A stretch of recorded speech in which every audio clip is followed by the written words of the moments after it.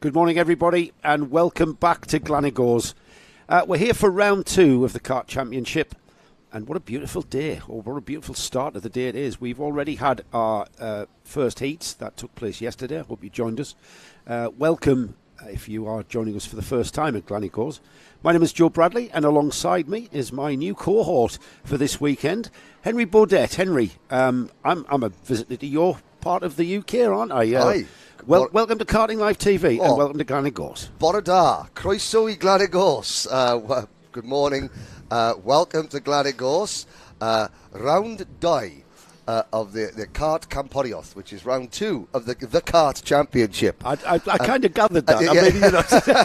I mean, I can't speak any Welsh at all. The general gist, but thank you for having me. It's been, as you said yesterday, Joe, a fantastic day of racing. We did. 2 heats for every driver here. Now we've got the 2 super heats and the main events, the finals today. Weather at the moment is dry. The track is slightly damp, some overnight rain. But we're here in the foothills of the Snowdonia mountain range in North Wales, and a beautiful part of the world it is as well. It is one of the most picturesque circuits that we visit here. The rolling grass infield with the lack of tyre barriers gives it that feel of what I see it kind of feels like a car racing circuit rather than a kart circuit. Yes, yeah, you could, it's unimpeded viewing from certainly the clubhouse on the left-hand side of your screen there, the start-finish straight, which is, and that's not even flat, but that is about as flat as this circuit gets. Well, everything is uphill, downhill. The thing is, Henry, that's the final turn there as we release the Hondas, but that final turn there, that camera isn't wonky. No. The camera's straight. It's the track that's wonky. That's massively off camber there, and we don't really realise that. As you said, we had our heats yesterday. The heats were we had 2 heats yesterday. That was all about forming the grid for the super heats. Yes. But we've scored championship points already. Yes. And with the Hondas going out there, it was Ryan White with 2 heat wins. Yep.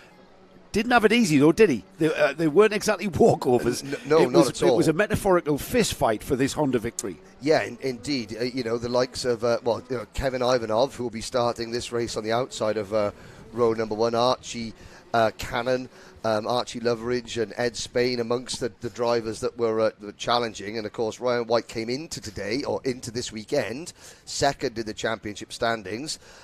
He would have... he would have moved to the top of the chart over Ed Spain, who we'll see very shortly a little bit further down the grid. But I mean, a full grid of Hondas, the Honda 200s, the GX 200 engines, and I think it's about time we probably took the viewers through who we're going to see in this first super heat. Yeah, we've got the grid forming up. The grid forming up and how they finished the 2 rounds of heats yesterday, with Ryan White scoring maximum championship points with 2 wins. He scored 40 points there. 38 points were scored by Kevin Ivanov, with a second and a third and a second for Archie Cannon. I suspect these 3 are going to be battling it out at the front, aren't they? Yeah, the tiebreaker between Ivanov and Cannon was the fact that Ivanov put it on pole and Cannon was a little bit further back on the grid. So the time qualifying is a tiebreaker when people have got the same amount of heat points. I'm not a betting man. If I was, I'd steer well away from this one. Because it's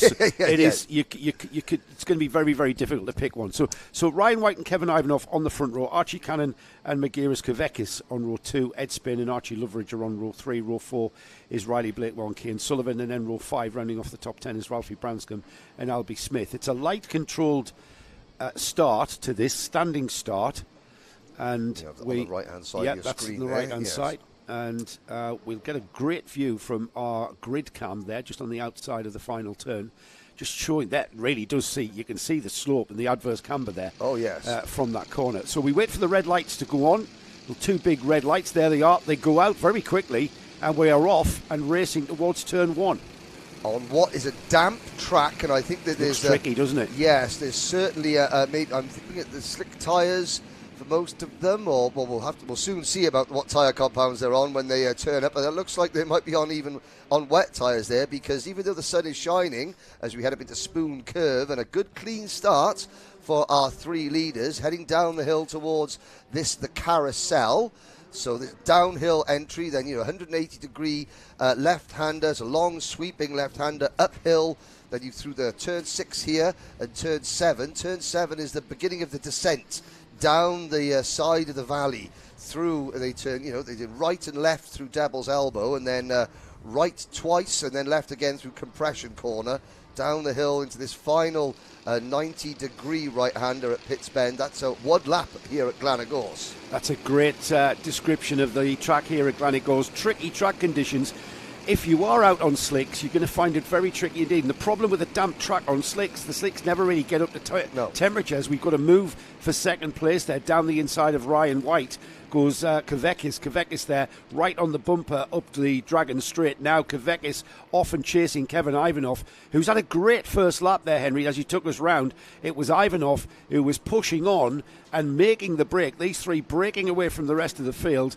I would suspect before we get towards maybe 2 minutes to go, we're going to see these three come back together, because this is the pattern of a Honda Cadet race. They do string out, and then by pure physics, yes, they just come, they concertina back together. Behind the top three, let's not discount Ed Spain, Archie Cannon and Archie Loveridge, who are really going at it.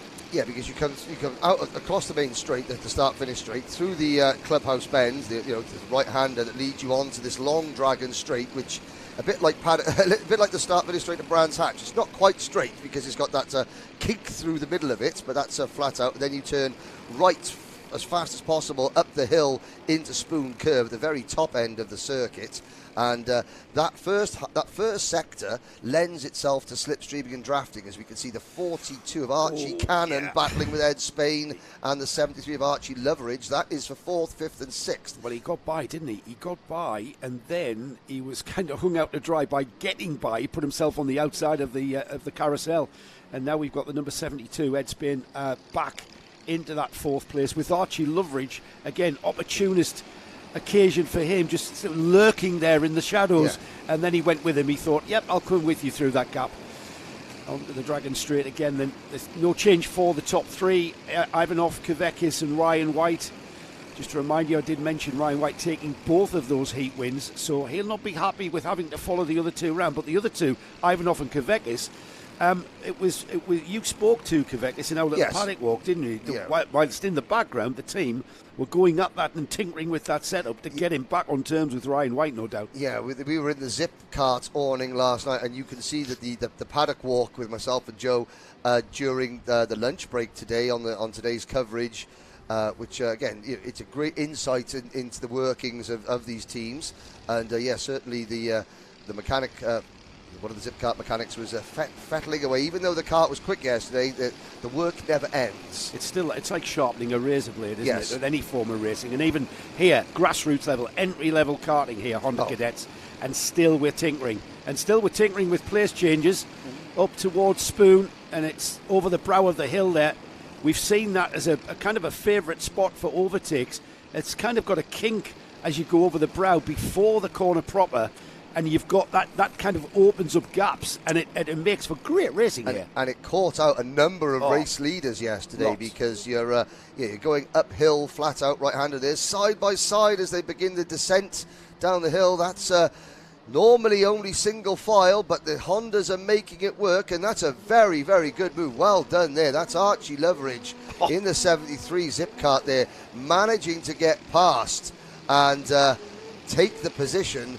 Passing Ed Spain, as Archie Cannon now passes Spain as well.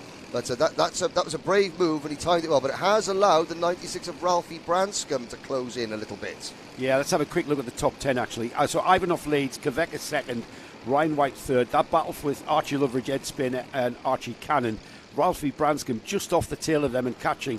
8th place is Riley Blakemore. Cian Sullivan is 9th, and it's Luke McGall just ahead of Albie Smith for 10th and 11th. Yeah, and 34 drivers started, 34 drivers still running, which is good to see. And even though these drivers are on the wet tyres, by the looks of it, the track is drying out quite quickly. The sun is actually beating down. It's quite warm up here in the commentary box. Yeah, complete contrast to yesterday where we had snow around this time of the day. Because the sun is to the left of the camera shot by there, coming down from over the mountains that sort of surround this circuit. And yes, that will help the track dry as well, but also giving the drivers a new problem, because of course the grip level is increasing and changing every lap. And of course, being the wet treaded tyre. I'm trying to see there, Henry. I may be wrong. I know, and it would have been, a very, very tricky start to this event on slick tyres. There's lots of damp patches. Yeah, those are wet tyres, as we'll see. Yes, they are. They are wet. Camera crew there. Thanks. Good work there from thanks, boys. Our camera crew there to show that the treaded Dunlop tyres. Has a lot of curb being used as well. That's a great shot there of just how drivers use the curb at compression corner to help rotate the cart. Yes, compression corner called compression corner because that's exactly what happens as we've got a move there from Archie Cannon. He looked like he was going to pull alongside Archie Loveridge. Loveridge there giving him the indication, come on, don't fight me. That's basically what he was saying. Don't fight me. Let's catch Ryan White, Ivanov and Kavekis.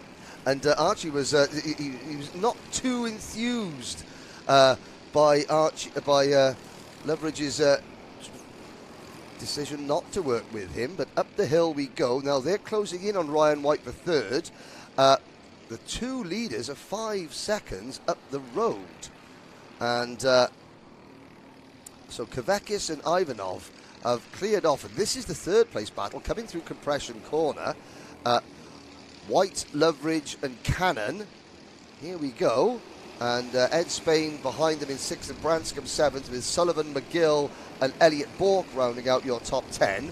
But now Loveridge is looking over his shoulder and now he's got help from Cannon and now he opens the door. Yeah, down the inside of Ryan White. Ryan White demoted another position down to 4th. He will not be happy. There was maybe it's the conditions on the track, maybe.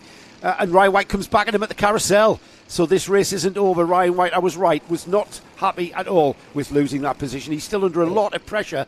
And there we've got Archie Cannon tripping over Archie Loveridge, the Zip driver having to make way for the number 42 as Cannon goes through and into 4th place.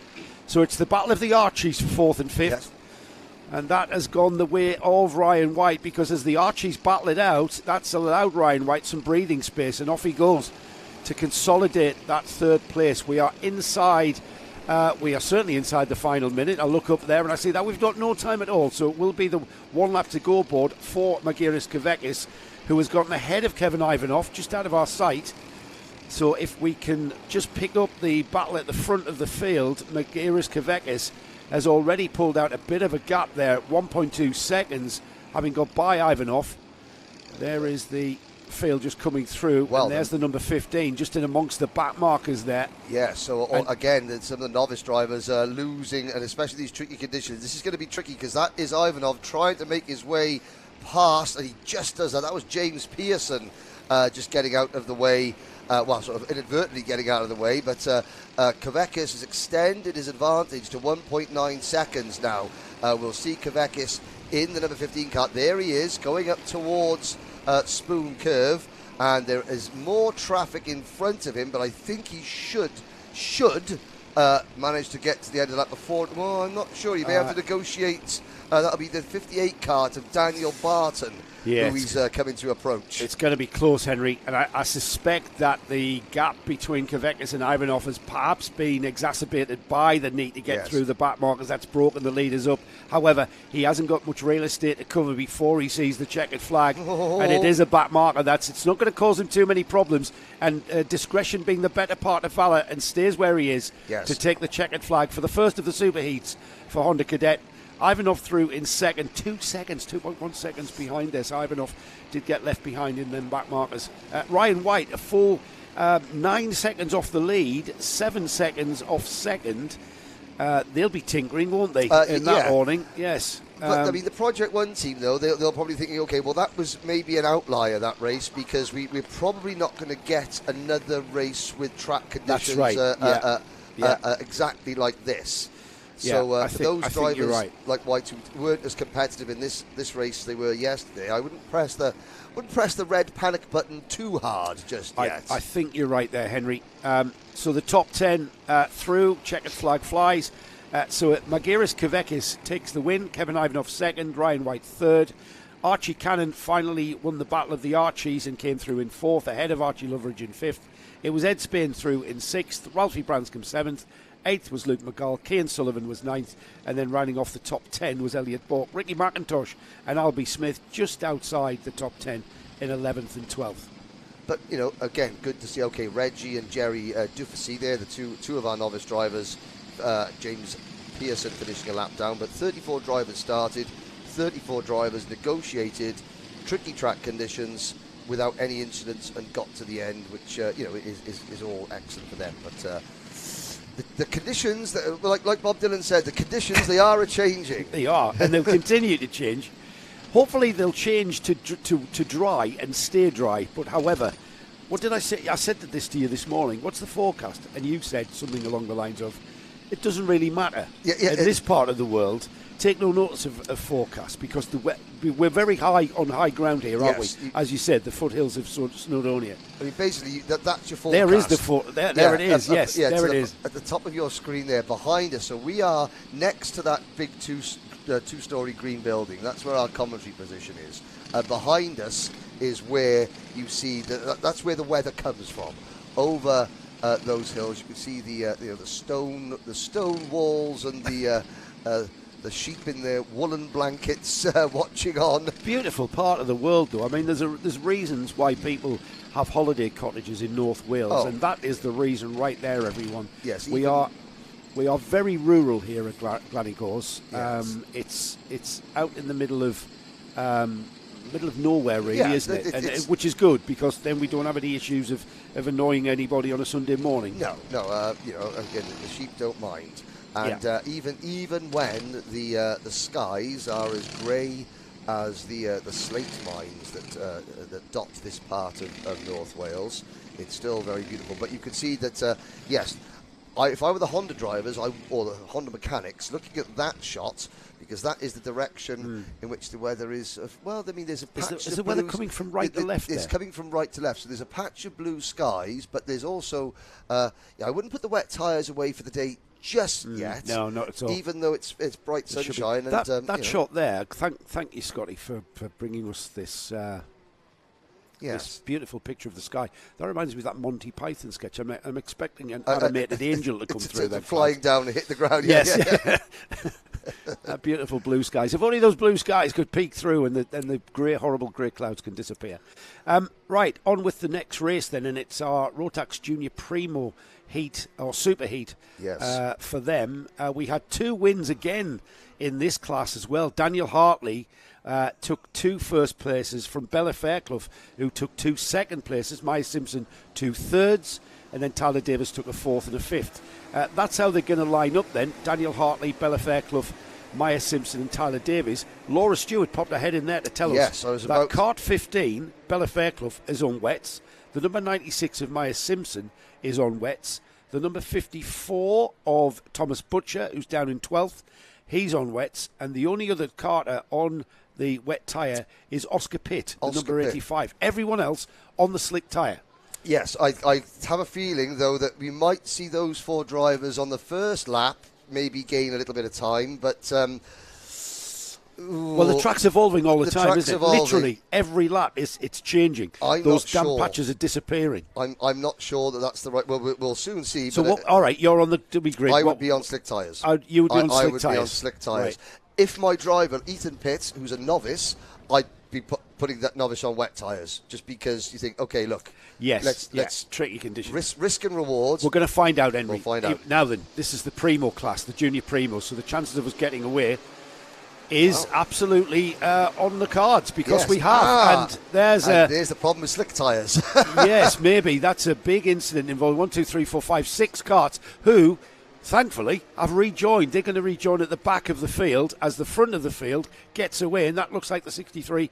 Is that Daniel Hartley? It's Bella Fairclough and Maya Simpson. So the wet tyres have gone off well, and you could see... You called it, mate. Everyone got into the first corner, and there were 6 karts, and into the outside understeering. The drivers tapped the brakes, which looped the back end round, and that's where you had those 6. So we'll have a little look. So these 2 drivers, the 2 young ladies on wet tyres, Simpson in the 96, Fairclough in the 15. Then you're looking at the number 63 of Daniel Hartley, who double winner yesterday. Now, the question is, Butcher is up into... There's the 54 as well. Yeah, so the He's first on 3 are on wet tyres. On wet, sorry. But we'll see their lap times, progress or degress or either progress or regress as the race continues. The other thing, Henry, is as the dry line appears, there will be a dry line appearing offline. If you want to take any kind of move, you are going to go onto a very damp track. Yes. And that's where the slick tyre will just lose its grip completely. Yes. These three breaking away, though, Maya Simpson, Bella Fairclough, Thomas Butcher, Daniel Hartley, the first of the drivers on the slick dry tyre, is now coming into play. Yes. That dry tyre is reaching that optimum temperature. And look at this, Hartley about to take third place across the line, doesn't quite have the grip to get down the inside of turn one. And he's going to lose a lot of time now down Dragon Straight, because he would have had to understeer a little bit. And again, he's so tentative. He's so much quicker down the straight than the wet tyres, but he does not want to move offline. There's one dry line at the moment, so Hartley has to pick his place very carefully. And down, you see that? There he goes onto the wet line there to make the move. There is one line at the moment through Spoon, when usually there's about 10. Yeah. There's about 10 lines through Spoon. There's one line now with this dry line, and that is highlighting exactly what we're talking about there. Daniel Hartley just moved slightly onto the wet line and found he didn't have any grip, and he quickly made that decision to get back onto that dry. But he is harrowing Thomas Butcher. Through, down the inside. Yes. And that was a beautiful move there at the final turn. Yeah, it was. And again, now those wet tyres will be starting to overheat, and the treads will be starting to ball up on the tyres, and you'll start feeling as though you're driving on ball bearings. Change for first. Change it first. I think, is the leader lost her side pod? I'm really? looking down there. There's that, let's have a little look there. The Bella Fairclough's cart, is that minus an appendage? It is. It is. She's lost her side pod on the left-hand side. So that's going to be game over for Bella Fairclough. That's going to be a mechanical, right? Yes, that's definitely going to be. I mean, that's old. I mean, look. I mean, Joe and I are both old school, and my cart looked like that. Oh yeah, I mean, it's a good look that with no side pods. I got to say, but there it is. There's the technical defect. Well, that's going to help Daniel Hartley. Oh, that is a shame for Bella.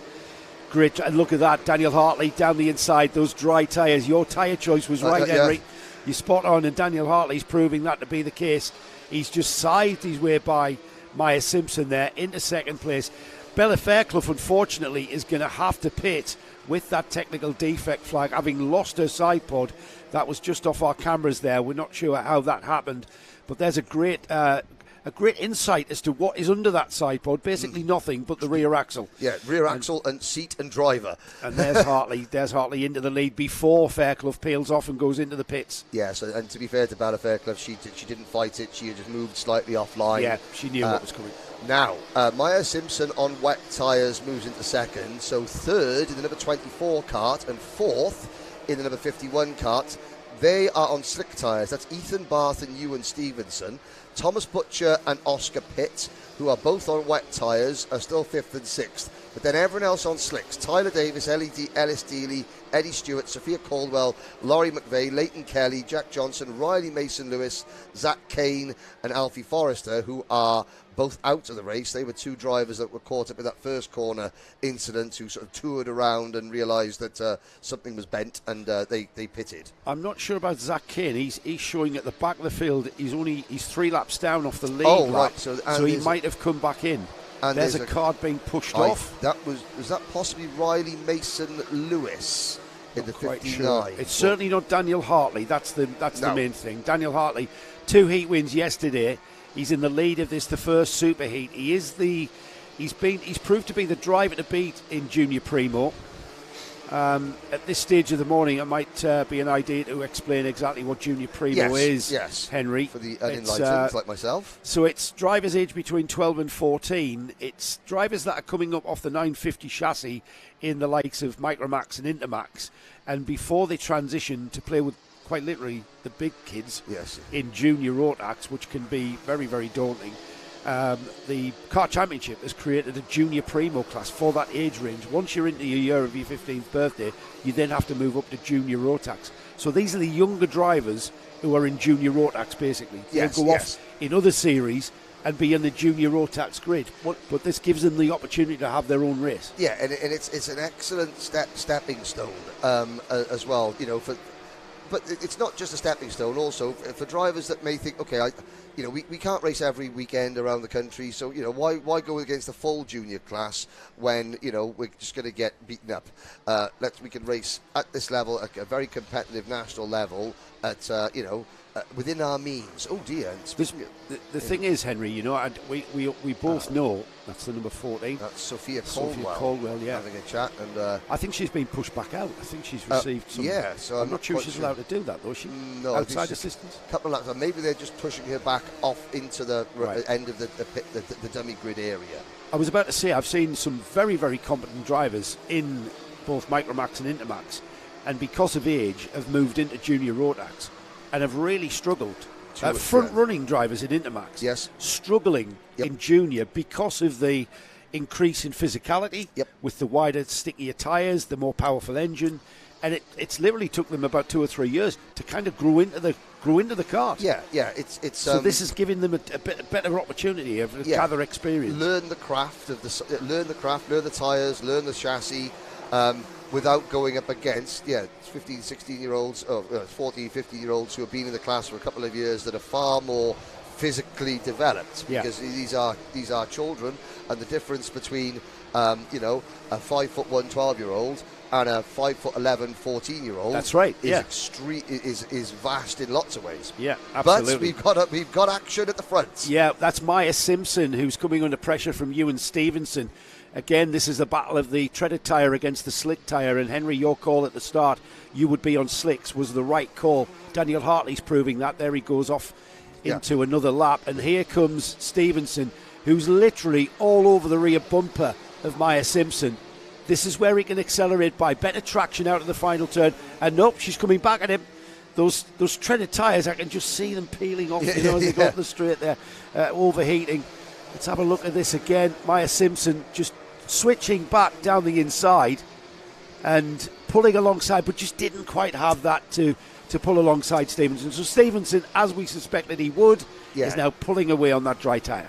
I think it was initially the initial bite coming out of the corner was better, but then a second later, the slick tyre had just pulled away, and now Stevenson can set off after Ethan Barth. Ethan Barth is some way behind Daniel Hartley. I mean, 8 seconds behind, so they're not going to have a change for the top three. Can Simpson should hold on for fourth as we start the final lap, and it's a very spread out race. There's Ellis Dealey, who runs in fifth. She's got quite a gap though, Ellis Dealey. But here's the battle.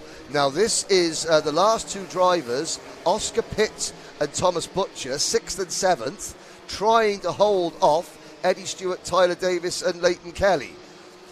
There's Alfie. So we'll try and get this battle on the final lap. That's the 24 cart of Ethan Barth. Go past Alfie Forrester, who is out there. There it is. That's it there. Oh yes. Stewart's through on one of the drivers in that equation. On the 45 cart of Eddie Stewart. Yeah, he's going past. That was Oscar Pitts, possibly. Oh, Pitts coming back at him. That was cheeky.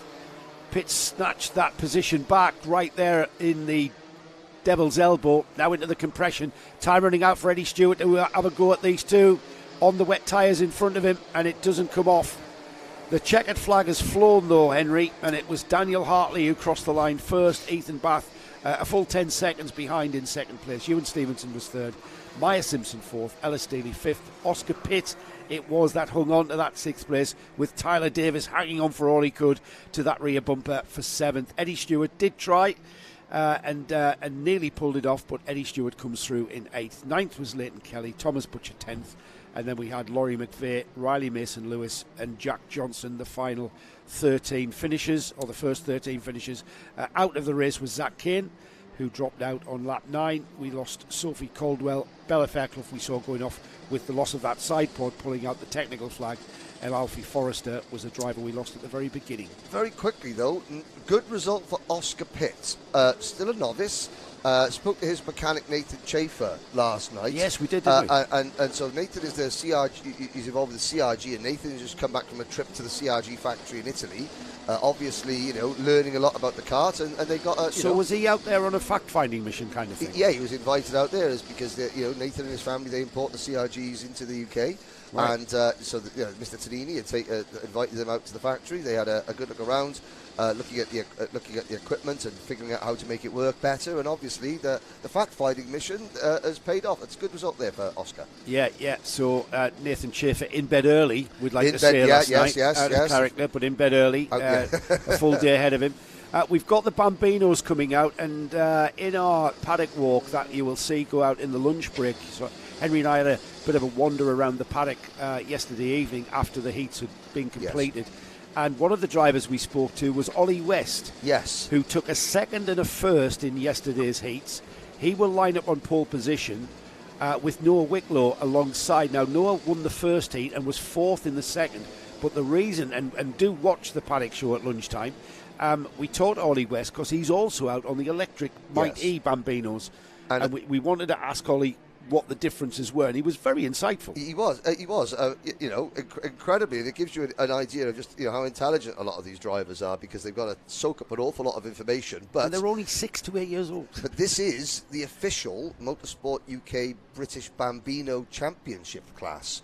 So the Kart Championship this year, under Motorsport UK permit. So this is the official Motorsport UK British Bambino Championship, and the British official Motorsport UK Mighty Bambino Championship. So this is for the official British title. Good point. We're going to crown a British champion in July at the final round. Which is a great credit to the championship and all involved with it as well. Absolutely. But yes, the grid. First year of MSUK sanctioning has been the governing body for this championship. Well done to Darren Beavers and all of his staff, Joe and Matty. So Ollie West, as we've said, is on the pole position. Noah Wicklow alongside. Ernie Wade and Jess Bailey are on row 2. Row 3 is Freddie Pennell and Lewis Wilson. Row 4 is Arthur Bowers and Logan Hodgetts. Row 5 is Benjamin Shivar, up from where he qualified 22nd, which was not very good for Benjamin. He's back where he should be. Henry Hales alongside. Then we've got Ratho and Arlo Gamble. We are just clearing the grid as John Stevens, Hendricks Fallat on row 7, and then Max Ahmed, Jax Wong. We're about to clear the grid. We've got a green flag about to be waved at the rear of the grid to denote that we are ready. We are. It's a light sequence again. We'll see the red lights go on there on the lightning board just to the left. The driver's being told, there it is. It will go out and we will be racing. Jumping up and down there, Henry, what's that all about? Well, I mean, it just, obviously, the more weight over the rear axle, the slower the wheels rotate when you put the accelerator down. So there's less weight on the rear axle by the shifting your weight forward, you mean? Yeah, or if there's no bum in a seat, then the axle just rotates that little bit quicker. And it does. The jury's always out as to how much it works. The key thing is the driver believes it works. So even if it's it's a placebo effect, the driver believes it works, and it will help a fraction. I've got to say, I've done it myself. I'm not sure it works for somebody my weight. But because I'm still on the thing. But I mean It can have an effect, but the drivers believe it has an effect. And if the driver believes it, if you can convince a driver this works, and you can get the driver to believe it, the driver will make it work, even if it's there's nothing actually different if the driver's mindset is of a certain way. And here's our technical analyst, Ollie West. Ollie West, leading, great, yes. Like I say, great insight.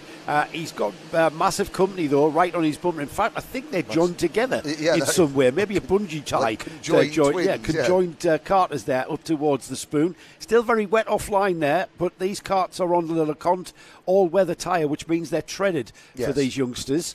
And there's no changes. It's a very fast corner, that at Spoon. In fact, on these Bambino karts, there isn't any really slow sections of Glanigors. No. It's all very Österreichring. Yeah, it's all very old fast and flowing. Yes, all very fast and flowing. And these drivers, bizarrely, I say bizarrely, I mean that the greatest respect, these youngsters have an instinct about speed and momentum and how to drive the kart through that flow, and they very rarely go sideways. They know if they go sideways and start sliding around too much, it's going to slow them down. And here we are, textbook from Ollie West and Noah Wicklow as they come through that off-camber final corner, and then behind the two leaders we've got a gaggle of karts. A good battle, yes. Ernie Wade, Henry Hales, Jesse Bailey, Louis Wilson. And apologies to Louis' dad. He collared me this morning. So just one question. I was like, whose name am I getting wrong? It's Louis, not Lewis Wilson. Right. Okay. So that's thanks for letting us know. Louis Wilson. That's the Tim Wilson Motorsport Collective. Arthur Bowers, who I think is Mr. Trick by not. I mean, if the name it's a name like Bauer, you should have 24 as your number. should you not? Oh, I like that. Yes, yeah. I like that. Yeah, good one. Yeah, through the carousel. We've got everybody through the carousel. Yeah. We've got 2 wide coming out up over the hill towards turn 6 into turn 7. A yellow flag because that's somebody is being. That's the number 67 cart of Jax Wong. Oh, that's a shame for Jax. Yes. Yeah, he had a great weekend at Wardenlaw last weekend, the spring series. Not so great here this weekend in the first. No change at the front though. West still leading Wicklow. And then we've got this gaggle of carts. How many have we got there? Absolutely nose to tail. 4, 6, on 8, the Dragon Straight. 8 or 9. Well done for counting that. Back to 94. So that is incredible. 3rd to 12th. Train of carts. Going to slingshot over the brow of that hill. Here they come, and they spread out. Who's where, I do not know. Let's see how they come out of the spoon curve and down the hill towards the carousel. It's incredible racing from this lot. It's like a reverse hole shot in Supercross or motocross, where they all start in a single file, and when they get to the corner, they're 7 or 8 wide. They really were. They've sorted themselves out to a fashion. We've still got lots of place changes. It's still Henry Hales at the front of this queue. Yes. But behind him, there's place changes going on all the time at pretty much every corner. Here they come, down through the compression. Now, Henry Hales has lost out there, and I think that was Jess Bailey. In the green and black cart moving us into second position. So, 78 is Benjamin Shivar moving up the order. So Shivar was 7th at the start of the lap. He's now 4th. He's in the green. He's got the green bumper. He's got a good run down the outside of Dragon Straight. When he slungshot around the outside, job done before we get to turn 2, and they're 4 wide behind.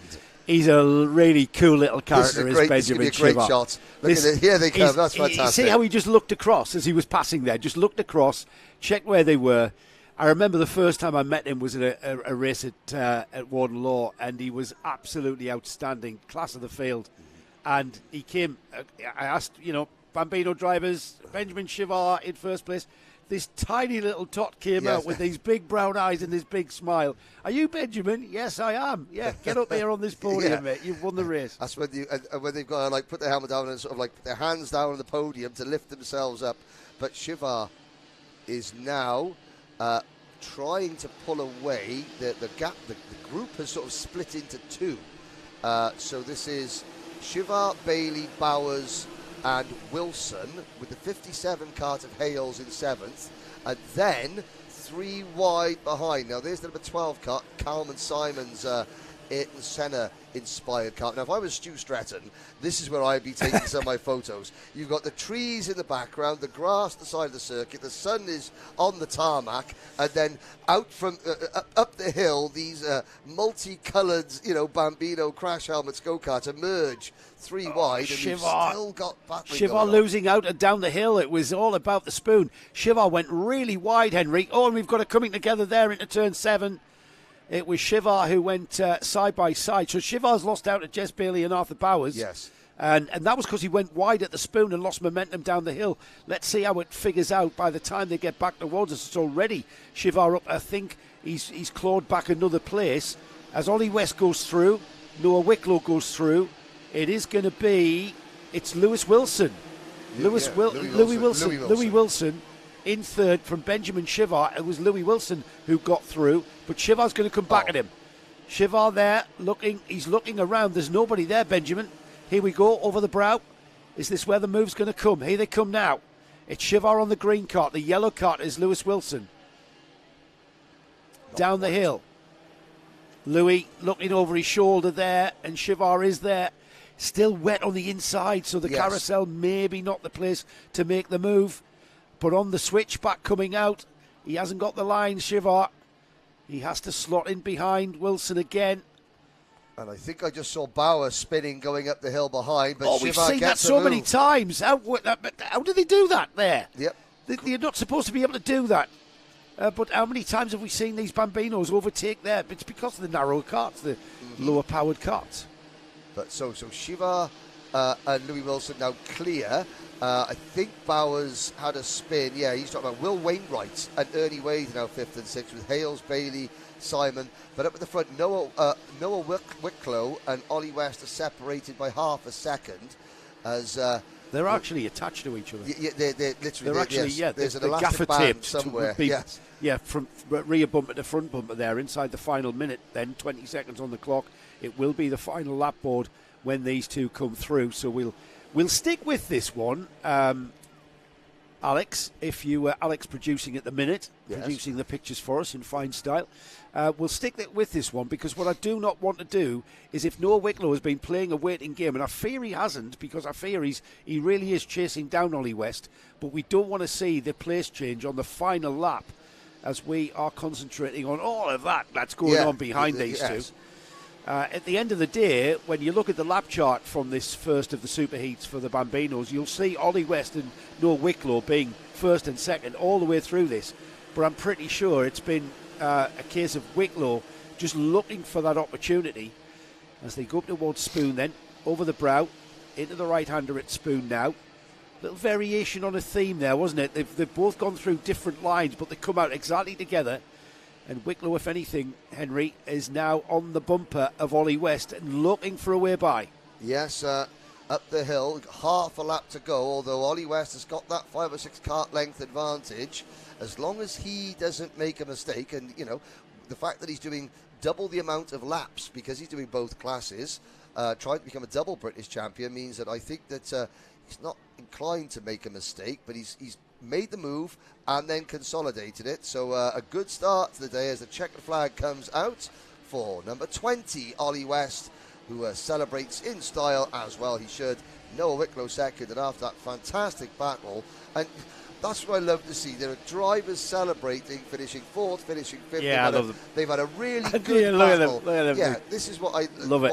And this is what the championship, this is what Darren Beavers and the rest of the team want to see. Yeah, you've had a good race. You know, whether it was for first or fifth or 15th, you've learned, and you're happy with winning that little battle, that little private battle. Some of the best races I ever had in karts were not necessarily for the lead. It's not what it's about.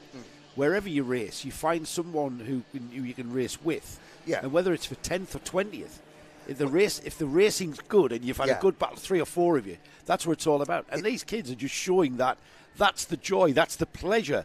Yeah, it's intense. It's something, or it's pleasurable. Yeah, because I used to find that you'd arrive at a circuit, maybe the second, like this is the second round of the championship, and you pitch up, and at the first round there was a driver who was a couple of places ahead of you, and you're thinking, okay, I want to try and match, I want to get to that driver, and then you get to that driver, you battle with that driver, and if you beat that driver, even if it is for 12th, 15th position.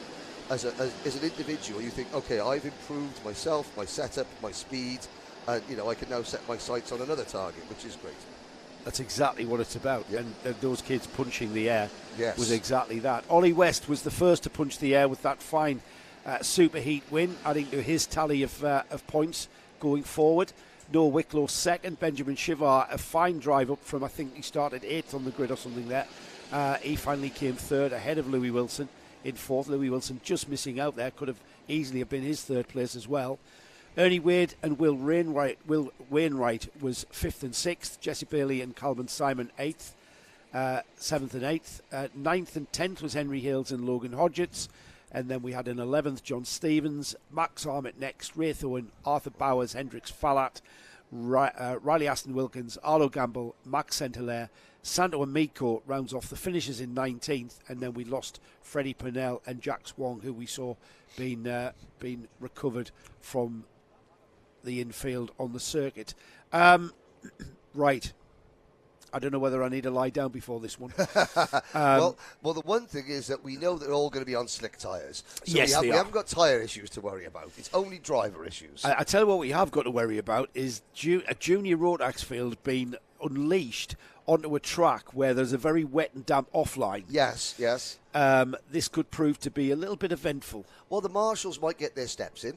The recovery marshals especially, flag-waving wrists at the ready. I think we need Dan Ashton's 360 cameras on this one for a TV broadcast. This is going to be eventful. The heats went the way of At the end of the 2 heats, I should say, it was Kasper Tomaszewski who is at the top of the table. He'll start on pole with a third and a first yesterday. Yep. A second and a third has put Harry Hurst-Grover alongside him. A first and a seventh puts Addison Smith in third with Andrew Dixon alongside. And then we've got James Kell and Callum Gosh. Fourth row is Jensen Pritchard and Max Horler. Then we've got Lewis Sumner and Jack Robinson. Row 6, Riley Morgan and Ben Horner. It is row 7, Marcel Poppercull and Logan Howes. Sam Green Gomez and Gregor Reed. And then we've got Braith Murdoch, Aidan McDonald, Elliot Foster, Archie Doherty. Leon Barlow and Charlie Very share the 11th row of the grid. And then John J. Buchan. We've got the 2-3-3 off there, Henry, as I continue down. Ewan House and Molly Pugh, Lewis Holt, Harrison Purnell, Aston Brown and Emily Cooper and Christian Stefanov. Now, Emily Cooper has pulled out after that little incident yesterday. Yeah, Emily Cooper had an incident in the first heat yesterday, a slight concussion. She's okay back home. Hope you're watching, Emily, and feeling better. And it was Elliot Foster taking an excursion, and that's going to be a false start. You can see the yellow chevron flag. Chevron. Sorry. So that's the green and yellow chevron. That shows a false start. Elliot Foster was getting his car extricated from the scenery halfway down the Dragon Straight. That's a great viewpoint here of the Glanagorse hillside. And there's Elliot Foster at the bottom of your screen trying to catch. That's exactly what I mean, Henry. Yeah, about that shot there. That just epitomises Glanagorse, doesn't it? The open fields, the beautiful infields. Ed Davis and his team doing a cracking job here and keeping this place looking absolutely pristine. It does remind me a little bit of, there's parts of the Virginia International road course. Yes, this bit here. Which is very similar, where you can see, cars across the infield and stuff. Yeah. Are we going? We are off and... Yeah, we are. Green flag. Yes, we have got a green flag. The field through. No, we don't. No, we haven't. Another false start. Now, this is where... It was at this point of one of the races yesterday that our race director, Dan Ashton, decided that he'd had enough of the gamesmanship at the front of the field and was going to... Oh, there he is. That's not Dan Ashton, is that my not word. Dan? No, it was the yellow earmuffs that... that's 4 foot taller than Dan Ashton. Dan Ashton. And no orange trainers either. No orange trainers. And Dan Ashton only does race directing because he can't go to theme park on weekends because he's not tall enough to get on the rides. Right, is that a fact? Yeah, yes. That's truth, that is, yeah. Yes. Yes. He openly tells people that as well. Yeah, okay absolutely, yes. Yeah, doing a great job morning, yesterday. Linda, Dan's mum, how are you? I'm waiting for the text message. Yes, that's my Dan. Or is she concurring with that? Possibly, yeah. Right, now then, have we got this under control? Let's go to our shot across the line and we'll see. That looks a bit more orderly, doesn't it? A few people savagely crossing the tram lines there. I say savagely, that's the only word that I can find to describe that, as we've got the leaders already up and over the brow and into Spoon for the first time. It does look like it's the number Kasper Tomaszewski, the number 220. Harry Hurst-Grover ran very wide. He was on the off the dry line, so that outside line he understeered a little bit. Where's that put back? He's put that back into about 5th or 6th position. From second on the grid. He's the vice champion, remember, 2023's vice champion. He's going to have to fight his way back. It's the number...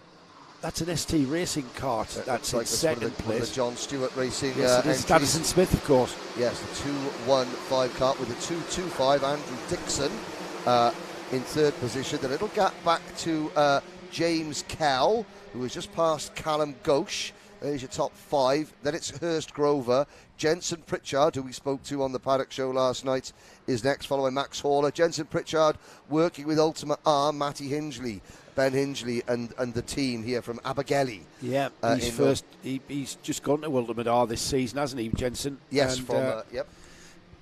we've got Addison Smith there, looking very, very racy indeed. He's with ST Racing, so I suspect he's on an HRS engine, one of Nigel Horner's motors. Oh yes, they're trying to get by the leader, Tomaszewski. That's no mean feat, getting by Tomaszewski at any track. There's a reason for that. He's the 2023 Kart Championship Junior Rotax champion, and once again showing us starting the 2024 season. He's with KMS, remember, and down the inside. Oh, he had a look. But again, that inside line, Henry, is very, very damp, and it's going to be very tricky for any kind of move down the inside of the carousel. Yep, but now if John Stewart has been mentoring young Addison Smith, you can rest assured that Addison will take no prisoners if it comes to him potentially seeing an opportunity for the lead. But Cato Motorsports, Cato Adams and his team there running Kasper Tomaszewski. Tomaszewski looking over his shoulder, and Smith, just there tucking in side by side for third, and that's a move. James Kell moving up the inside of Andrew Dixon, and Kell's made 2 places up there so far in this lap. But here's the move down the hill, not quite. You can still see the inside line is damp. He looks at it. He comes out of the spoon and through the left-hand kink to plunge down that hill towards the carousel, and Addison Smith taking a look, but then discretion being the better part of valor there on the damp line. He is all over the bumper of Tomaszewski. These two are absolutely flat chat. We're not even anywhere near. We're a minute and a bit away from half distance. So there's plenty of time.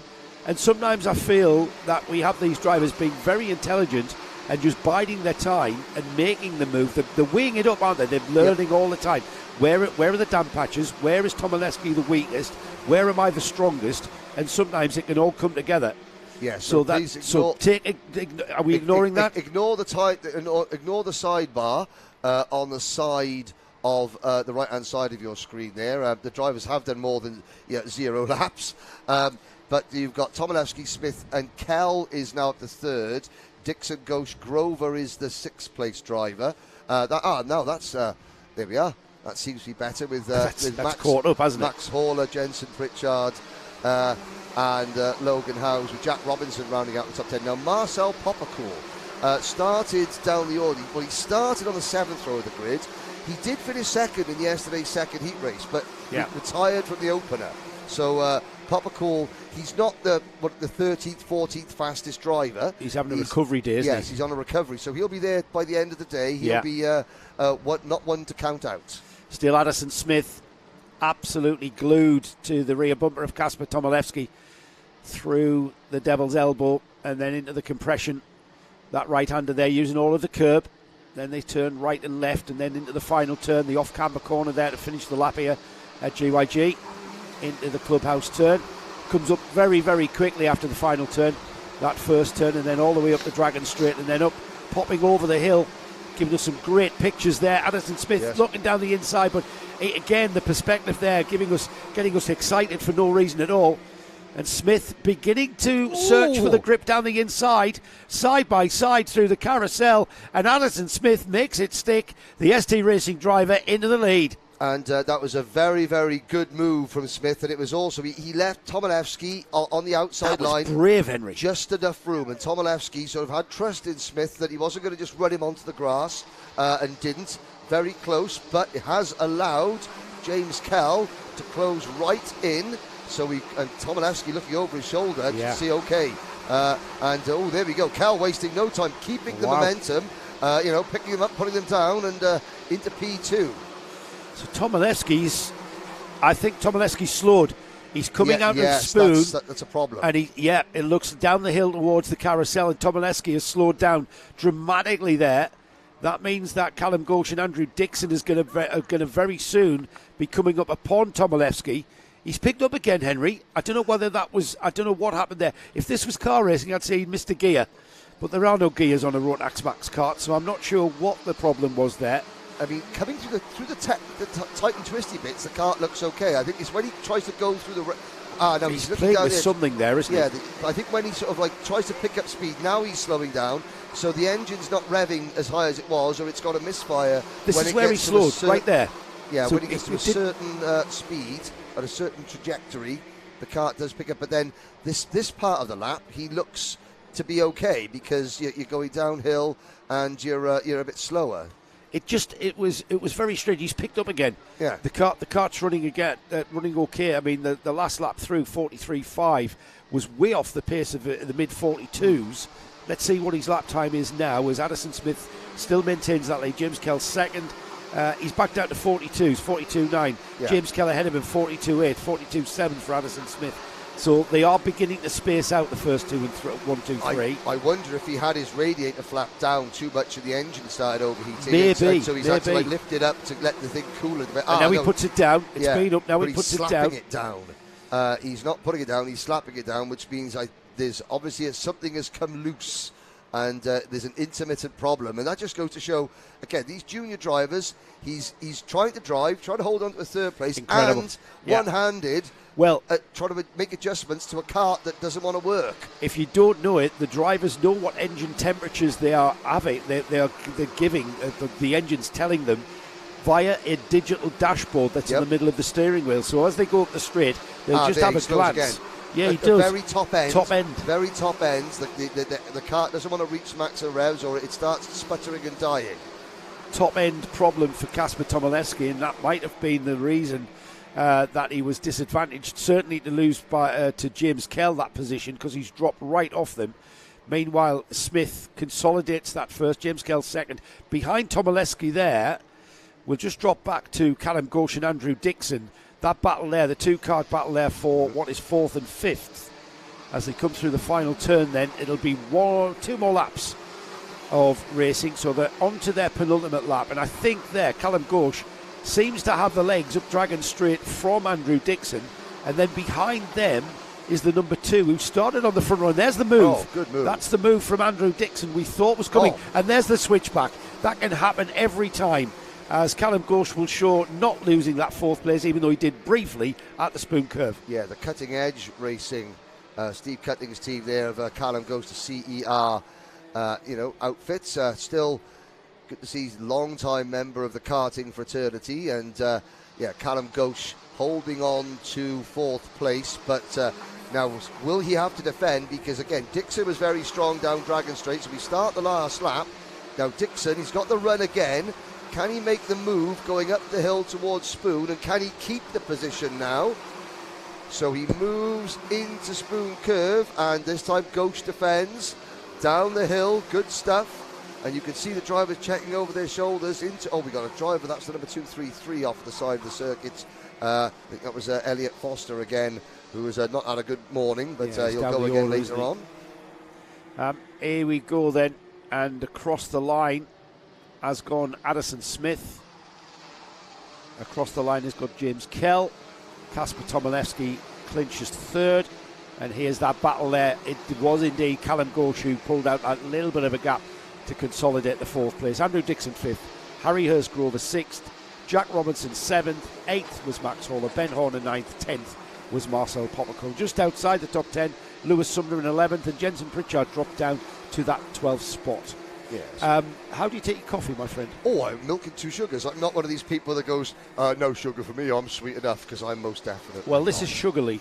I should be getting... Sugarly, I'm sure it tastes lovely. Yes, it's the nearest thing to sugar. It's a Canderel product. If we were on TV, I'd be able to, maybe get some other brands commercial of sponsorship. artificial sweetener are available, yes. But maybe but not as lovely as this particular... It's Canderel Sugarly, 2. Not 2 full teaspoons, by the way, Henry, because this is very, very sweet. Yes, I did have a coffee this morning, and my teeth are still chattering. Yes, as a result. Well, it's got to keep you going, mate. That's the thing. Well, I'm going to say, where's my phone call to Alpha Live HQ? This is how you look after your commentators. I'm only joking. I'll see you next week. Well, you'll see them next week with the All Plate out at Wilton Mill for the British All Plate, and I'm going to be there in the role of spectator, because that's how much of a geek I am, and I'm really looking forward to it. Right, we've got our Intermax Superheat coming out next. We'll have a look at that grid in a moment, Henry, or you can have a look at that grid while I stir your coffee, mate. Oh, thank you very much. And just having a looking at the paddock, this is the second round of the the kart championship. We've got a nice full paddock. Next weekend at Wilton Mill, some of these drivers will be competing in the Motorsport UK, the O Plate. That is the British Open Championship. It's open to every driver, kind of like the Golf Open. It's open to every driver in the class. And that is on course to be Motorsport UK's biggest ever race meeting in terms of biggest entries. Ever? Yes. Wow, really? There's already well in excess of 200 entries across only the Rotax classes. So, it's good to see at the start of the year the weather's been dreadful. However, paddocks across the country are full, which is good. And the season starts early. I remember the season doesn't end. Well, the season doesn't end. Yes, you're right. I mean, I remember the season going to maximum. Thank you very much. It's Costa number 4 in the packet. Oh, okay. Ground coffee. I've got to pay you £4. No, man. No, okay. That's your first one's free, of course. Oh, of course, yeah. The next one you have to pay for. Well, add it to the invoice. Yeah. And the price goes up and up. What am I talking about? Yes. The season does start. It never finishes. Yeah. It used to end in October and then resume at the end of March. Yes. Now we go through. We have race meetings everywhere. I mean, the first round was at the end of February. What? No, beginning of March. First weekend in March. The off season is now known as Christmas Day. We've got 2 rounds in March yes. to kick off the Kart Championship. We finish the Kart Championship in July. And then you have a winter series. And then we have a winter series that kicks off relatively early in September, of course. We'll have a look at the calendar later because we've got Max Gilman leading the field of Intermax, the Intermax field around. After 2 heat wins yesterday, he's got Jensen Seal alongside. Jensen had a third and a second. Harvey Bacon on the second row of the grid. He had a second and a third. Nathan Edwards is alongside in fourth with a fourth and a fifth yesterday. And then we've got Fraser Anderson and JJ Plowman sharing row 3. Oscar Roach and George Ralston are on row 4. Drew Davidson and Sandro Kemp are on row 5. And rounding off 11 karts. It's our smallest grid of the day here at Gleneagles. And we're about to get Intermax underway. And we are indeed racing. And that's a great grid order through turn 1 there, side by side. All of our rows. And we've got just... I think everybody's in first going up the hill there. Yes, up the hill they go. And it's Gilman holding on to top spots from the Harvey Bacon number 180 kart, or the white crash helmet, the red race suits, as all 11 drivers now make their way around the carousel up the hill under blazing sunshine here at Gleneagles. I'll just leave you to ponder on that one. And as the field comes through. the Welsh spectators. This is you can see the dragon on the Welsh flag, but obviously some of our woolen clothed friends watching from the hillsides. It's great to visit Gleneagles. It's also great to finish your home track at Llandau. Yes, it is. I really do like that track. It's very technical. It's in complete contrast to this one, which is, in every way, shape and form. Every way, shape and form. It's undulating. It's quite rare to have as undulating a track as we have here at GYG. Because usually car tracks are flat because they, lots of old airfields. Lots of old, lots of racing. He likes at Silverstone, Croft, of course, what have you. Yeah. But this, you wouldn't land a plane here. I mean, this is known as a field full of sheep. That's a Welsh leisure centre. Are we allowed to say that? Probably not. Probably not. No, probably not. But let's have a look at this cross the line. As they cross the line, Max Gilman, representing Nick this weekend, is Henry Baudet. Max Gilman leads from Harvey Bacon. Jensen Seal in third. Fourth is JJ Plowman, just coming up the order. Nathan Edwards fifth. Oscar Roach, Fraser Anderson, Drew Davidson, George Ralston, Thomas Jackson and Sandro Kemp. That's your 11 karts. And it looks like the lead beginning to string out. That's a battle for third. Jason Seal and JJ Plowman. JJ, another ST Racing driver here this weekend. And it's a blue and yellow kart and a yellow and blue kart. That's the Jensen Seal on the blue and yellow, and JJ Plowman on the yellow and blue. And is the best way. And then behind them, I think everybody's from fifth downwards. A right little string of karts coming through the order there. As Edwards, Roach, Anderson, Davidson, Ralston, Jackson, Sandro Kemp not that far behind off the tail of these. So it's a great little Intermax battle there at the fifth place downwards, as the drivers in the top 4 positions are kind of stringing out, and the lead is stringing out even further. Yeah, but all the drivers apart from this, maybe a Sandro just at the back of the field, but this isn't necessarily a race you're going to see a lot of overtaking. But it's good for the drivers in terms of it's flat out. You haven't got to worry about tactics. You've just got to worry about driving as fast as you can, corner after corner, not making any mistakes. A lot of these drivers will probably come in and they will find that they have done their fastest lap of the weekend in this race, because all they're doing is focused on chasing the driver and concentrating on the driver in front of them. And there's a prime example. Jensen Sale there puts in the fastest lap of the race so far, a 45.1 for him, a 45.149. Max Gilman, the leader, 45.163 on lap 3 was his fastest lap. So you're quite right, Henry. That's a good observation there, that with the field stringing out. And as I say that, beginning to come together now, that is Jensen Sale on the rear bumper of Harvey Bacon. Yes, because so Gilman and Bacon were the only two drivers, or two of only 4 drivers last lap, who didn't set their personal best lap on lap number 4. Now there's the move, Sale to the inside, Bacon lets him go, so they won't lose too much time. They come up the hill to Spoon Curve, and you can see that unique driving style we saw yesterday from Jensen Sale, moving his body around in the kart just to sort of take weight off the one corner of the kart that's not under load. So he's trying to... Coming through there, he's leaning to his left because the left rear tyre is the one that needs to have all the weight to get the grip, and needs to lift the right rear tyre up as he turns right, just to sort of get the kart to rotate a little bit better. It's an art form that Mark Kimber seems to have mastered, and a lot of young drivers now sort of copying that. Yeah, I think a lot of driver coaches in sort of making it mandatory for their drivers to lean into the corner, whereas we used to lean to the inside of the corner. Who's that then? Who was that gaggle there, swapping backwards and forwards? That would be Nathan Edwards, Oscar Roach, Fraser Anderson and Drew Davidson. Yeah, 5th place on back. So there 5th, it is. 6th, 7th, 8th, 9th and 10th. So this is a good battle, and of course, now they've worked hard, they've chased hard, they've caught up, and now the tactical element of the race begins with 2 3/4 minutes to go. And still plenty of time, isn't there? Yeah, the 149 kart, that's Nathan Edwards. Now, is that a Bradley? Now, there's the Bradley Shepherd Racing team that are in sort of black and red predominantly.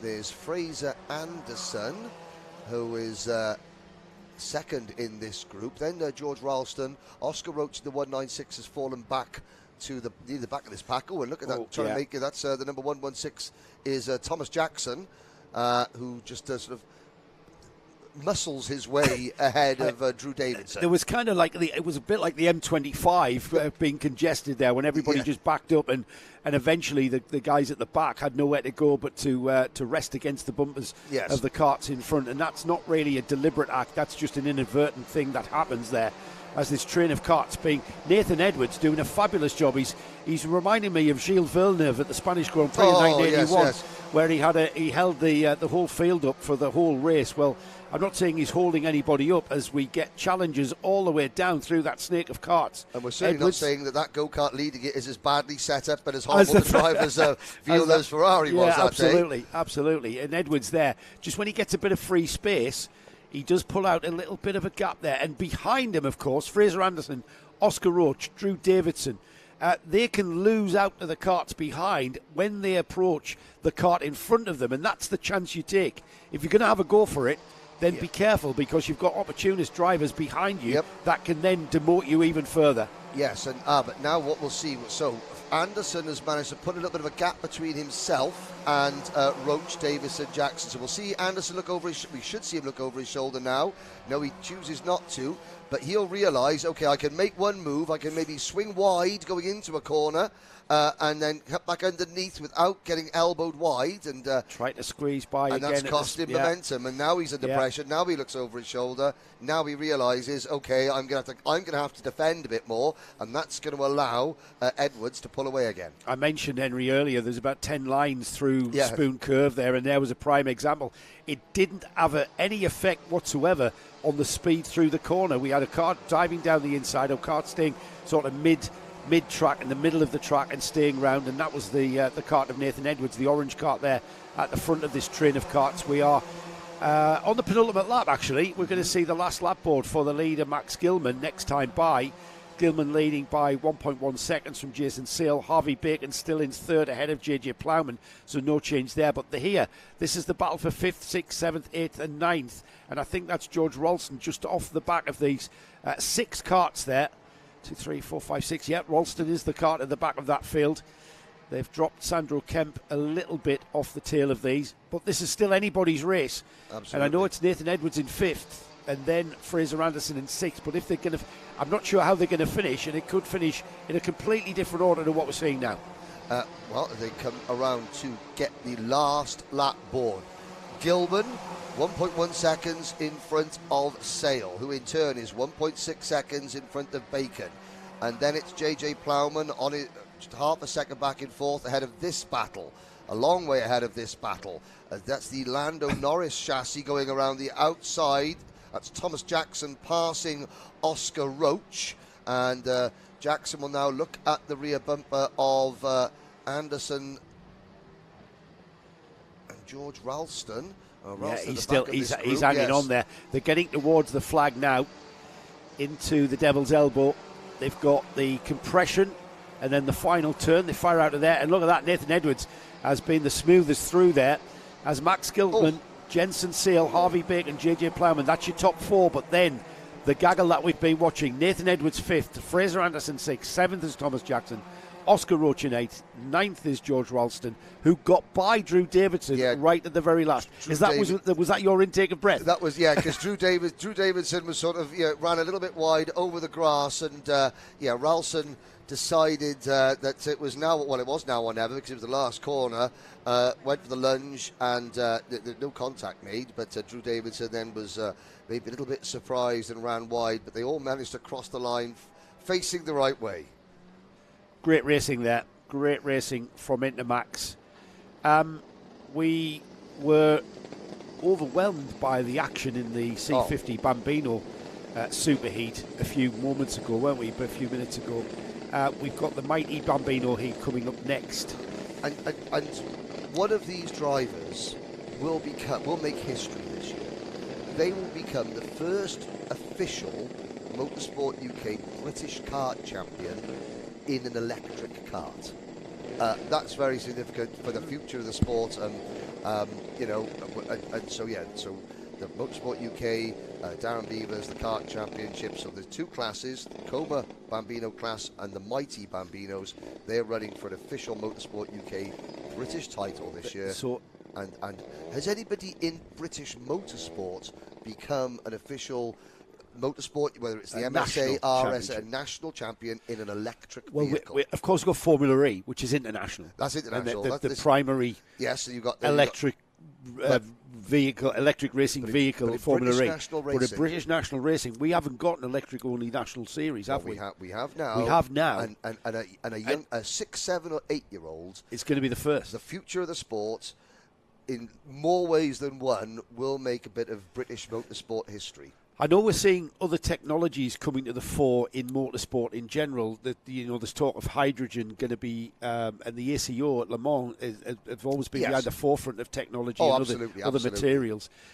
For now, the electric karts are the future, I think. Yep. Especially at this age level, because of the lack of necessity to tinker with all the variables that a petrol engine brings. They're becoming very popular. And you also look at, like, what are we making cars, road cars, are they generally being made bigger or smaller these days? Bigger, aren't they? Well, or have you got more sort of smart cars and small little electric vehicles, that people use, on a daily basis, like town cars and what have you, which are almost a bit like, I think we're going to see, obviously, you mentioned the ACO at Le Mans, and for many years, manufacturers would trial new technology or new thing in sports cars and then filter it down, doesn't it? I'm wondering if we're going to start seeing more and more technology filter up from the world of smaller electric engines, smaller power units. Well, if you think about this, right, into sort of road. If you think about this, Karting Live TV has evolved from RC Racing TV. Yes.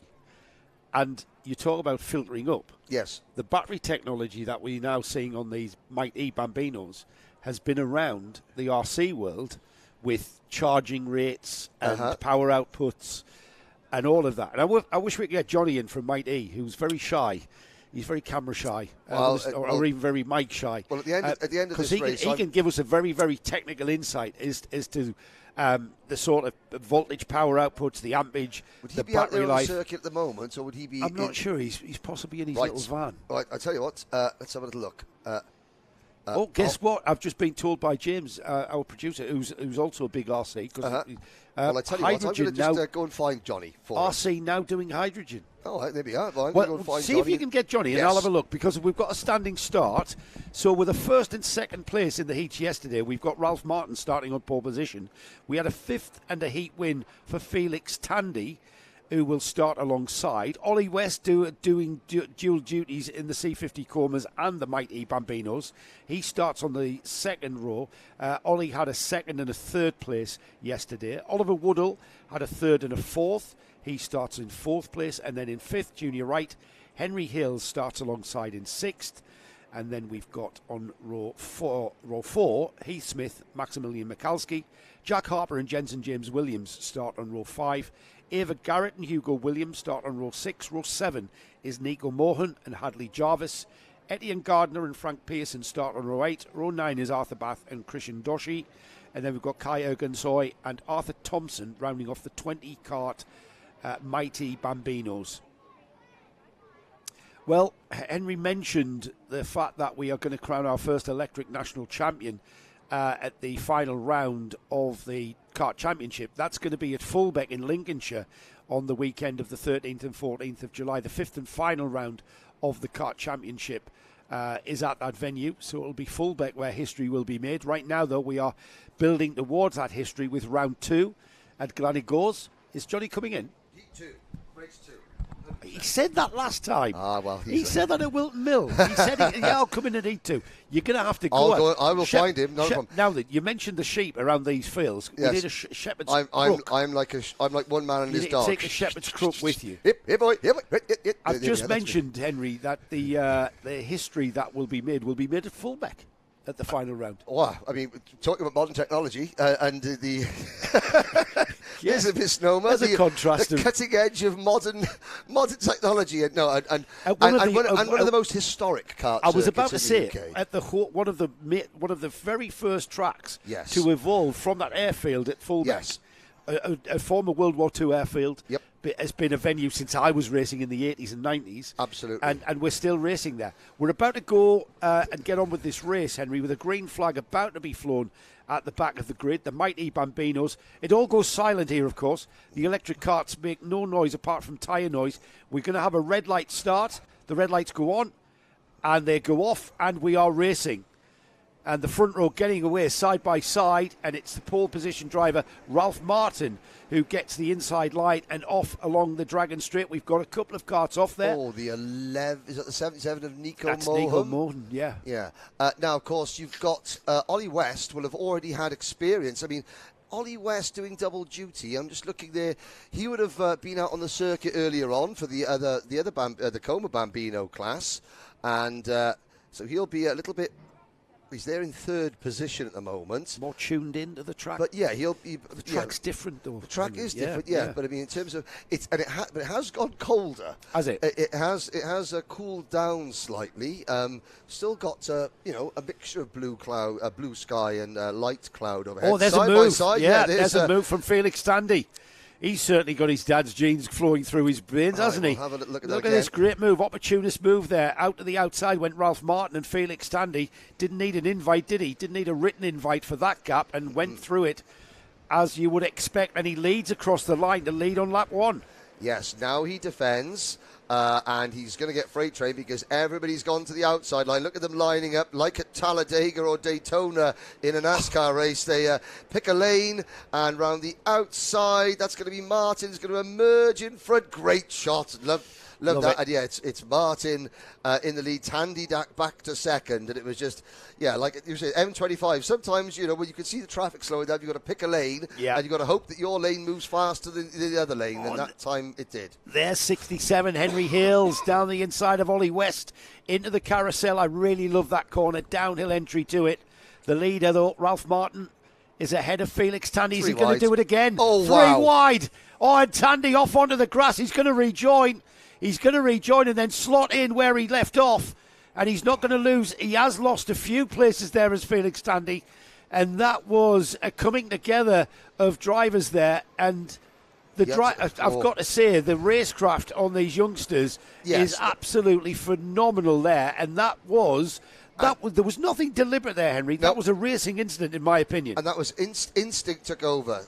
Felix Tandy, he realised, if I try and turn in, I'm going to take everybody out. So I'm going to channel my inner Martin Skanker or John Welch or Will Gollop. Or Nick Tandy. Or I'd go over the grass. He's in a Nick Tandy. Channel my rallycross driver and rejoin.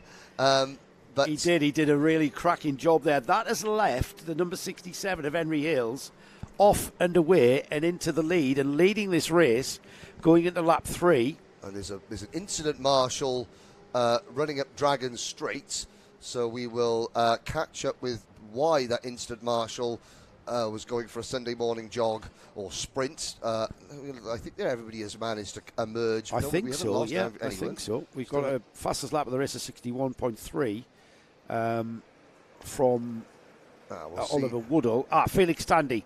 Recovery drive coming through. Yes. A 60.9 for Felix Tandy. We've got a Kart off on the left there. That's why the incident marshal was running. Now then, if we've got a yellow flag there and we had a move for position under yellow flag conditions as Felix Tandy down the inside of Ollie West. It doesn't come off there as they plunge downhill towards the carousel.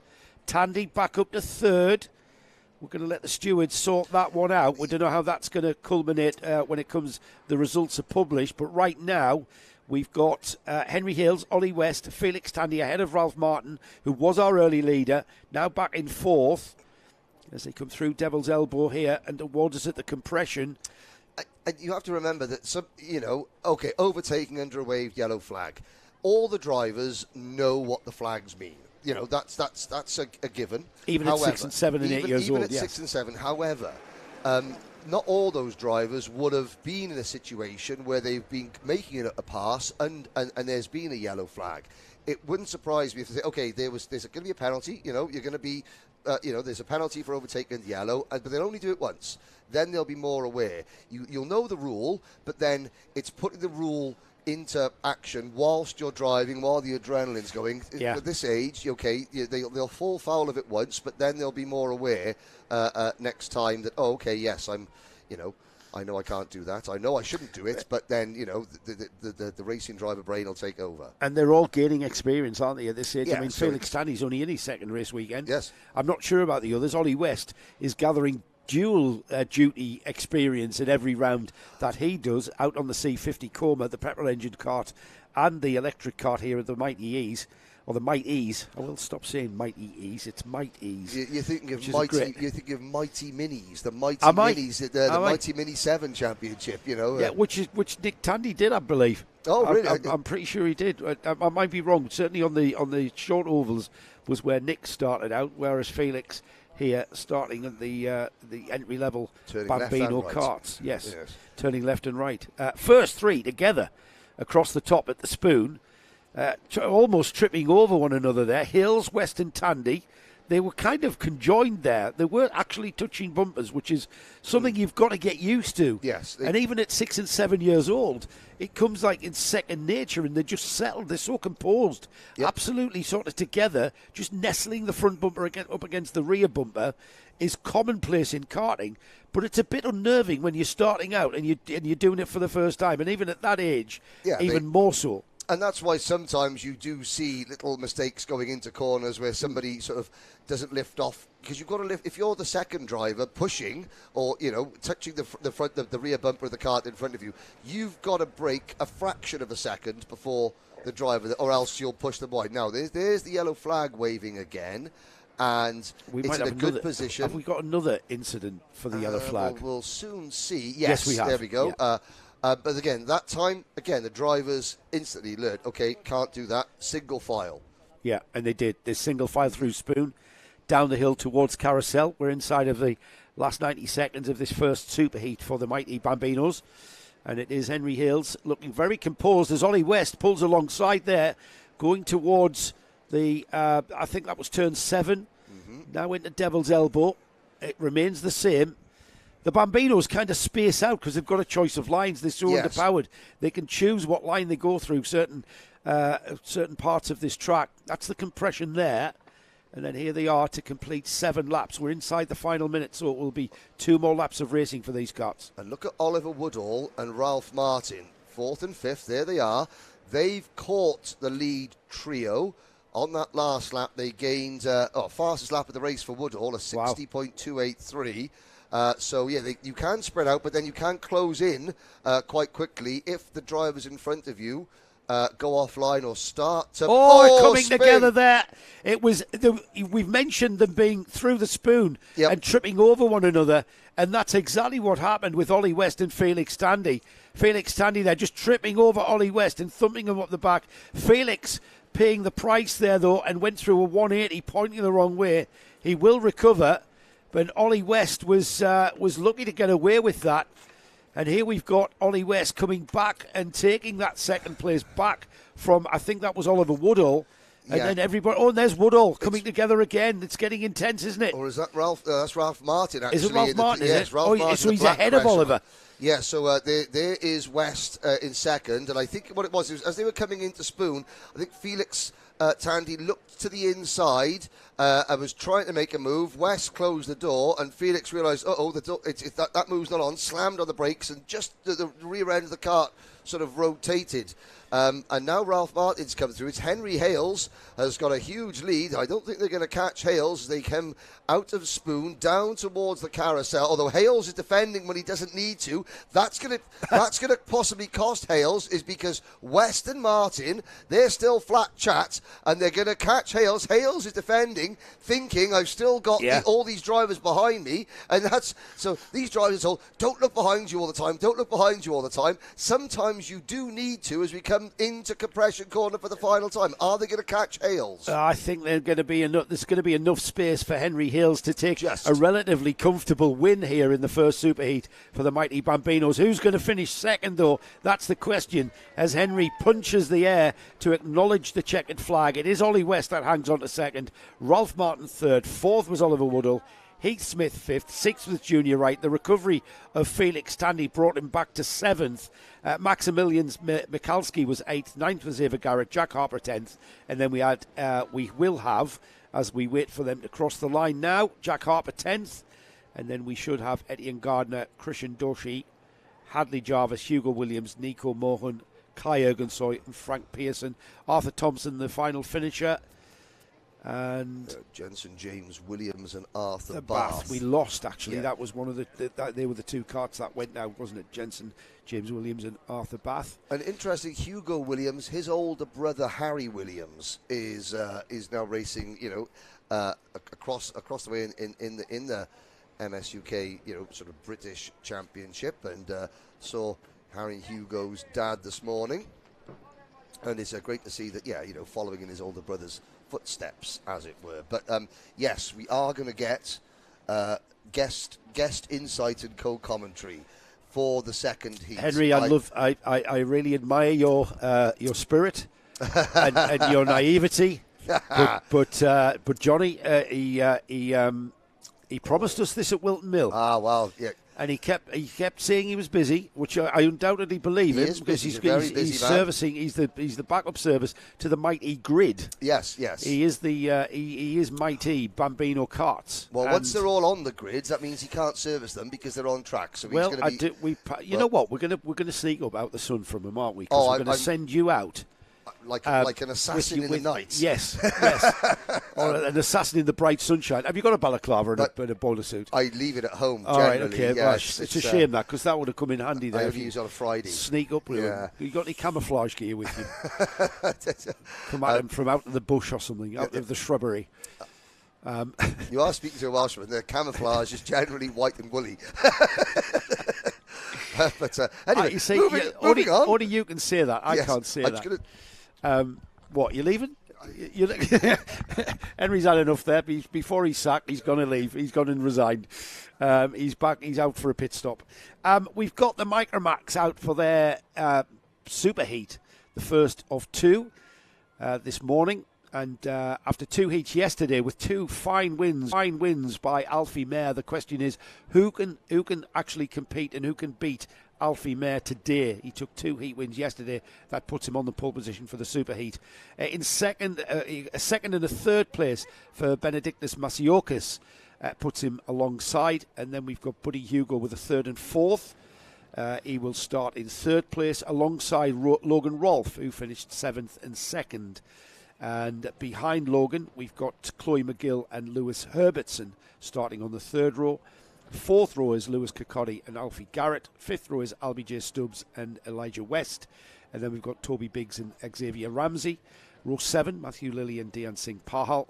Sebastian Crawford, the current Wardenlaw Kart Club Bambino champion from 2023. He starts 15th, moving up to Micromax this season. Jack Mellons alongside Sebastian on row 8.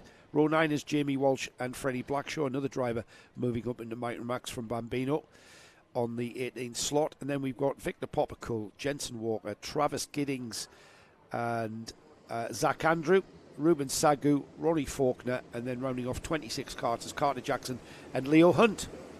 It's a rolling start for Micromax, so we'll get the carts being led around by pole position driver Alfie Mehr, Benedictus Masiokas, who we speak to in the Paddock show, which you can see in the lunch break.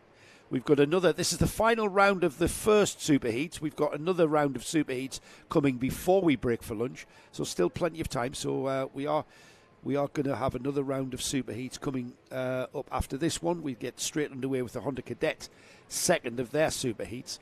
And of course the super heats, the results of the super heats define the grid for the all-important final. So it's a points gathering situation as well regarding championship, as the results of the super heats are put together and then points are awarded down the order to give us our grid for the final, where double points are awarded for the wins in the final.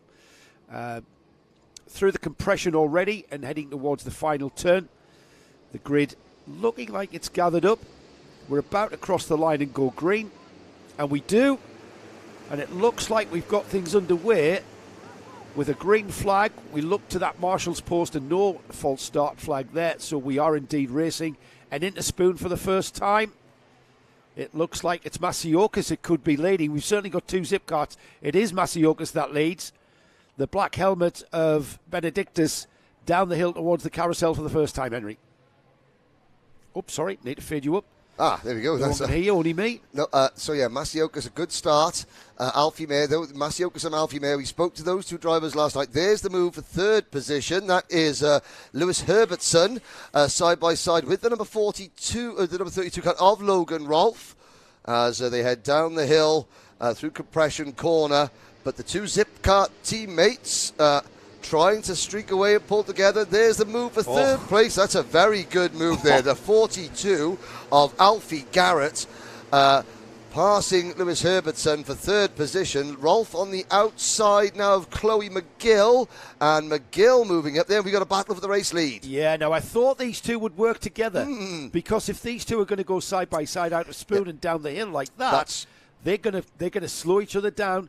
And before they know it, Alfie Garrett, who looked like he was fired out of a cannon down the inside of turn 1 there on Lewis Herbertson, he absolutely had massive amount of speed. But here they are, side by side, through the Devil's Elbow. Mehr puts a good move on there. He's made it happen as well at Devil's Elbow.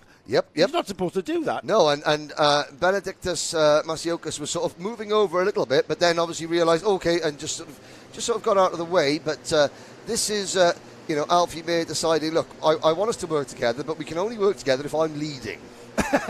Let's play nice, but I want to be in charge of us playing nice. Well, Alfie likes being in the lead because he proved that yesterday with 2 heat wins, and he's probably been unsettled there, having to work behind his teammate. He's got to where he wants to be, which is leading this Micromax field. Masiokas dropping off the back of him slightly, so proving that Alfie was indeed needing to get by because he felt as though he was being held up slightly by his teammate. I say that in relative terms, of course. And as I say that, as they hit the compression, the driver on a charge is Alfie Garrett in that orange cart with the yellow helmet. And Buddy Hugo in 4th place isn't far behind either. Logan Rolfe in 5th position is a bit like the cork in the bottle, but although McGill, Dehan Pahal, Lewis Herbertson and Albie J. Stubbs are all sort of in that cluster of karts chasing Logan Rolfe. I just popped out there. I did see Logan's mum and dad. Well, I saw Gaz Tech from a distance. He's thinning out on top. Is Gary Rolfe? It's not the only place he's thin these days. No, I'm joking, Gary. I'm joking, but. It's a good job you know these people. The sort of things you come out with is like, I couldn't get away with that. They take offence to me. So sometimes I'm not sure if I can, but it all works out nicely. That's true. Technical defect for the number 46. That's Toby Biggs. Down the order in 13th. Midfield for Toby. That's going to come to an end. I'm not quite sure what the defect was. That's the 66 off. And that's Leo Hunt, who's been recovered to a safe place. He's up at the top end of the track there, the highest point at Spoon Curve, just waiting for the field to clear. That'll be yellow flag conditions into there. So whatever that pass was, it's slotted back in there. He saw the recovery taking place. But of course, and that's the thing, sometimes these drivers are like, why are you waving yellow flag? There's nothing going on. There it is. Yes. Didn't you see the tractor hauling the car out the gravel trap? I had a driver do that in front of the stewards. Didn't see the yellow flags. No, sorry. Did you not see the tractor recovering the car? Oh yeah, I saw the tractor. I saw the tractor, but didn't think anything of it. Just thought, there's a tractor pulling the car out the gravel trap. That won't come with a yellow flag, will it? The tractor in the grass. Oh, the Alpine looks like a different livery this weekend. No. So we're inside the second half of this first superheat for Micromax, and that's a great scrap there. The number 11 of Buddy Hugo, Logan Rolfe and Chloe McGill. I think it was Chloe who's just on the back end of Logan Rolfe, and I think she's actually gotten by. She has. She's made that move stick, and she's ahead of Logan Rolfe, and now having a bash at Buddy Hugo. So that's Chloe. Easy to pick out Chloe with her pink cart and pink helmet, and a big thank you to Chloe McGill for that, because she's easy to pick out on track. Yes, any prospective independent parent out there who's not running with the team and can choose what livery they run with, choose a very simple but bright and distinctive crash helmet and graphics kit, because Buddy Hugo, you can spot him a mile off. In fact, the International Space Station to follow this, because they can actually see that yellow cart from there, because it is bright. And there's Logan Rolfe, Dehan Pahal, just challenging there and getting ahead of Logan Rolfe. So Logan Rolfe down to 7th now. Well done, Dehan. Up the inside from Chloe McGill as well. Oh, my goodness. Dehan Pahal had momentum after he was so encouraged by getting by Logan Rolfe. He thought, I might as well get by Chloe McGill. And there's Logan Rolfe following him through as well and ahead of Chloe. So Chloe from 5th down to, I think that's 7th place now. But in just a couple of corners. But that could become 5th place in just a couple of corners as well. And Toby Biggs is now being black flagged. Just to see whether Toby again. I can't see anything wrong with the cart. I can't feel anything wrong with the cart. I'm not listening to that flag. I just realise his rear bumper's fallen off. And these youngsters sometimes don't. There's a move on. I think that was Dehan Pahal going ahead of Buddy Hugo. And look how much Buddy Hugo's been disadvantaged. He's about to lose another place to Logan Rolfe, which he has, and Chloe McGill almost sneaking through as well. Yeah, and Hugo closing the door on Chloe McGill there and forcing McGill over the curb and just to back out a little bit. But luckily McGill doesn't lose too much momentum as they head through compression corner. And it's funny you mentioned, so I mean, apparently a driver's peripheral vision doesn't fully develop. A human being's peripheral vision doesn't fully develop until the age of about 12 or 13. So sometimes you can't see, with the drivers got their heads down and focused. It's harder for them to see, out of the corner of their eyes. Yes, but we had an actual medical professional explain that to us. We don't need proof of that. That's Leo Hunt, who's got back on and has now come off again and is now back on again. Because he's just trying to get out of the way. He's a lap down, just trying to get out of the way and not interfere with anyone else's race. But also try and get as many laps in as possible. And now Buddy Hugo having a little look at Logan Rolfe. While we can't take our eyes off this battle for what is 4th down to 7th, ahead of them, Alfie Garrett has gotten ahead of Benedictus Masiokas for 2nd place and pulled out a little bit of a gap just ahead of these. This battle will rage all the way to the flag. 2 more laps to go. It's Pahal, Rolfe, Hugo, McGill. That's the 4 there. 4th place down to 7th. And there's a move. Down the inside has gone Buddy Hugh. Logan Rolfe. And Logan Rolfe he's off. Wide. Yes. What happened there, Henry? Well, he tried to look to the inside. The door closed, and he sort of had to back off the brake and sort of like he hit the curb, and that sort of washed the kart to the outside of the circuit where the grip isn't as great, and just sort of eased himself onto the grass. So that was Logan going for a move, it not working, and then rather than just side swiping another driver and taking them out, just sort of like backed off and sort of sacrificed his own corner. That's allowed. That's actually disadvantaged Ian Parhal as well. Yes. As we've got Parhal now dropping behind Buddy Hugo, now up to 4th.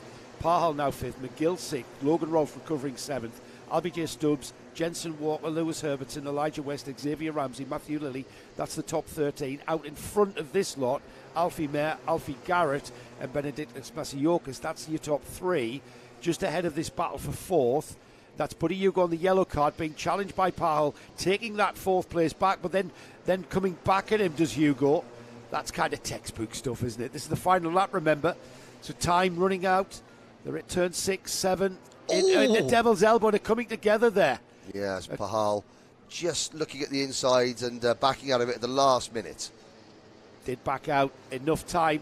Chloe McGill looking like a challenge. She needed another lap or so before she could do anything about Parhal. However, Alfie Mayer has already taken the checkered flag to take the first Micromax Superheat. Alfie Garrett second, just under 0.8 of a second behind, and then a further 2.5 to Benedictus Masiokas, who takes 3rd. Buddy Hugo 4th, Dean Singh Parhal 5th, Chloe McGill 6th, Logan Rolfe 7th, LBJ Stubbs 8th, 9th was Jensen Walker, then we had Lewis Herbertson rounding off that top 10. There's your order on your screen. And looking back, apart from Toby Biggs, who had to retire with a mechanical failure, Leo Hunt does finish the race. Carter Jackson just crossing the line there in 24th position. But 25 of the 26 starters finishing that race. And would you believe it? That is the first round of superheats complete. It is, and I'm going to dive into the pits, Henry. Yes. And leave you in charge. Oh. So don't press anything. break anything. Yeah, don't break anything. Don't press anything. Just talk. We will wait now. Before we got underway this morning, we did have a minute's silence here at the circuit in remembrance of Blair Mollison. Blair Mollison, a name and a face that is familiar to kart clubs and kart drivers all over the country. He at Glanagors, he worked as a timekeeper and as a scrutineer. Also remember him very well from places like Rowra and what have you. We lost Blair just a very short while ago, earlier this month, last month. And of course, as it would be remiss to us while we're remembering members of the karting community in the UK who we have lost this year. Shelley Barrett, the wife of Mick Barrett Racing, and also earlier the start of this year, Gerard Cox from Project One Racing, and we're about to see one of the last drivers to race under Gerard's stewardship at Project One, Ryan White, start from pole position. You can see him there, the familiar red, white and green Project One Racing kart there. And yeah, it's just a big hello to Maria and the rest of the Cox family who have been, Gerard was, when I used to work at Landau, every year we would run the Welsh Championships and we would have a raffle to raise money for the club. And Gerard would turn up and he would always donate a crash helmet, and he would always put 20 quid into the raffle collection and say, there you go. So that was the kind of man he was.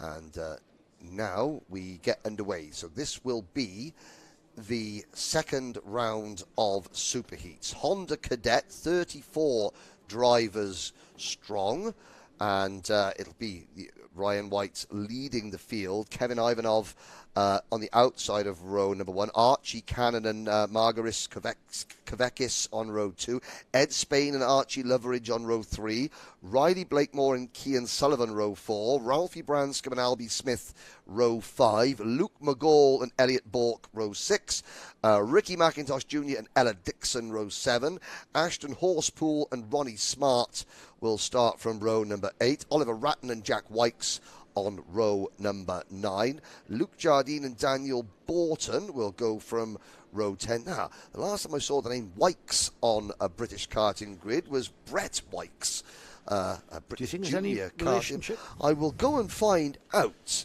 and I will have a look. How long ago was that? Brett Wykes was the 2007 Formula Car BRDC Stars Tomorrow Cadet champion. Pull your zip up on your I'll put my anorak. yeah, we won't talk about the team that he was running with because that 2007. 2007. Right. He could was, be his son. That was it. Could be a son, and that would make me very upset. Get away! You've seen lots of generations. No, I know. Yes, I know. But 34 drivers. We will keep up to date with the Dufficy family battle. Yeah. Jerry Dufficy is ahead of Reggie on this grid. Now, one thing, their lap times will be improving. I'm just looking down. Yesterday, Reggie had a 31st and a 32nd. Jerry had a 29th and a 31st. That's why he's slightly higher. Yeah, so Jerry is 1 or 2 places ahead of his brother every race. Now that will be upsetting Reggie, and that will be. There's no greater motivation to beat your teammates, and if your teammate happens to be a sibling, oh my word! Sibling rivalry is an actual thing. Oh yes, and there are the dads. Oh, some dads, some mechanics, yes, they're the people that make it happen, who will wait, and in their position. I've got to say, Dan Ashton and the championship, they've even got the mechanics behaving, standing in a line, waiting in the grid slots. Yeah, fabulous. That's excellent work. Looks nice and ordered, doesn't it? Yes. Let's have that's the shot I was looking for, James. Well done. I love that. Look how sloping that adverse camera is. Oh yes. And so the thumbs up. Is that? Looking back there in the grey top of the glasses, that looks especially like Tom Smith from the Tom Smith International karting team. Now an estate agent. We'll have to see either that or he's got a doppelganger. But yes, now the drivers are just left. And the mechanics only go on the circuit just in case an engine cuts out when they stall. Yeah, or if they need to be put back into the grid position. They're not allowed to adjust anything. And you don't want kids getting out of their car restart their own engines and stuff. Or somebody stand there with their engine, halfway up the grid. So that is why it's just a safety precaution. I'm a big fan of these standing starts. Yes. Because we're in the entertainment business, Henry. Yep. And right now, the tension is going to mount. The engine revs will rise. The red light comes on. The engine revs rise a bit more. And the lights go out, and we are racing. Look at that. Isn't that fantastic? I love that. They watch Formula One, and it's like the Formula One they watch. This is our Grand Prix start. Absolutely. It's not possible in every class because of the clutches and the life. That's right. And sometimes, it would decrease the life expectancy of a clutch in some classes. In most classes, yes. Yeah. But for these, it's perfect. And it keeps the speed slower as well, which means you get this great view of karts 3-4 wide, but without, the high speed. I was going to say, but without the incidents as well. Well, we had a bit of congestion up at Spoon there when everybody came together. That's they've all bumped themselves a bit of a gap. As we've got an incident at the carousel at the bottom of the hill. We've got a driver off on the outfield. That's the number 86. It looks like the 86. That's Harley Bradbury Stretton, who gets going again. Good. He wasn't looked a bit distraught, didn't he? Well, he was just upset. Yes. And there's another. That's one of Paul James's karts. The Ambition motorsport number 44 of Jayan Prakash, who is gone for a drive in the scenery. Jayan was up as well. He was well up the order. That's the leader, though, to Zipcart, number 50. That leads Kevin Ivanov, leads for the second time into Spoon and then down the hill towards the carousel. This is where that incident took place on lap 1. Let's see if we can get everybody through this sweeping left-hander and then again back up the other side of the valley into turn 6, through turn 7. The next right and left is called Devil's Elbow, as they go through the left-hand bit and then into the compression over the brow there, and it kind of drops away, doesn't it, immediately? Drops away and then through the compression, and then here we are, completing lap number 2. Ivanov leads. Right on his bumper is Ryan White. Right on his bumper is Archie Cannon. A little bit of a gap before we've got Magirus Kavekis, then Ralphie Branscombe, Archie Loveridge, Cian Sullivan, Albie Smith, Ricky McIntosh up into the top 10 the first time today, and then Riley Blakemore rounding off that top 10. Yes, and so White wearing the number 1 plate because he is the reigning British champion. And wonder how long it's going to be before we see the official Motorsport UK British Championship for Honda Cadet in the kart championship as well as all the kids' championships would be. Well, I mean, there's a school of thoughts, Darren, listen, Darren. Darren and Dan, Mr. Parker.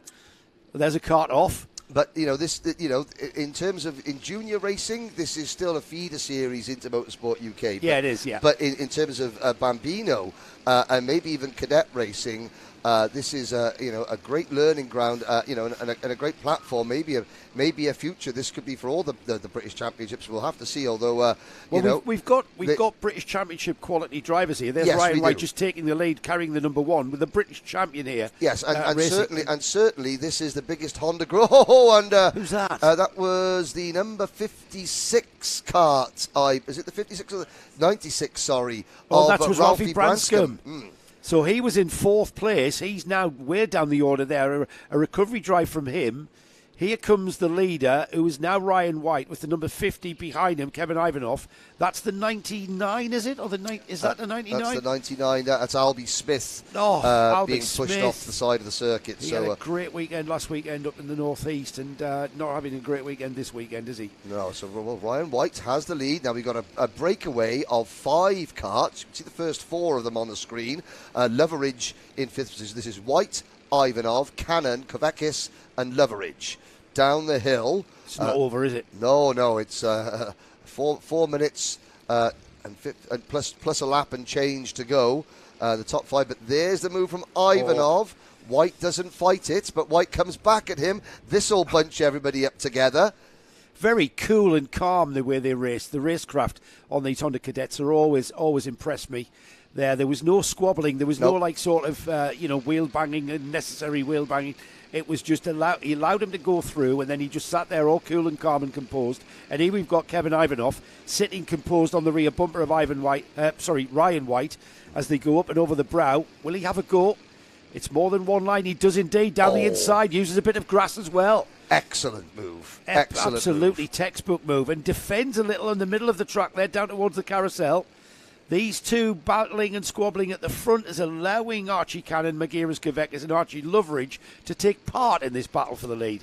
Yes, and in Honda it's about losing as little momentum as possible. This point a lap ago, White and Ivanov realised, rather than go side by side, I'll concede a position here. I've got an opportunity to get it back, and rather than fight it, they think, this is the fastest way through this point of the race. Whether I'm first or second, this is going to help us long term, because now they start to defend a little bit, and here goes White to the inside, side by side into Spoon Curve. New leader, Ryan White. But behind these 5, you've got Cian Sullivan, Ralphie Branscombe, and Ricky McIntosh all closing in as well. So we've got a 5-kart battle, Joe, but we could have an 8-kart battle very soon. Well, we had Ryan White leading out to Spoon, then into the carousel. We had Ivanov. Now we've got Ryan White back, and now we've got Archie Cannon about to take second place and begin to get involved with the party going on for first. This is a 5-kart about to become an 8-kart, as you said, Henry. And this is fantastic stuff, because we've still got 2 minutes, 2 full minutes of track action before we even think about a last lap board. As they head up towards the Spoon along Dragon Straight, which isn't really a straight, it's a bit of a curve. Mm-hmm. And then through that curving entry once again. And a little bit of a clash there as Ryan White slammed the door in the face of Kevin Ivanov, who paid the price, didn't he? He got his fingers trapped a little bit there. He tried the same move, and He that's the difference between 4 minutes plus a lap to go and less than 2 minutes plus a lap to go. Yeah, you good know, point. A couple of laps ago, he got on the grass there and made a great move. Ryan White didn't fight it this time. It's like no, and that was the result. And Ryan White just took. He was on his line. Yep, he was taking the conventional line through there. This has allowed Ryan White to break free. The biggest gap we've seen between first and second the whole race. It's about half a second there, and it's Archie Cannon now who takes up the cudgels of that challenge for first. Magiris Kvek is through in third, and then we've got the recovering Kevin Ivanov, having had that door slammed in his face. He's now wanting to come back into the play. Yes, and at the start of the race, there's give and take. And as the race progresses, there's less give and more take. Yeah, absolutely. And but you could see that that lead that Ryan White has as they cross the start-finish line. You said this is the biggest lead that we've seen all race, and now after that, it's completely gone. It's gone. I suspected it would, and it has. And now we've got a lead group of 8 because the all-black liveried cart of Ricky McIntosh Junior in the number 33 is just about done enough to tag on to the back, and as we come to 30 seconds to go, we've got 2 laps and back markers in front of us. Oh, goodness. Yes, indeed. You know what? We're all about the drama and intrigue here in any kind of motorsport, but none more so than the Kart Championship. And a run to the flag with an 8-kart train is good enough. But let's just add in the mix a few back markers into the final 2 laps. It's going to be Reggie Defasy and James Pearson, who are the 2 drivers they're going to catch. Now, if they catch the 2 drivers going down Dragon Straight, that's great. If they catch the 2 drivers, anywhere else on the circuit, then these 8 drivers are going to have a real problem. Let's see. What's going through Ryan White's mind? He knows he's got a train of karts behind him. He can see the back markers coming up. Now, the back markers are doing their job. Oh, I think they could get him on the straights, but the back markers are battling. The back markers are side by side. They're allowed to do that. They're having their own race. Ryan White has to sort this out. Now, he's down through. He's past 1. Yep. He's got 1 more to go. He hasn't been held up that much. The second place kart of Archie Cannon there, just sitting behind him. And down the inside, he has to kind of force his way by the back marker. Oh, dear. The number 24, they're getting mixed into this. We've got a spinner. It's the 15 karts. We've got the 15 of Kvegis going off. We've got Archie Loveridge going off. And the number 24 there, Reggie Duffasy, playing a part in the outcome of this superheat.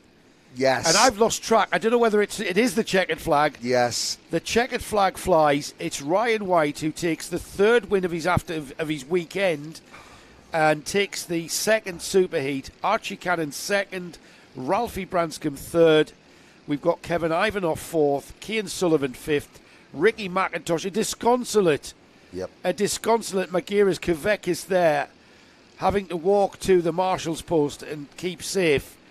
At the very last there, incident and drama aplenty in Honda Cadet as ever. Now, I think that when we look back at that race, when you look back at it, you'll see as they came down the hill towards the carousel, Ryan White sat behind the number 24 kart of Reggie Defasy.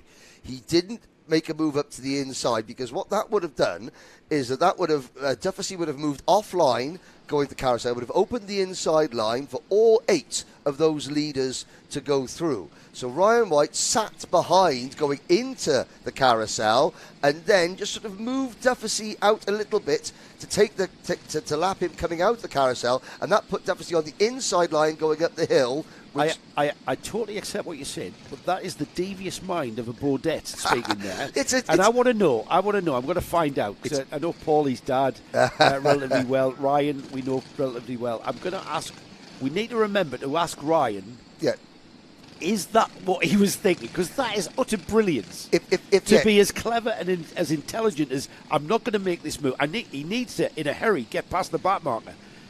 When he chooses to get past the back marker to disadvantage the karts behind, I wonder, yes. That is very, very clever. We will ask, but it just He's experienced enough to be as devious as you, Henry. But it just looked to me as though he had the opportunity to go to the inside coming down the hill towards the carousel, and he didn't. and he waited, and that made me think, he's thinking about, I need to get past and then make sure the door closes behind me, putting the lap driver in an impossible situation. However, that is the way the kart is. We will find out. So there's two missions for today. One is to find out from Ryan White and his dad if that was the tactic, and the second one is to get James from Mighty in here to commentate. Yeah. Right. Ryan's the driver to talk to there. Paul won't have a clue. He'll be proud of Ryan. Very much proud of Ryan's drive there. But that was action-packed Honda Cadet. And you know what? That concludes their superheats for Honda Cadets. That's the grid formed. We'll wait for the results to become official before we have any idea of the grid going into the final. But that was just the superheats. The final, where there's a trophy and a podium position in play and maximum championship points, that's when the intensity rises. And that's the same for all of our classes here this weekend. Round 2 at Glanigors, round 2 of 5, if I might add. We go to Warden Law at the end of April up on my part of the world. I only live 2 miles from Warden Law, so that's ideal. I'll be able to sleep on my own bed for that one. So I'm really looking forward to that. 28th and 27th, 28th of April for round 3. We then go across to the northwest coast for Rowra, just on the edge of the Lake District there. Rowra, north part of the Lake District, just south of Carlisle.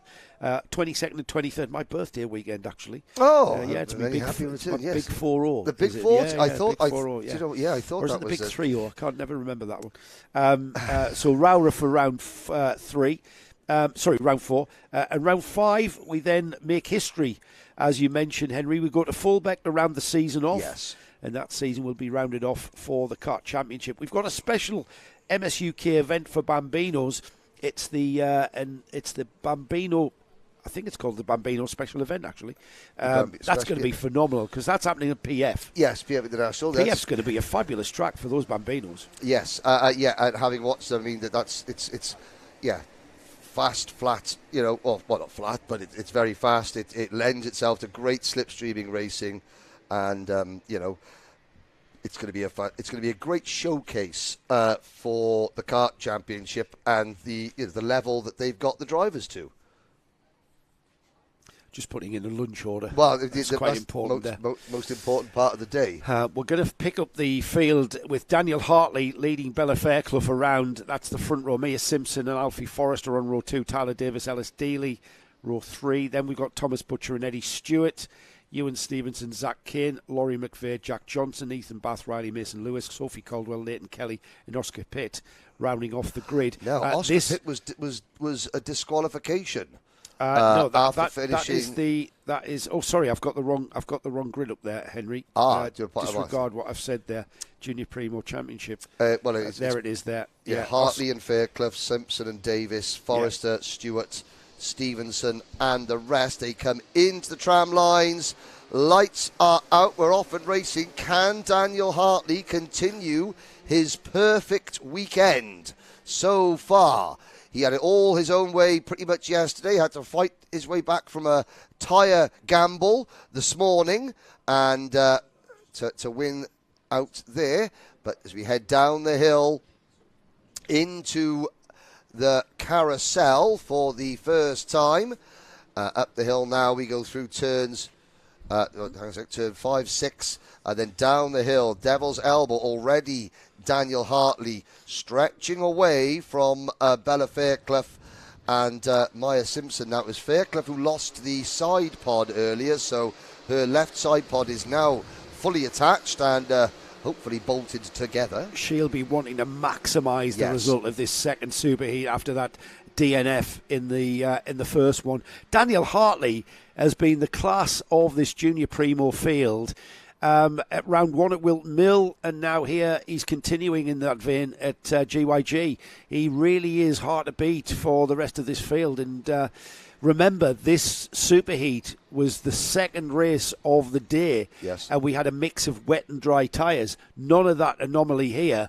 Everyone now very much settled on the dry tyre, slick tyres all around, so we're not going to have that. But here we have Daniel Hartley Look how on the limit he is. The kart dancing on the exit curbs of that final turn here. He has a look over his shoulder. There's nobody there. Bella Fairclough is what? What's the gap there? Let me just check that.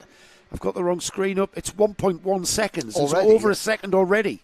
We haven't got Oscar Pitt on the circuit, so we were looking at there was an exclusion earlier on. I wonder what that was for, because he did so well in the first superheat this morning on wet tyres, and maybe we can go and I'll go and try and find Nathan Chafer, his mechanic. During that's the course true. That's of Nathan's kart, isn't it? Yeah. So why he's not out there?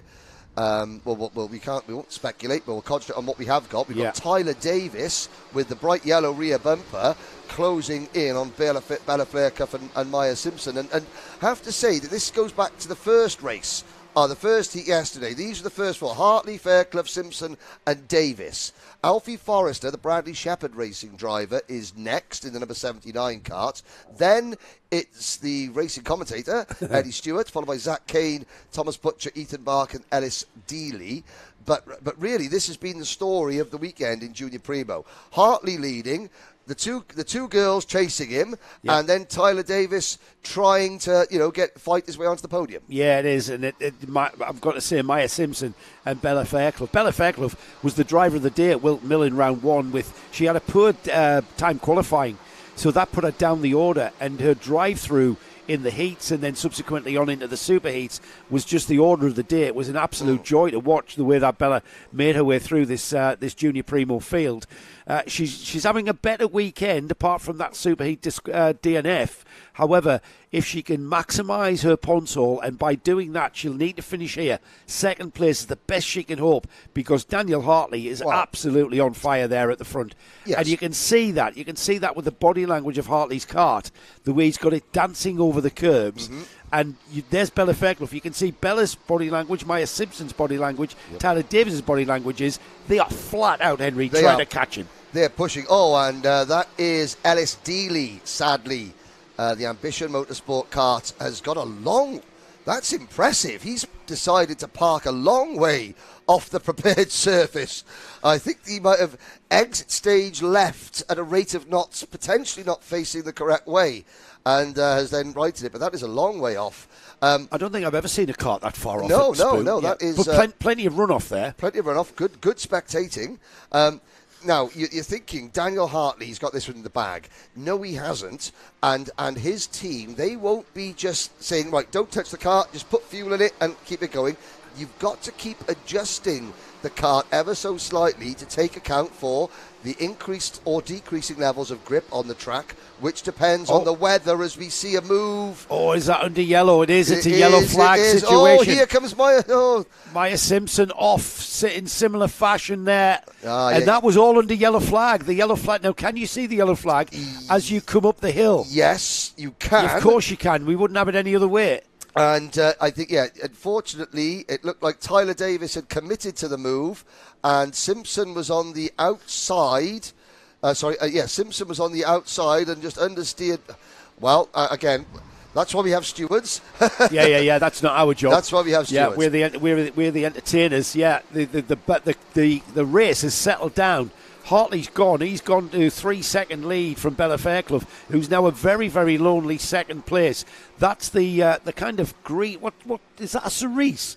You would say it's a sort of a turquoise. Yes, a turquoise. Yes, turquoise. Tyler Davis in third.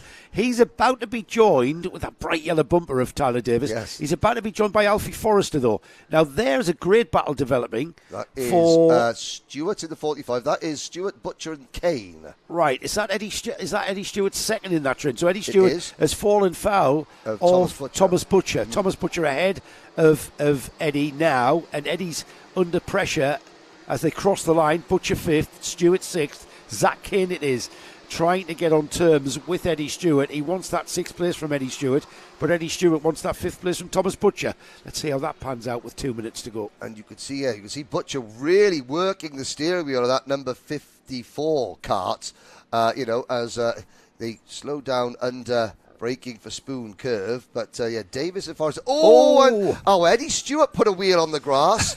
And the number 23, Zach Kane, he was focusing on the X-Kart guy. He's bogging down on the wet the rear wheel spinning away. Can he get it going? Can he keep it going? No. No, he can't. He's bogged down. He's grounded out, actually. And that was on the outside of Carousel. Yeah, and he was basically, you saw Eddie Stewart, he put a rear wheel on the grass, but then sort of caught it. Kane was so focused on the rear of Eddie Stewart's kart, chasing him, that he simply followed him as Eddie wandered off the track. Kept his foot in.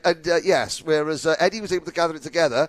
That fraction of a second difference of suddenly, Zach Kane going, oh dear, I'm off, and that was it. He was off. Kept his foot in. Eddie Stewart now has found a second wind and coming back at Thomas Butcher. Meanwhile, up at the front, 3.5 seconds, Daniel Hartley crosses the line. It'll be another 2 laps, actually, because it was about 45 seconds on the clock there. He's lapping in the 42, so he'll get round before the time runs out. So this is timekeeper's nightmare. Yeah, absolutely. Yeah, right on the cusp, isn't it? Yeah, there's Bella Fairclough. There's Tyler Davies, Alfie Forrester. I thought Forrester was actually going to catch Tyler Davies. That hasn't happened. And just behind these two, as once again, they trick us into believing that there's going to be a challenge by coming together there. And there's that battle just beginning to settle down. Now, Thomas Butcher just dropping Eddie Stewart off his rear bumper. Yep. So things beginning to settle down. We're getting towards the final few seconds as Daniel Hartley comes to the end of his lap. Yeah, he crosses the line with 5 seconds on the clock. So another 2 laps of racing. There we go. And so Davis isn't defending. He's aware that Forrester is there. He checks over his shoulder, adjusts the radiator flap to let the engine breathe a little bit more, or to put the flap down that gives the engine more power. But you can't do that all race because the engine will overheat. So you know that he is I'm not. I've got to be flat chat to the end. Just hits the curbing there in the middle of the carousel, but the kart doesn't break away from him. And it actually shows me how cold it is out there, Henry. Yes. In our palatial splendour of the commentary box here at GYG, those radiator flaps are very rarely up. Yes. In the up position. They're covering the radiator to get heat into the engine pretty much the whole time. There's the final lap board. Hard to miss for our drivers, and it'll come as a welcome sight for Tyler Davis, who's got Alfie Forrester glued to his bumper. Time and opportunities running out for Forrester to challenge into Spoon. That was one opportunity gone. Tick the box. Down the hill towards the carousel. Here's another opportunity to overtake, and a bit of defensive driving from Tyler Davis in the turquoise kart. The big yellow bumper there, hard to see. Hard not to see, I should say. I'm sure you can see that from space. Great colour scheme on that kart. Bold colour. Yes. Again, been easy for us to pick out. Yep. Devil's Elbow coming up now, and then into the compression. Daniel Hartley takes the checkered flag to take the second superheat. Oh, there's a move. Oh, it came off. Oh, my goodness. Right at the end there. Bella Fairclough second, and then Alfie Forrester there taking the move. Did that come at the final turn? Final corner. Wow, brave. Yep. And again, so Tyler Davis didn't defend that. If that was the last lap of the final, not the superheats, then you can, as sure as eggs are eggs, then Davis would have been moving across to defend that. But, this is the superheat. This is now all deciding grid positions for the main event. You're getting me excited saying stuff like that. As sure as eggs are eggs. I mean, the racing's been phenomenal, hasn't it? Yeah, phenomenal in all of our classes. It really has. And I'm going to touch wood, because obviously there have been little incidents, but the majority, lots of clean, aggressive, clean racing. You're right, Henry, that the incidents we've seen, I would say, are racing incidents. Yes. When we're racing at these speeds and in such close proximity, you are going to touch, you are going to bang wheels. Yep. What we haven't seen is any silly moves. Yeah, We've seen none whatsoever, in my opinion. No, and of course, we're watching the screen. Dan Ashton's opinion might differ. Yeah, Dan, and I'm sure there have been, but there's certainly the majority of the time we're obviously focused at the front of the field, the leading runners. Yes. Where you could argue that each pass means more, and I could probably count the amount of sort of, I would say, rash moves. On maybe on one hand, easily, of the whole weekend. There's been a couple of moves that haven't worked. There have been, but really, there's been nothing silly where a driver thinks, do you know what, you could have waited, or like that was never going to work, and that. There's been a couple of situations, maybe apart from one junior Rotax heat, where you're looking at it thinking, this is an accident waiting to happen. And it hasn't happened because the drivers have all behaved. I've touched I hope you're clutching wood as you see I am. Because this could all go horribly wrong. I know, curse the commentator. We could be here at 7 o'clock tonight. The minute that the commentator says, do you know what, the drivers have been really sensible. Really good. Yeah. Driving stats have been really good. Well, the Coma Bambinos are up next. So, the Bambinos have been the leading lights. Absolutely. In terms of how it should be done. Absolutely. This I'm really looking forward to the Kart Championship special event at PF on the 6th and 7th of July. That's going to be absolutely awesome racing from the Bambino classes. We get them underway. It's the grid is formed from the results of yesterday's heats, and with a second and a first place for Ollie West. He's on the pole position with Noah Wicklow with a win, and a fourth puts him alongside. Second row of the grid is Ernie Wade and Jess Bailey. We've got Freddie Purnell and Louis Wilson, isn't it? Louis Wilson, yes. I must get that in my head. Louis Wilson on the third row. Arthur Bowes and Logan Hodgetts are on row 4. Benjamin Shivar and Henry Hales are on row 5. Then we've got Raytho and Arlo Gamble, John Stevens and Hendrix Fallat, Max Armit and Jax Wong. Hopefully Jax won't have as torrid a time as he did in the first of his super heats with retirement. Riley Aston Wilkins and Will Wainwright share row 9. And then we've got Calman Simon, Max Saint-Hilaire on the 10th row, 11th row, and rounding off the 22 kart field is Santo Amico and Naumann Feisen. I would be watching for number 12, Calman Simon. We saw him lead the opening lap of the first heat race yesterday before a mechanical melee sidelined the number 12 driver. So he's a driver that is certainly out of position. Now, why are all the Bambino mechanics and parents wearing orange, whereas the Honda Cadet parents and mechanics aren't? The answer is, well, these are 6 to 8 year olds, and incident marshals and pushers are technically allowed at the side of the circuit as runners. On the infield? On the infield, all yes. Right, yes. As kind of taking the place as recovery marshals. They can, or if, they can come onto the circuit, they can't interfere, or if the driver goes off the track, then it's only the incident marshals that can put them back on. However, the dads then can come on to sort of, get the driver up and out of the way, and console, cajole, and then kick the cart. Green flag at the back of the grid. The red lights come on. The engine revs rise. The engines are rising. It's a petrol engine, C50 Coma engine on these Bambinos, and away they go with Ollie West leading into turn 1 and Noah Wicklow slotting in behind as the field make their way along the curving Dragon Straight. All the field making it through turn 1. Let's see if anything changes. In 3 karts breaking away at the front of the field. Line astern over the brow into Spoon for the first time. Ollie West it is. Remember, Ollie also driving the mighty electric Bambinos later on today. So gathering data and information because they're on the same tyres, Henry. They're on the LeConte all-weather tyre, which is a treaded tyre for all conditions. Correct. And Ollie West gaining a lot of experience. And there's a change for second. And I think that's the 77 of Jess Bailey there. It was. And that's Jess Bailey moving up the order and into that second place. So that was a pretty textbook.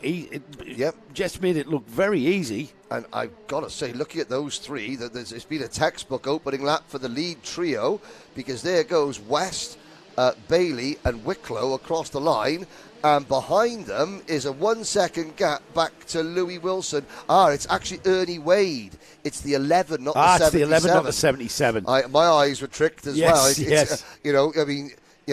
Your 40-year-old eyes, Joe, and my 40-year-old eyes. 22-year-old. My 22-year-old eyes, they're not quite as good there, but it is the number 11 of Ernie Wade in second. And challenging. Challenging, yes. Challenging at the front there.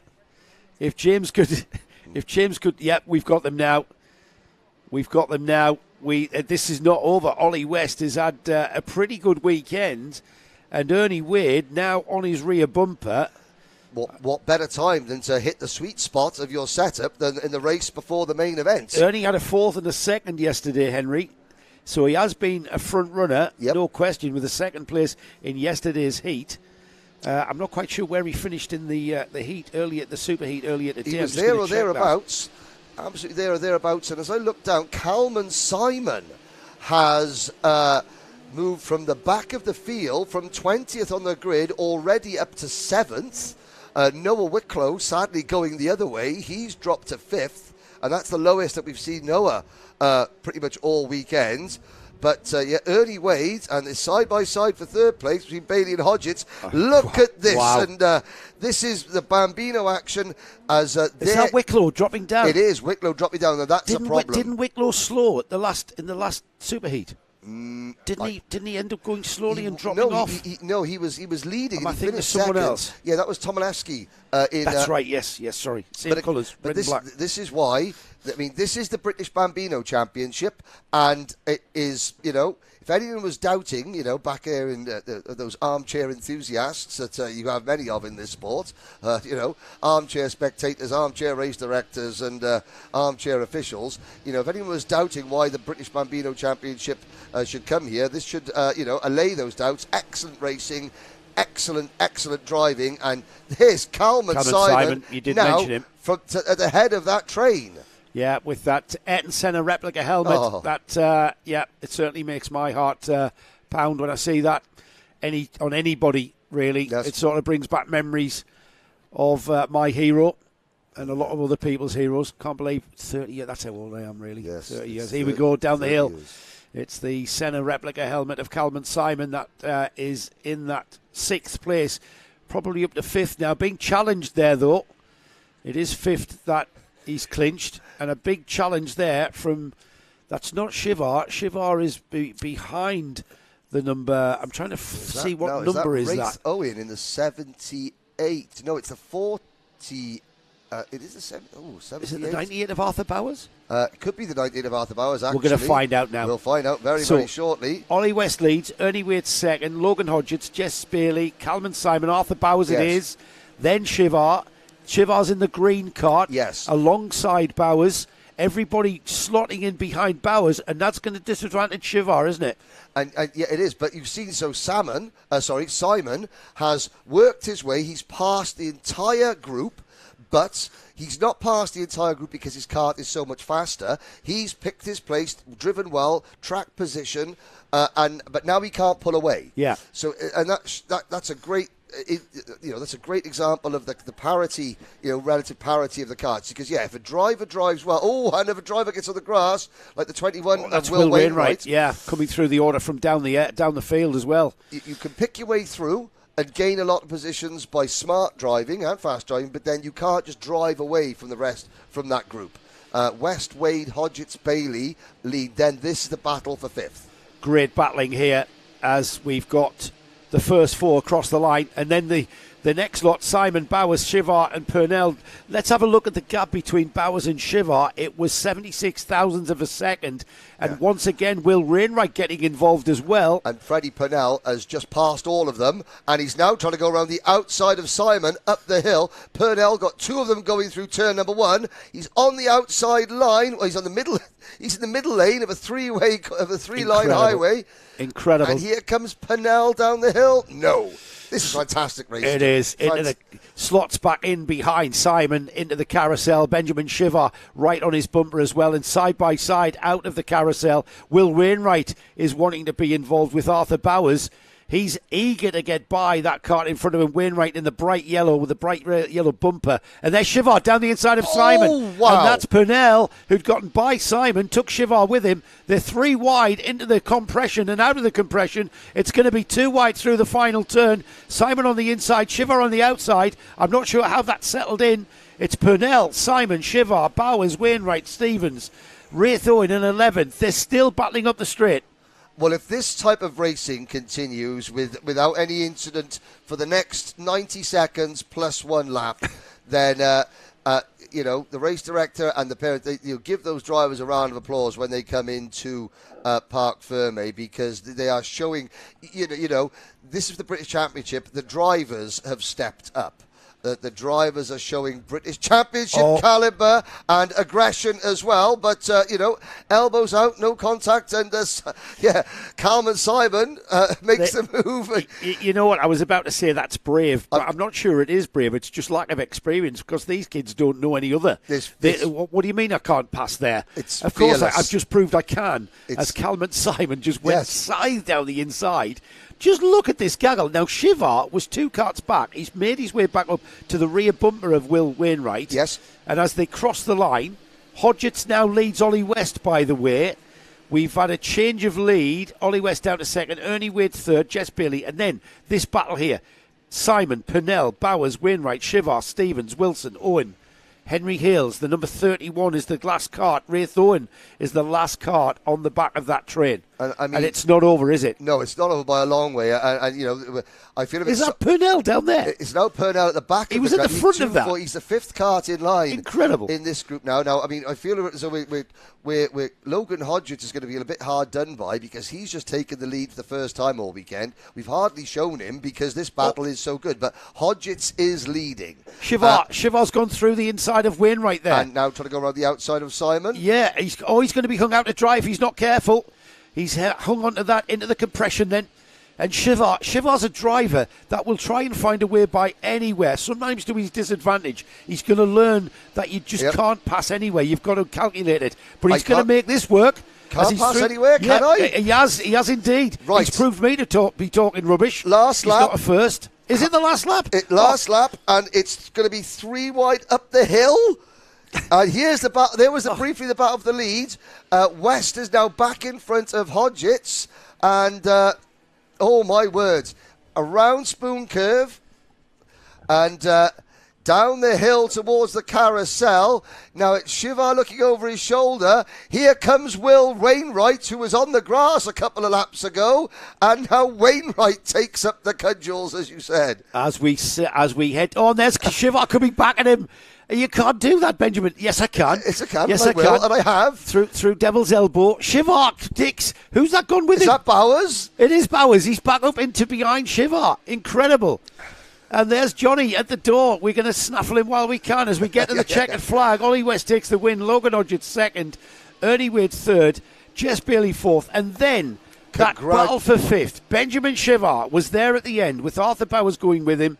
Will Wainwright 7th, Calman Simon 8th, 9th is Freddie Purnell, Louis Wilson 10th, John Stevens, I need to take a breath, Henry Hales 12th, Max Armit 13th, and then we had Raith Owen, Arlo Gamble, Hendrix Fallat, where's my screen gone?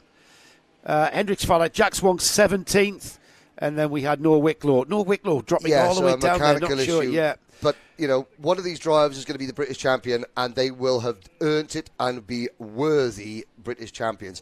I'm going to step away very, very shortly because we're going to have Joe, you're going to have two co-hosts. Well, Johnny from Mighty Bambino is going to come in a minute, and he's come in there. So Eddie Stewart's going to commentate for the next junior race. Are you... Right, I'm talking to Johnny here. This is great for TV. Yes. I'm talking to Johnny here. Johnny, have you got to be trackside for your Mighty race? No. See what I mean? How about we do it during this race, and then Eddie Stewart takes over the next race? Well, Eddie's here for the junior race. Let's have Eddie for the Intermax. Let's have a quick chat to Johnny while we've got him. Sit down, Johnny. I've got you here, mate. Right, we can have it. Listen, it's going to take 2 minutes, right? 2 minutes of your time. You're here. You are the guys behind the Mighty Bambino field. Firstly, the racing is phenomenal. It's epic, isn't it? It is absolutely phenomenal.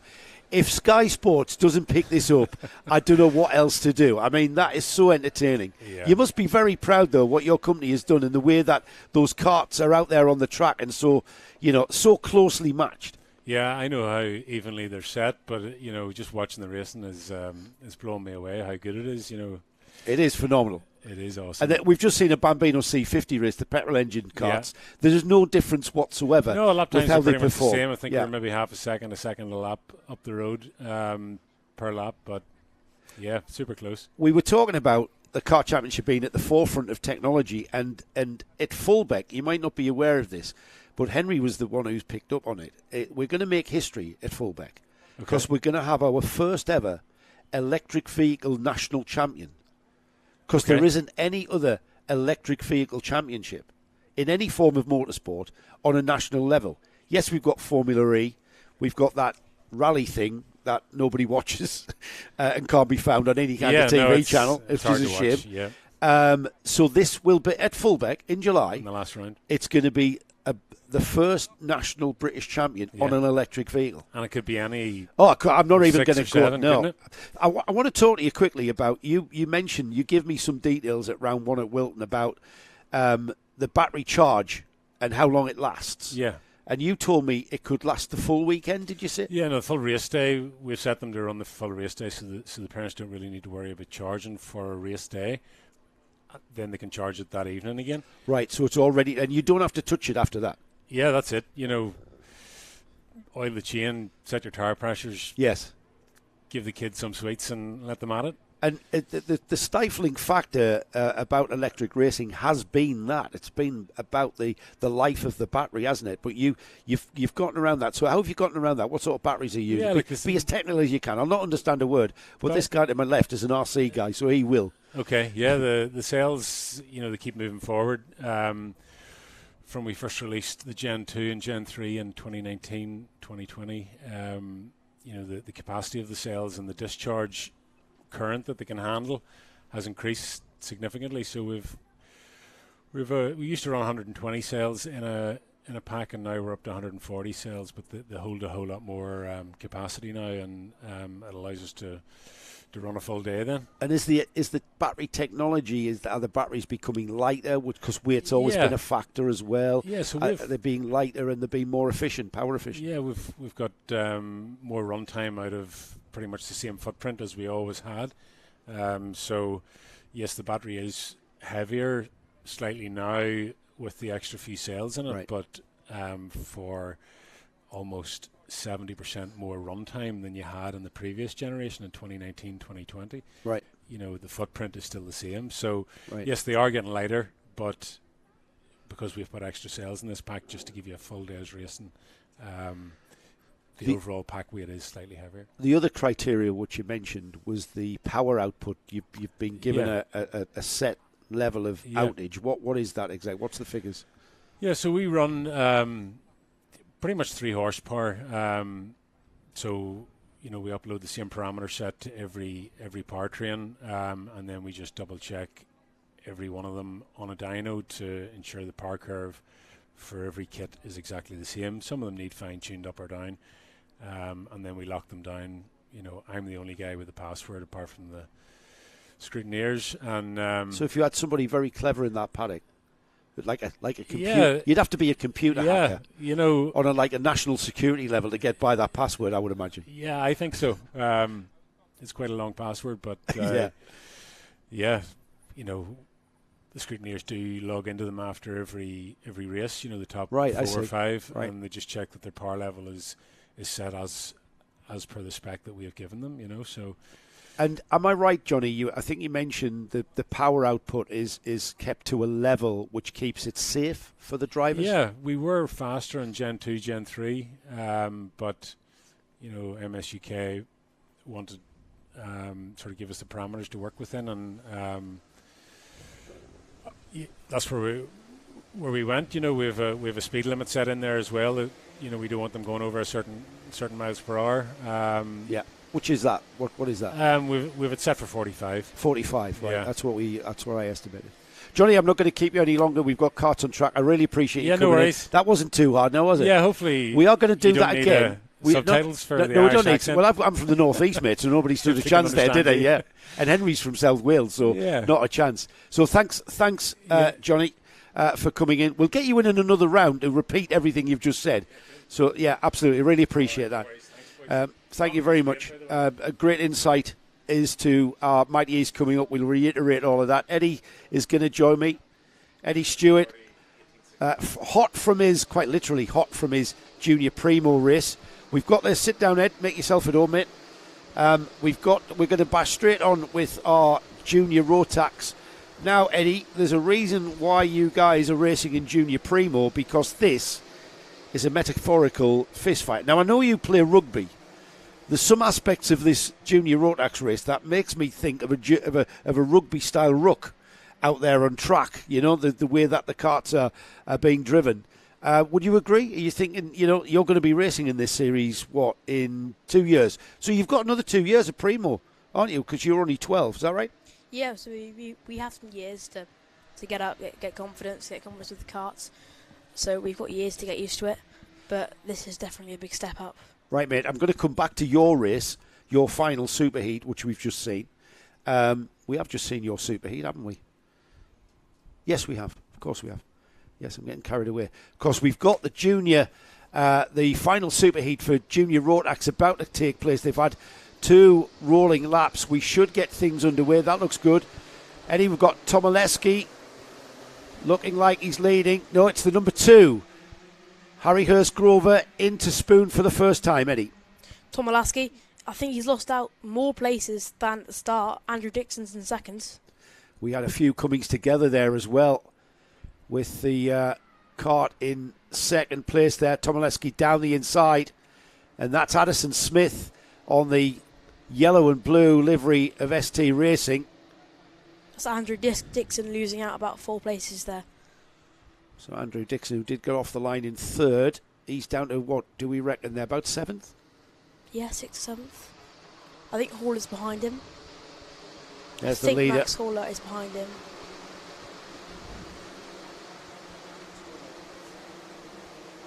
Harry Hurst-Grover pulling a small lead to Kasper Tomoleski.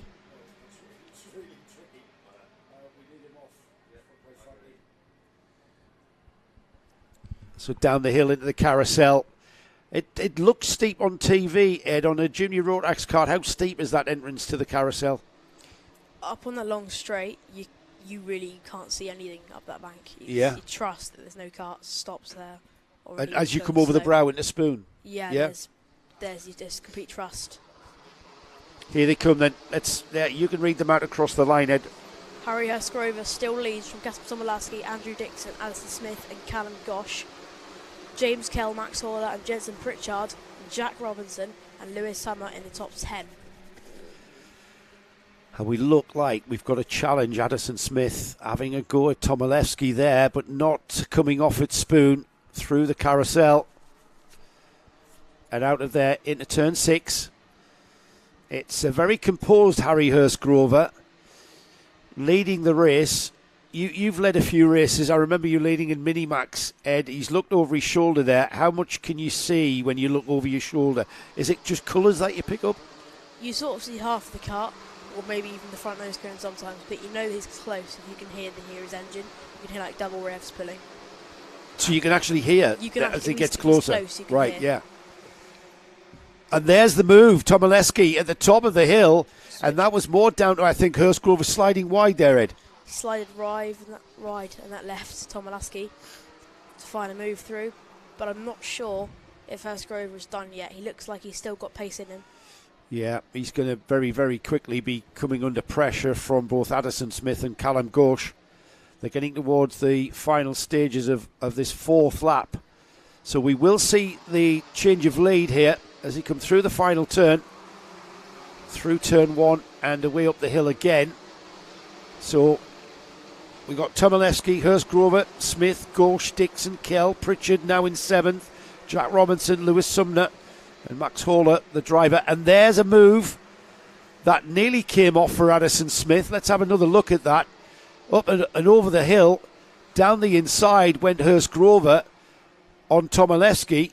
So a challenge for the lead there that I think, has it come off, Eddie? Who's that in front? Is that Hurst-Grover in front now? I think it is. It is. So we've had a change. And who has gone back through into second? Addison Smith. Oh, and Addison Smith loses out. I'm not sure what happened there. Who was that? That's Tomoleski. Tomoleski through. Addison Smith in the yellow and blue kart losing out there at the final turn. This is frantic, Eddie, isn't it? It's a busy race. I would imagine, Eddie, I mean, it's a long time since I raced, but you've just raced a few minutes ago. You're basically running on instinct here, aren't you, when you're racing at these speeds? Yeah, you are, massively. You've trust as well, most of it. Trust with the guys that you're racing with, the guys and girls that you're racing with. Racing with. Yeah. Here they come then. It'll be 6 laps completed. And it's Harry Hurst-Grover and absolutely glued. We've got a 6-car train of Junior Rotax through the final turn and across the line. Eddie, take us through the first 6 there on this screen here, please. You've got Hurst-Grover, Tomalaski, Smith, Josh, Kell and Dixon all in a queue together. Dixon has dropped back a little bit, but not much. That is going to be a big battle going through. Yeah, we've just clicked by half distance. And there's a Hurst-Grover there. He's defending into the carousel. That's putting Tomaleski into a disadvantage. That's Addison Smith. Addison Smith's gone through on Tomaleski, and he's took Callum Ghosh with him. So the yellow and blue cart, and then the bright orange cart, and the even brighter orange cart, that's the one of Kasper Tomaleski, who was in second place a moment ago. So Tomaleski got absolutely hung out to dry there, Eddie. Tomaleski is even 4th? Is that 4th? Yeah, 4th, yeah. That's 4th. Yeah, that's it. He lost 2 places. Now we've got a challenge for the lead again. And Addison Smith inside.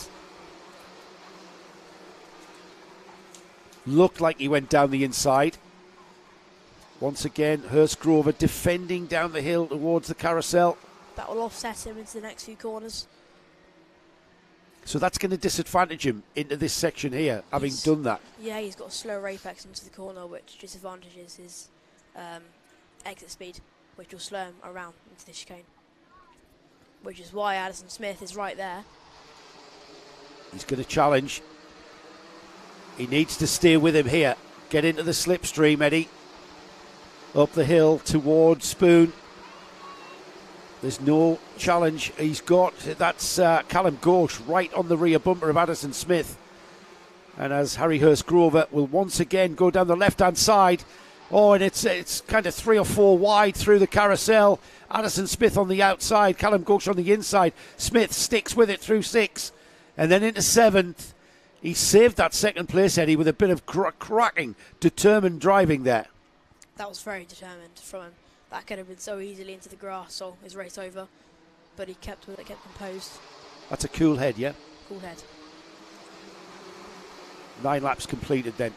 Off up the hill again. We've now got Jack Robinson joining that train. Excellent stuff. 6 carts become 7. It's anybody's race now. They are being, I would say they're being slightly held up by the number 2, aren't they? Yeah, they've all got the slipstream, so number 2 doesn't have a slipstream, so he's definitely having to defend and go slower through some corners. That's why he's having to. That's why he's having to do that. Because they've all got slipstream and trying to gain on. Right, that makes sense, Eddie. Thanks for that.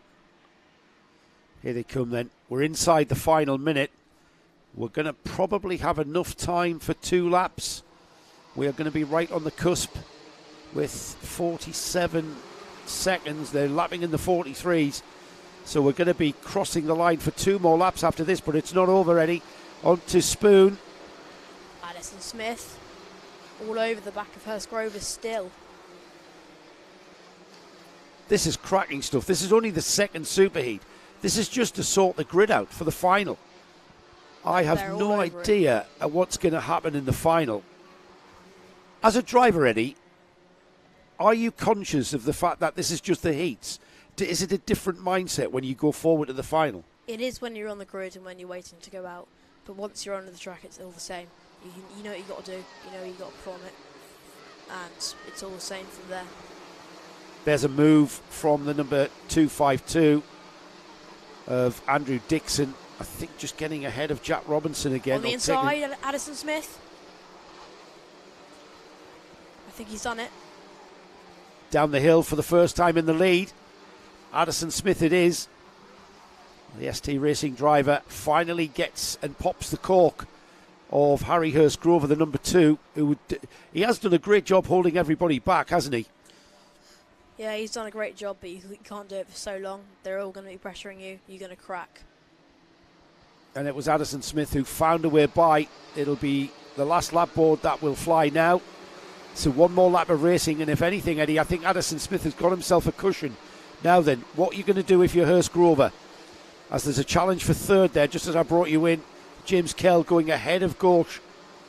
So James Kell might have his sights set on that number 2 cart and getting ahead of him. Tomalaski, did he lose out there? I think so. Or is he through? No, that's Tomilewski. I think that's Is that Tobolewski who's gone up behind? Is that He's- Tobolewski there?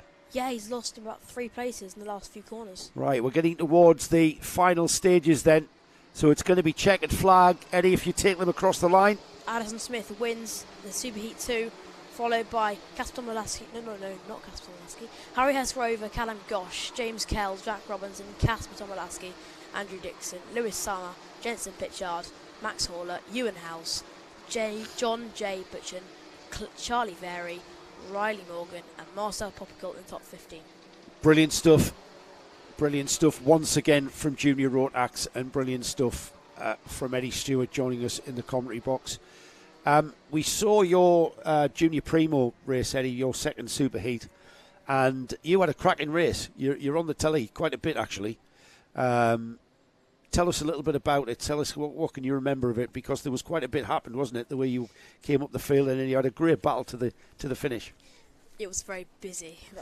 Busy, yes, the whole Busy. race. Yeah, the whole race. It was seeing carts off and thinking, oh, we're getting a place, or we're not getting a place. But having to defend in some corners from, I think it was Thomas Butcher behind me. But yeah, great driving from me and him. I think it was a clean stuff, but also very close between the top few. it was a great race. I'm looking forward to your final. One more question before you go. That's probably going to lead to a couple of more questions, actually. It's very easy sat here, isn't it, to not consider just how physical it is in your kart out there at Gleneagles. How physical is this track? Because it's very fast and flowing, isn't it? This is probably one of the most physical circuits in England. I think Wilton Mill, it's the old Wilton Mill. With Even in boots. Wales, you mean, Eddie? Suppose. I'll say United Kingdom. Yes, that's the one. Yeah. It is one of the most physical, is it? It is one of the most physical. I think Wilton Mill probably is the most. What about Warden Law? Have you been there yet? I haven't been there. Well, you're going to find the most physical track in the UK when you come to Warden Law next month. Yeah, if you think this is physical. I'm told that's my home track, and to me it's just the norm. So we take it for granted that at 12 years old you're going to be fit and strong enough. But is fitness a factor as you get through the day? You're up early. You know, you bed. What time did you get to bed last night? I was in bed about 8:30ish. Right, that's good. That's commendable. Well done, Laura. Yeah, that was quite a chore, I bet. But you were asleep by what, 10, 12? Midnight. Yeah. You went on your phone, were you? Oh, definitely not. No, of course not. And so, good night's sleep, up early. But by the time we get to the finals, you know, you've had a very physical day. Does fitness become a factor? This is all good information for me and Henry, you see. When we start seeing, you know, little nuances of mistakes creeping in, is that a factor, physicality? It is, but you wouldn't really see it on, you know, a day like today. We've only got 3 sessions. Right. You'd see it maybe on a practice day where you've got sort of 8 sessions that are on 8 minutes. Right, and long. you're driving all day. Yeah. Yeah. But in a race, in a sort of day that's only got 3 sessions, you'd see less of it. Right, and you've got rugby to keep you fit, haven't you? Yeah. Yeah, great That stuff. does the job.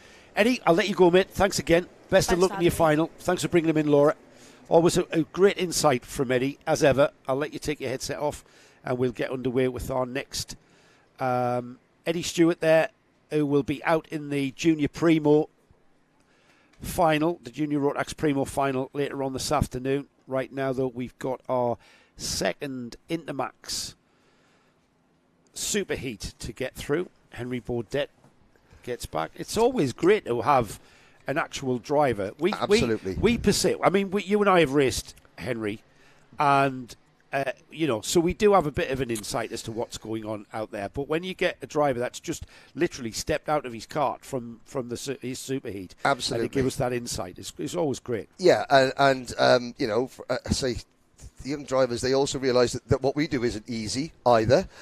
You've got to come up and have the confidence, like He's Eddie far has. too good for this. He's far too good. 40 good for his age. But let's have a little look. This is Intermax, and the lights are out. We are off and racing in Superheat 2, and it is pole sitter Max Gilman who leads them Up the Dragon Straight, through turn number 2, up towards Spoon Curve, and second place driver, that's Harvey Bacon, losing it under braking, and you saw that the back end just stepping out, and he tried to hold it, and tyre smoking, he's beached it on the curb, that Thule Motorsport livery kart.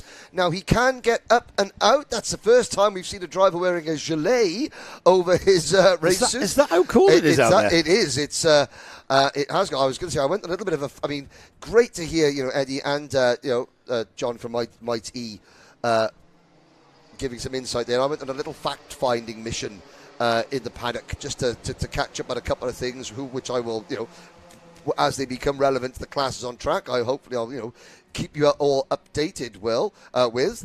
But Gilman pulling away up at the front.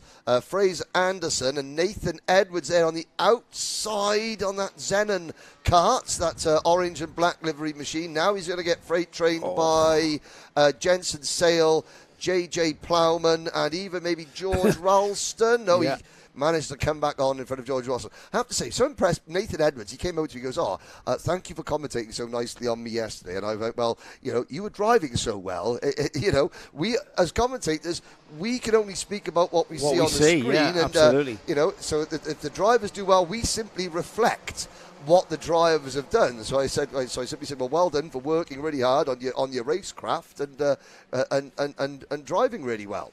Yeah. But again, you hear Eddie, who's 12, yes, and then you go and see Nathan, and you realise that we joke and laugh about all the teenagers are on their phones all the time or doing that. However, what karting does, it does create very personable, amenable, by and large, no, it does. I agree. I totally agree. Savvy, professional, focused young men and women. It does, and it even works for adults. When you as a sometimes the children reflect upon their parents, and instead of kids picking up on their parents' behaviour, the parents actually pick up on the kids' behaviour in the world of karting. Well, even as a 22-year-old who I think I started racing at 21, and by the time I got to 23, that's when I took up karting, and competing. And just that sociable aspect of the paddock, and then you go on track and you hate everybody. When I race, you hate everybody around you. You absolutely hate everybody around you. You need to overtake the person in front of you. But off track, it all settles down, and it's that whole. Every single element of this weekend. You learn to separate. You separate out the track. Yes. And then meeting people from all over the country, and certainly in a national series like the Kart Championship.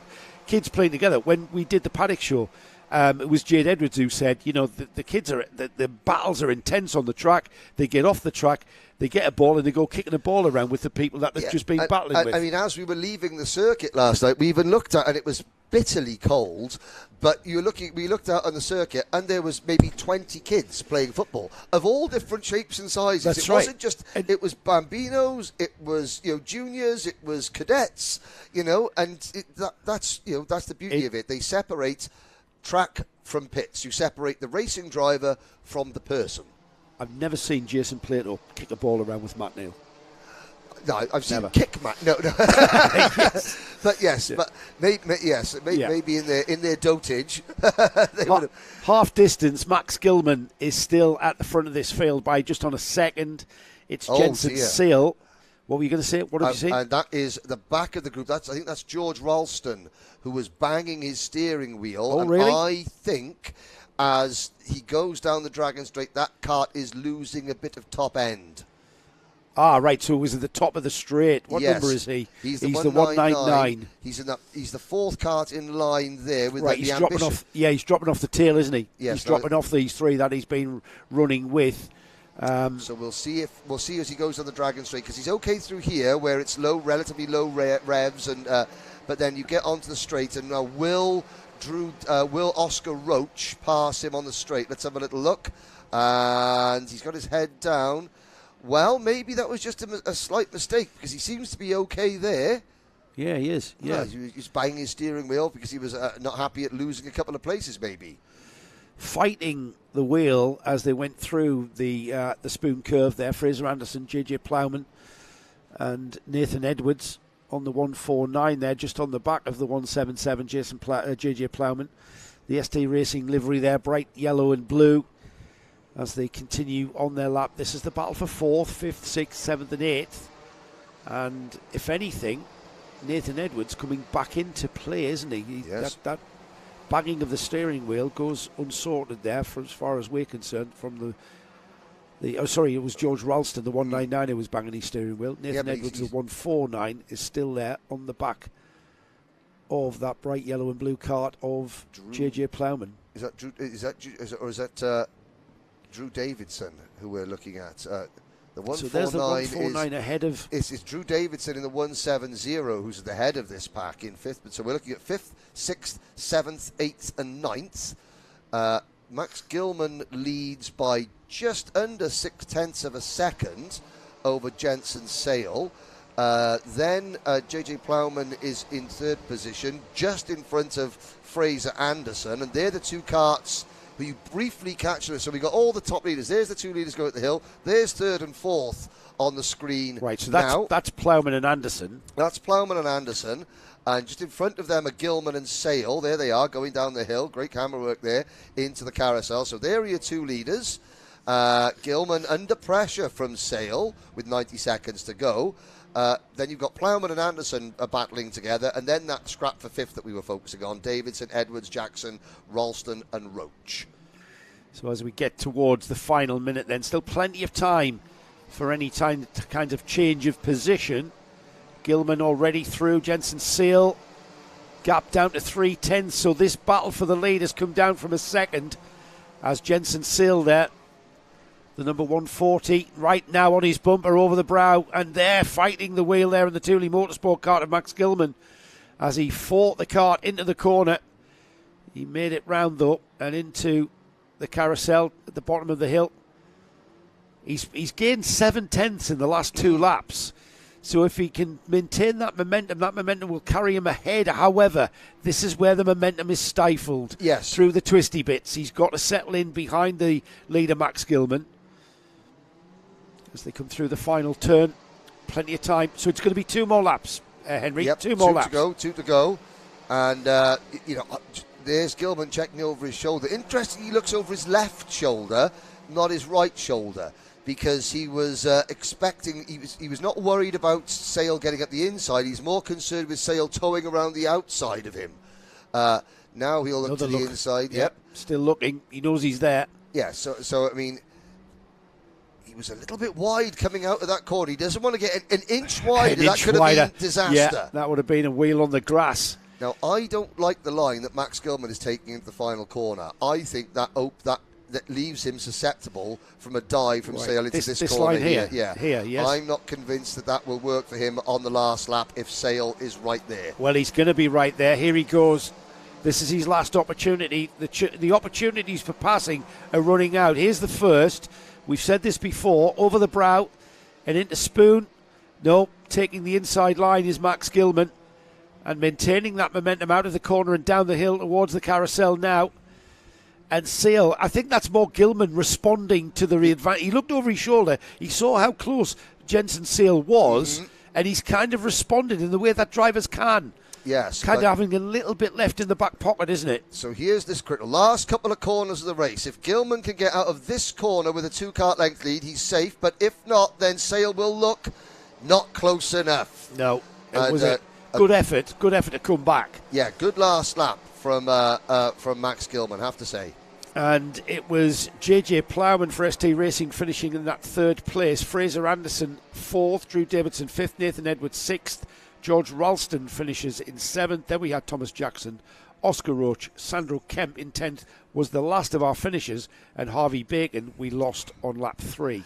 Now, it's the 2 heat points that combine, so that the heat race, the 2 super heats, the same way as the 2 heat yesterdays, there'll be an intermediate classification yesterday.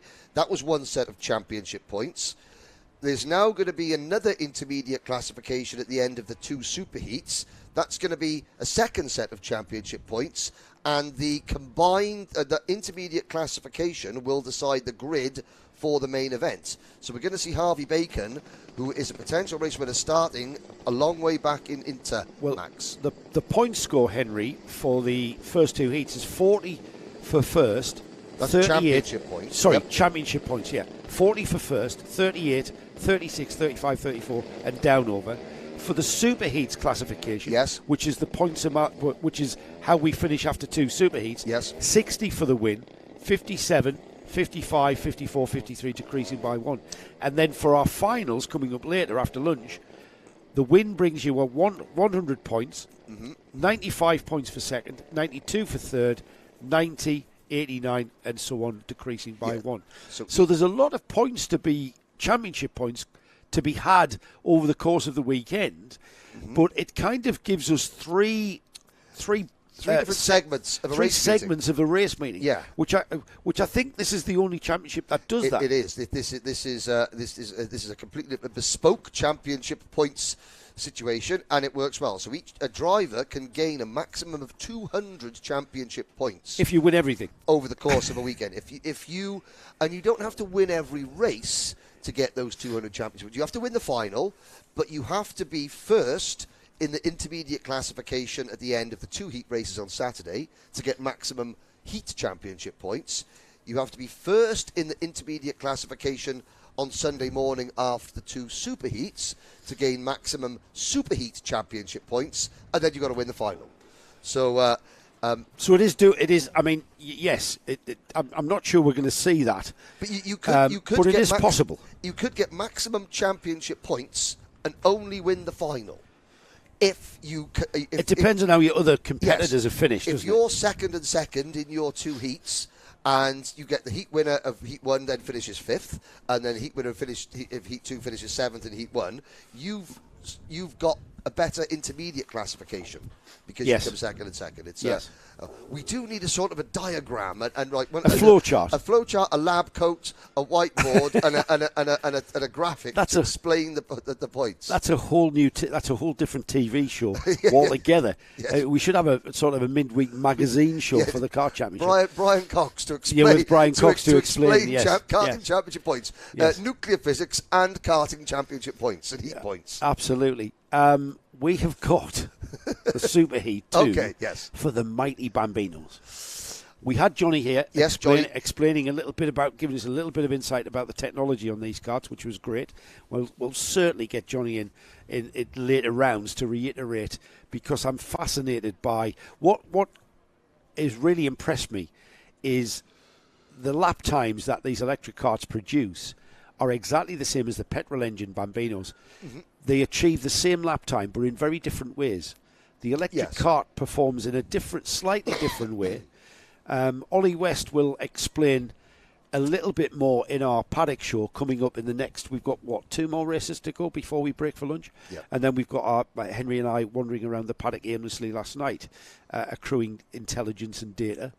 And great insight from Ollie West, who's driving both this weekend. And I've got to say, when I went out for my little paddock walk, there was quite a few people, mums and dads, asking me where my hoodie is. And well, you'll have to wait and see the show. I think, mate, see the show. You got that in America. I think there's a market there. Right, we've got the grid clearing. Ralph Martin on the pole from Felix Tandy.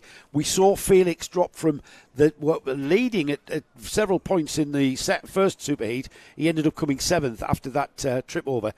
Henry and I could barely cope with the race, the first superheat. We're going to try and cope with this one. We've got a green flag and we're about to go racing. It'll be the red lights come on. The 5-minute warning board goes up, so the red light can come on at any moment. Now, there it is, and it goes out immediately. That's a very quick finger of Dan Ashton there, who gets this underway. And who is that? Is that Ollie West? It would be Ralph Martin, who's taking leading the lead. That's Felix Tandy behind, Yeah, and then Ollie West is 3rd in the bright green crash helmet. So Ralph Martin in the number 32 kart. Ollie West on the outside going up the hill. He's actually dropped back to 5th position now, behind Oliver Woodall and Henry Hales. So they've begin the descent down towards the carousel. Tandy chasing Ralph Martin with West there now. He moves back into 4th place. Henry Hales, who was so impressive this morning in Superheat number 1, already looking to the inside of Felix Tandy. Side by side, here we go. Well, they've just picked up where they left off this morning. Yes, they have. Good to see, Joe. That yes. Normal service has resumed in the mighty Bambinos, and Felix Tandy just having to sit there on the outside, and of course that was to his disadvantage as we've got to move for the lead. And Henry Hales, he had a lot of speed coming out that final turn, and he's carried that through turn 1. On up the hill they go. That's Felix Tandy on the 28. Behind Felix Tandy, you've got Ollie West, Heath Smith, Junior Wright and Oliver Woodall. The first two, though, Henry Hales leading into Spoon. Yeah, and Oliver Woodall trying to cut through between the two drivers. He's dropped back a little bit there now, but he did pass Ollie West briefly. Now he's faded back a little bit. But, I mean, Henry Hales, so, you know, these drivers, 6, 7, 8 years old, 6 and 7, the majority of them. Henry Hales had a win this morning, so he had his Weetabix. Oh dear, there's Felix Tandy and Ollie West. West showing that he can be aggressive and moving into 3rd place. Henry Hales, he took his win this morning, and it has just boosted him so much his confidence. He's come charging up to the field. I'm not sure he would have made some of those moves yesterday, but now he's had a race win under his belt. Yeah, chest is puffed out, his shoulders are swinging, and he's thinking, I belong here at the front. I'm a winner, just like these other kids. Well, he's learned how to win. Yes, he's learned how to win. He's continuing that. Behind him, glued to his rear bumper, is Ralph Martin. And behind them, Ollie West has Felix Tandy for company, right on his bumper. Felix Tandy learning all the time as well in his 2nd ever race weekend, as is the majority of these 6, 7-year-olds. Second round of the championship on these electric karts. So the 2nd weekend on these electric karts. However, we did have 2 mighties at 1 law, Ava Garrett and I can't remember the other driver who was there. Sorry. We're out on their mighty Bambinos in amongst the C50 Coma engine karts, and apart from shooting off the line better than anyone, the electric karts, they were exactly the same, producing the same lap times. So they can mix. I know we don't really like to, and here they are off up the Dragon Straight towards Spoon, and it's absolutely nose to tail for Henry Hales and Ralph Martin. I'll just fade you down, Henry, if you want to die. Henry Hales, inside line through Spoon. Slides very wide indeed, or just lets the kart breathe out to the left-hand side. And almost side by side. Are you back? Yeah. You're still alive. You're still alive. Yeah, dying is complete, and I'm back with it now. And just in time to see side-by-side action going up the hill. On the grass there for Ralph Martin. He ran out of road, basically. He tried to go around the outside of Henry Hales, and that's always a threat, isn't it? It's always a risk when you do that to actually run out of track. Yes, and but Henry Hales, he didn't continue to drive out and force Ralph completely off track. He was more focused on getting his line right than to stopping another driver. As the rest of the field come along, and look at this, though, 2, 4, 6 in a row. Oh, and there's one. That's the number 6. Is that Christian Doshi? Christian Doshi, yes. Christian Doshi on the grass. But you've got Hales, Martin, West, Tandy, Smith, and Woodall. With Junior Wright back in 7th. Then James William, Jack Harper, Ava Garrett, the rest of the top 10. So 6 drivers, 3.5 minutes to go. Any one of these 6 drivers will be thinking I can still win this race. As we head up, as the green flag there past the incident of Christian Doshi. They're coming back together, actually, aren't they? Yeah, they are. They are coming back together. And Ollie West, the accordion, is kind of broke away from. Yeah, the accordion. They do extend and then come back together. Yes. Ollie West is broken free of the advances of Felix Tandy. And Ollie West almost on the bumper. In fact, he is. I would say that is on the bumper now of Ralph Martin, as we've got a 2-card battle now developed into a 3. As they head up the Dragon Straight, Felix Tandy just being left behind slightly, with Heath Smith trying to get on terms with him. They're side by side for second.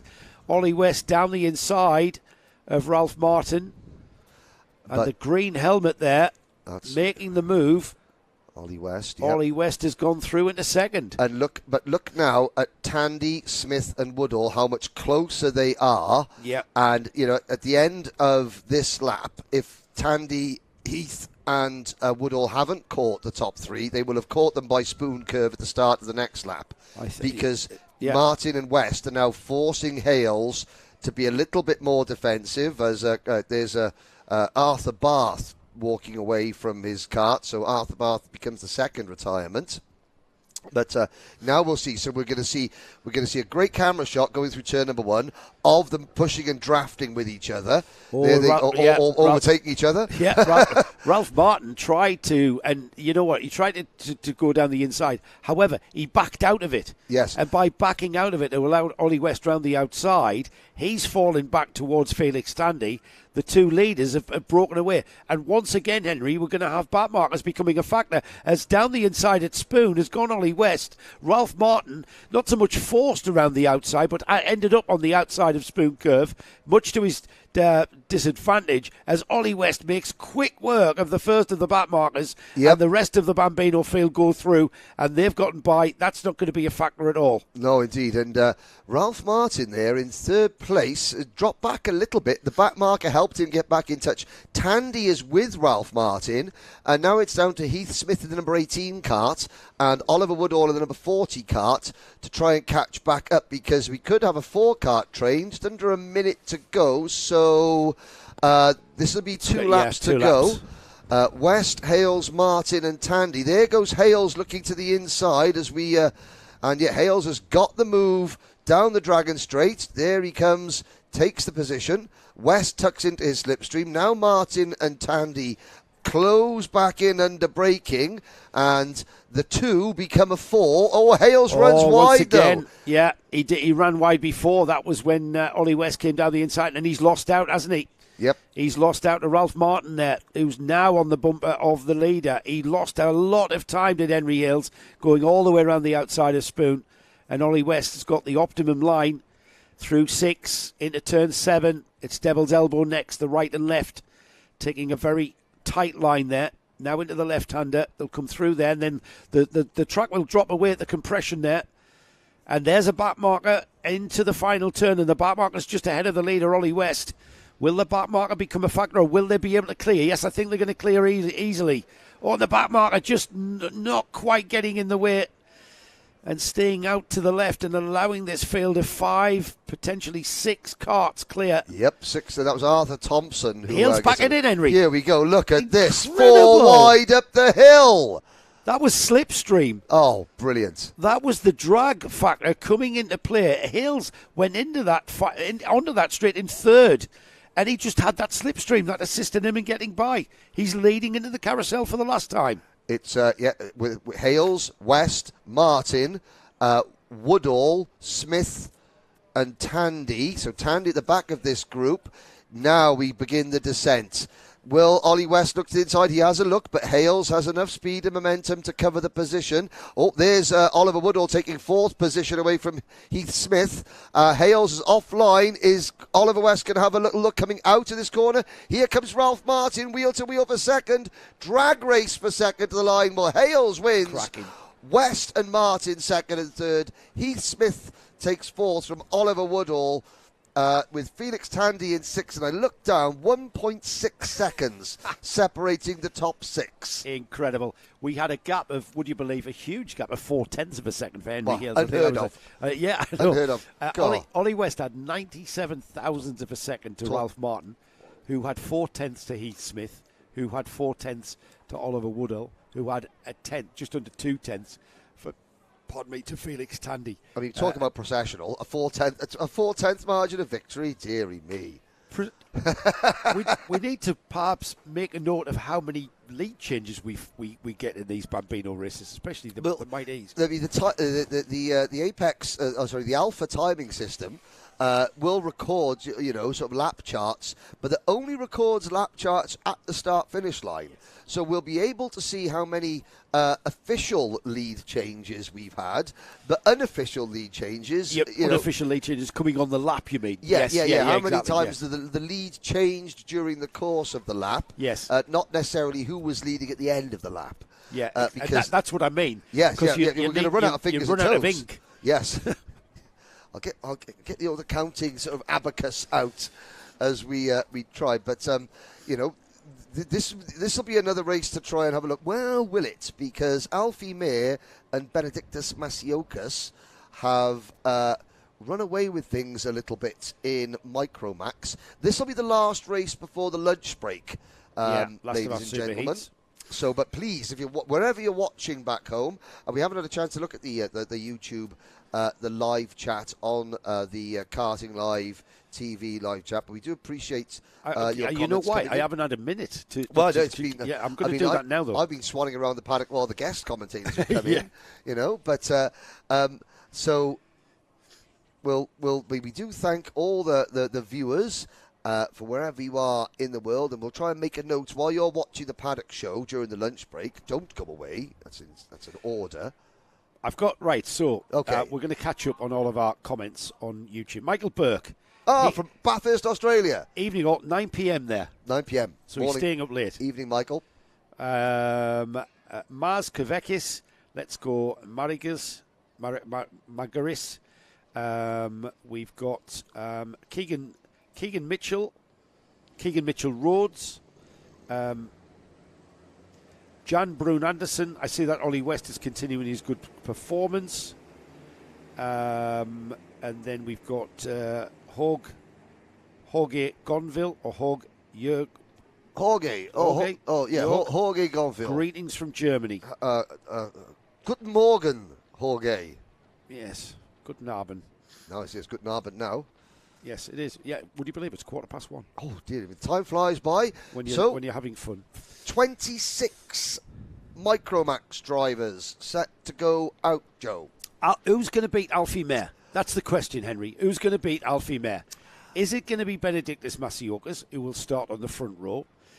Is it going to be Buddy Hugo or Logan Rolfe, who are starting behind them? Or is it indeed going to be the very pink cart of Chloe McGill and the cart alongside her, Lewis Herbertson, who are on the third row? Well, as we watch a cart spinning there coming down the hill on the rolling lap, at the risk of upsetting all the other drivers, I can only see two people beating Alfie Mehr, Benedict Masiokas and Alfie Mehr. Yeah, that's a good point. Here we go. We're getting another lap because of that spinner, I think. Alfie has been, he's not been dominant, but he's been able to assert his authority enough to mark himself as the driver to beat. Alfie Mehr making a mistake. Yes. And beating himself. Yes. That's yes. That's not very likely. It's not, no, but I mean, apart from Benedict Masiokas, I know what you're saying. I can't, Buddy Hugo, Logan Rolfe, Chloe McGill, Lewis Herbertson have all been quick, but they've not been as quick as Alfie Mehr and Benedict Masiokas, so it's going to be Benedict or a mistake. Now, you mentioned the paddock show that's coming up in the lunchtime break when we had a little paddock walk. LBJ Stubbs is a feature on that, isn't it? Well, Jade Edwards and Josh Cook helping RBJ. They're helping out everyone in the Zip team, really. But yes, RBJ Stubbs, this is one of his first meetings out of Bambino, and he's going to be starting 9th. Yeah, that's starting 9th. The grid from the results of the set of the two heats that we had yesterday. Yes. This is the final super heat. The result of this and the first super heat will sort the grid for going forward after lunch. We start with our finals. But before that, we've got the last of our super heats coming up now. The red lights are on. We get the green, the red lights go off, and we've got a cart off to the outside of turn one.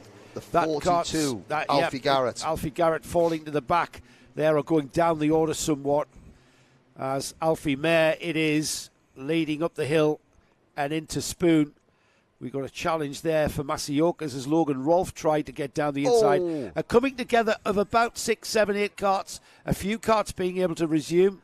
And that was, that looked as though possibly the 20 cart and the 99, or Elijah West and Matthew Lee. I think Elijah West was one of the first, was spun, and then Matthew Lilly didn't have anywhere to go, and a couple of other drivers further back sort of spun and collected each other in avoidance. Did you talk to Alfie Mayer last night at the Zip morning? We did. We talked to Alfie and to Benedictus. Yes, absolutely. Yes, of course. Yes, so they both said they were going to beat each other. Yeah, and they're both trying yes, to do they're both just that. But whilst making sure that a Zip kart eventually wins. Yeah. Well, because it's all well and good trying to beat your teammate, and then you're busy trying to beat your teammate, and somebody else comes swanning through and goes, thank you very much.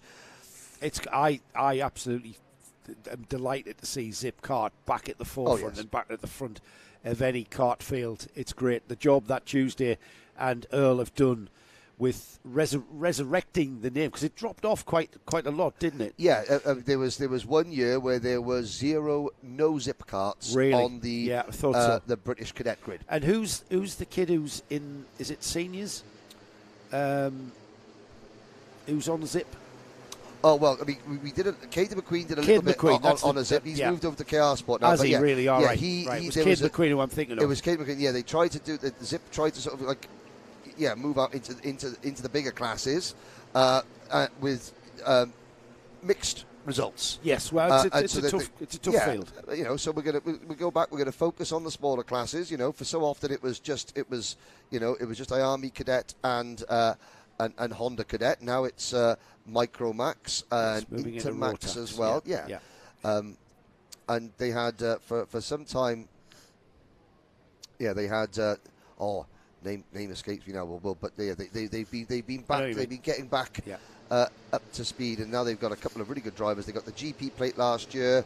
They had a runner-up finish the British Championship with Kenzo Craigie, and there's the future. The future does look bright, but looking bright as well at the moment. Round the outside goes Logan Rolfe. The P2. He not tried. Quite. Yeah, he tried. He tried to get. He's all over Masiokas. Masiokas doing a great second driver teammate role in holding up the field, allowing Alfie Mayer to escape. Alfie Mayer's gap is just under a second, 7 tenths, just under 8 tenths. Last time it's going to be bigger than that next time by. Yep. And Masiokas now doing a great job in holding back Logan Rolfe.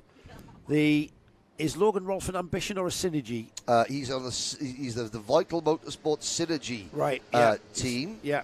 There's he's on a Synergy kart, but Gary and Kelly, they run Vital Motorsport, which is still in the paddock. Yep. And Logan Rolfe has Buddy Hugo not that far behind. Here's another challenge though from Rolfe, and this time he's got the inside line. He tried around the outside. Oh, unlucky. It didn't work. This time it has. Good move. Time it has. It was the outside line that Benedictus Masiokas found himself on.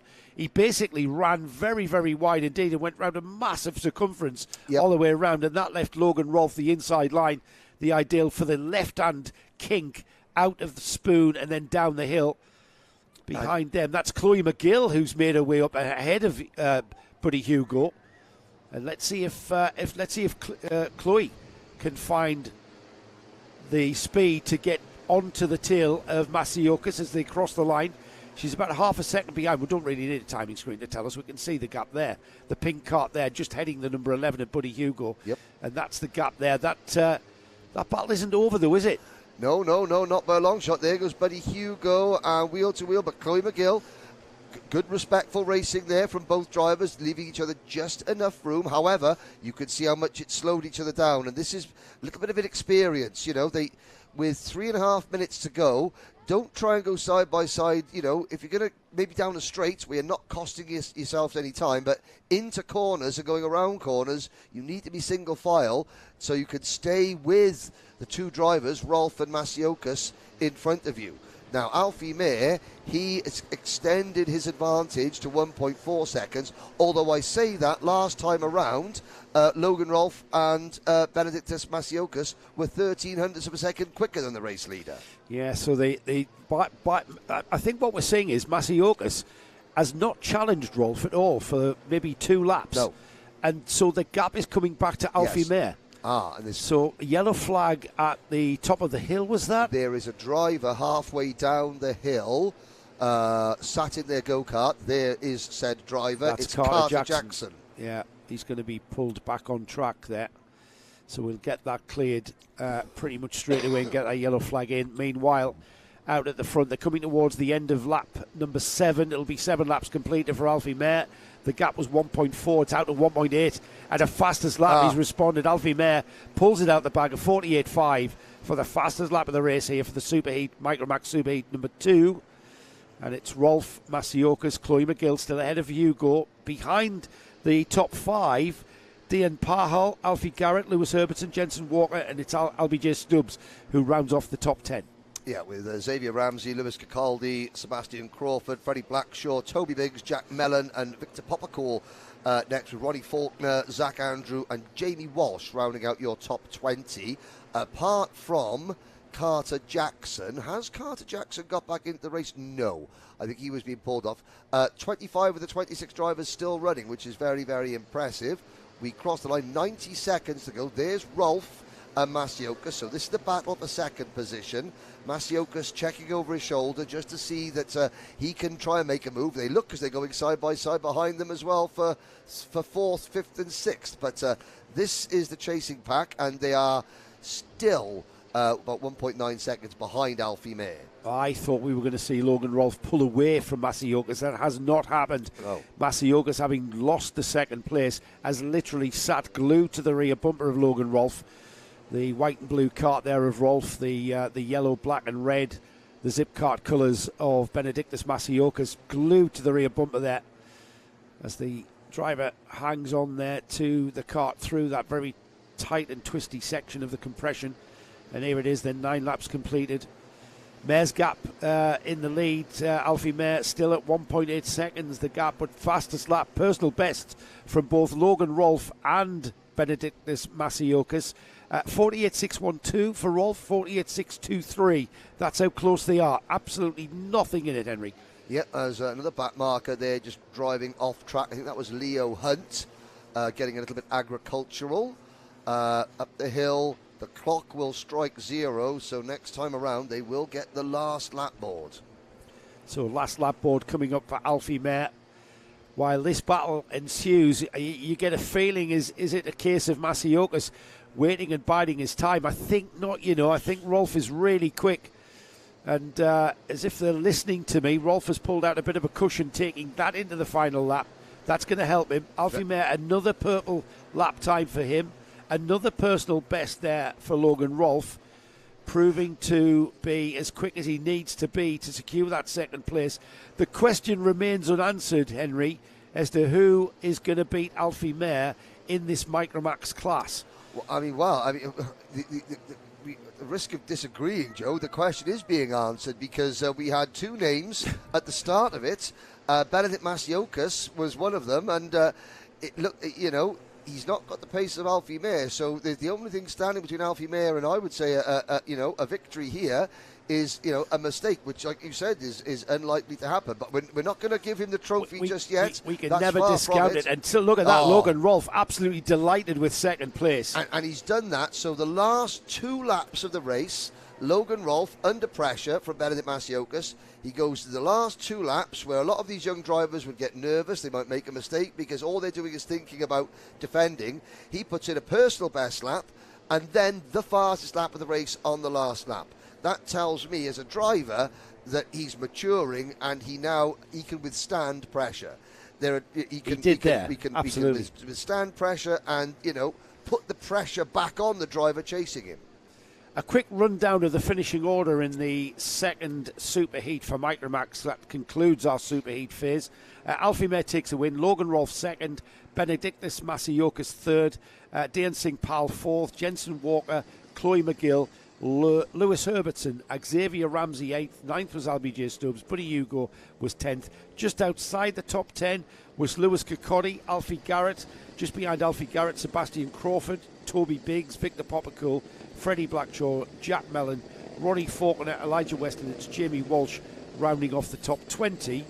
And then the remaining 6, Matthew Lilly, Zach Andrew, Travis Giddings, Ruben Sagu. We lost Carter Jackson, who we saw on the grass, and Leo Hunt, also on the grass, who we lost on lap 9. So, Henry, that concludes the Super Heats. That concludes all of our heat phase, because the next time we see Kart on track, it's going to be for the all-important final. What time are we coming back out for the final? The lunch break is until 2 o'clock. So it's 13:25 hours now. We'll see you back here just before 2 o'clock when Henry and I will take you through our finals. And if you think it's been intense for this lot, wait till you see the final. There's trophies to be won in the finals and standing on a podium, so it's going to get very, very dramatic, I think. Indeed. Enjoy the Paddock show. Absolutely.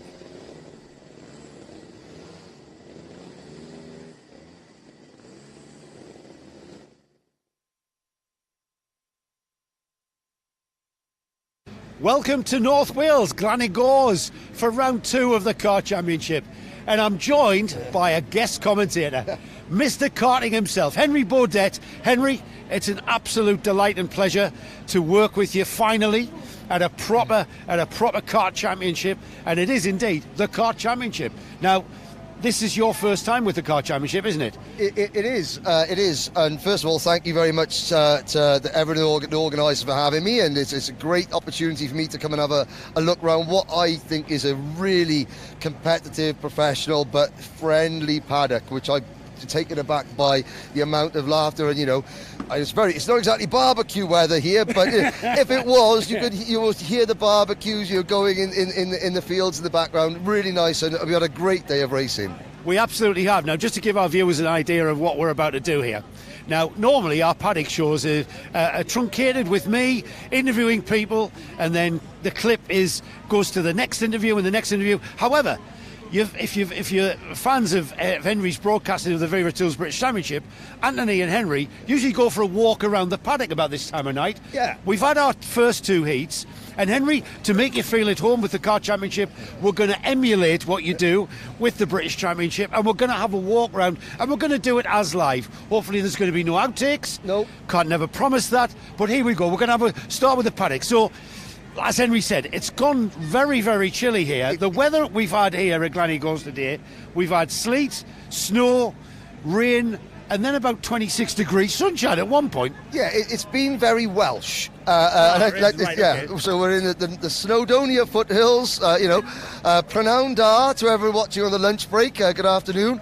It's somewhat brisk, I think, is the terminology that I would use. So we're gonna shoot round the paddock and see who we come across. Firstly, the first awning here on the right here, Henry, Zip Kart. Yep. Now, Zip Kart have had a bit of a resurgence. When we lost Martin Hines, who was the name behind Zip Kart, who was Mr. Karting himself. Yep. When Martin died, Zip Kart sort of fell away, didn't it? But we've certainly had a resurgence. Earl and Tuesday being Martin's daughter and her husband Earl, have brought the Zip Kart brand back to the karting, and not just back to karting, but back to the very forefront and the front of karting, and we've seen that today. Let's step inside and see who we've got. They're trying to close the right, door who have we got? Who's in here? Is Earl here? Is Earl here? Can't see Earl. I can't see Earl anywhere, or Tuesday, but some of these karts have been very, very good. We've got a couple of British touring car drivers floating around in the background. Josh Cook and Jade Edwards helping out LBJ Stubbs. But one of the drivers that has been really impressive, now there's LBJ Stubbs' kart. You can see he's just moved out of Bambino's. But there's the pole-sitting Honda kart. That's Kevin Ivanov's kart. And where's number 15? Alfie Mayer. Is he not back yet, or is he still in tech? He's coming in a second, we're told. There's a game going on. This is British Touring Car Catch. This is excellent. British Touring Car Catch. This is how Karting Live TV brings you grassroots motorsport. Yes. Josh and Jade here looking after Alfie J. Stubbs. Josh, firstly, all right, you started in karts, all those years ago. Hey, you're a renowned competitor in the British Touring Car Championship. How much of what we see on the track here at Glanigors can relate to real-world touring cars, sports cars, and everything else I've seen you drive in? How does it relate? Does it relate at all? Yeah, of course. This is the grassroots of motorsport. This is where certainly young drivers learn their craft. It's incredible to be back here. It's been a while since I've been back at a kart track, but only sort of the last 12 months I've been back here with Albie, who's making incredible progress. But the standard of driving is really high, and I'm glad I'm not in it anymore. Yeah, I mean, Jade, bring you in, Jade Edwards, also a British touring car driver. Jade, the standard of racecraft that we see from the age of 6 out there on the track in Bambinos, through the Cadets, etc., it blows my mind. What's your thoughts? Yeah, I mean, we were actually watching the electric little Bambino race just before Albie was out. Yeah. And we were all stood there chatting away because we were waiting for the next race. Next minute, we were fully engrossed because there was about a 5-6 car battle for the lead. And they were changing positions. Now, these kids are 6 to 8 years old, 6 to 7 years old.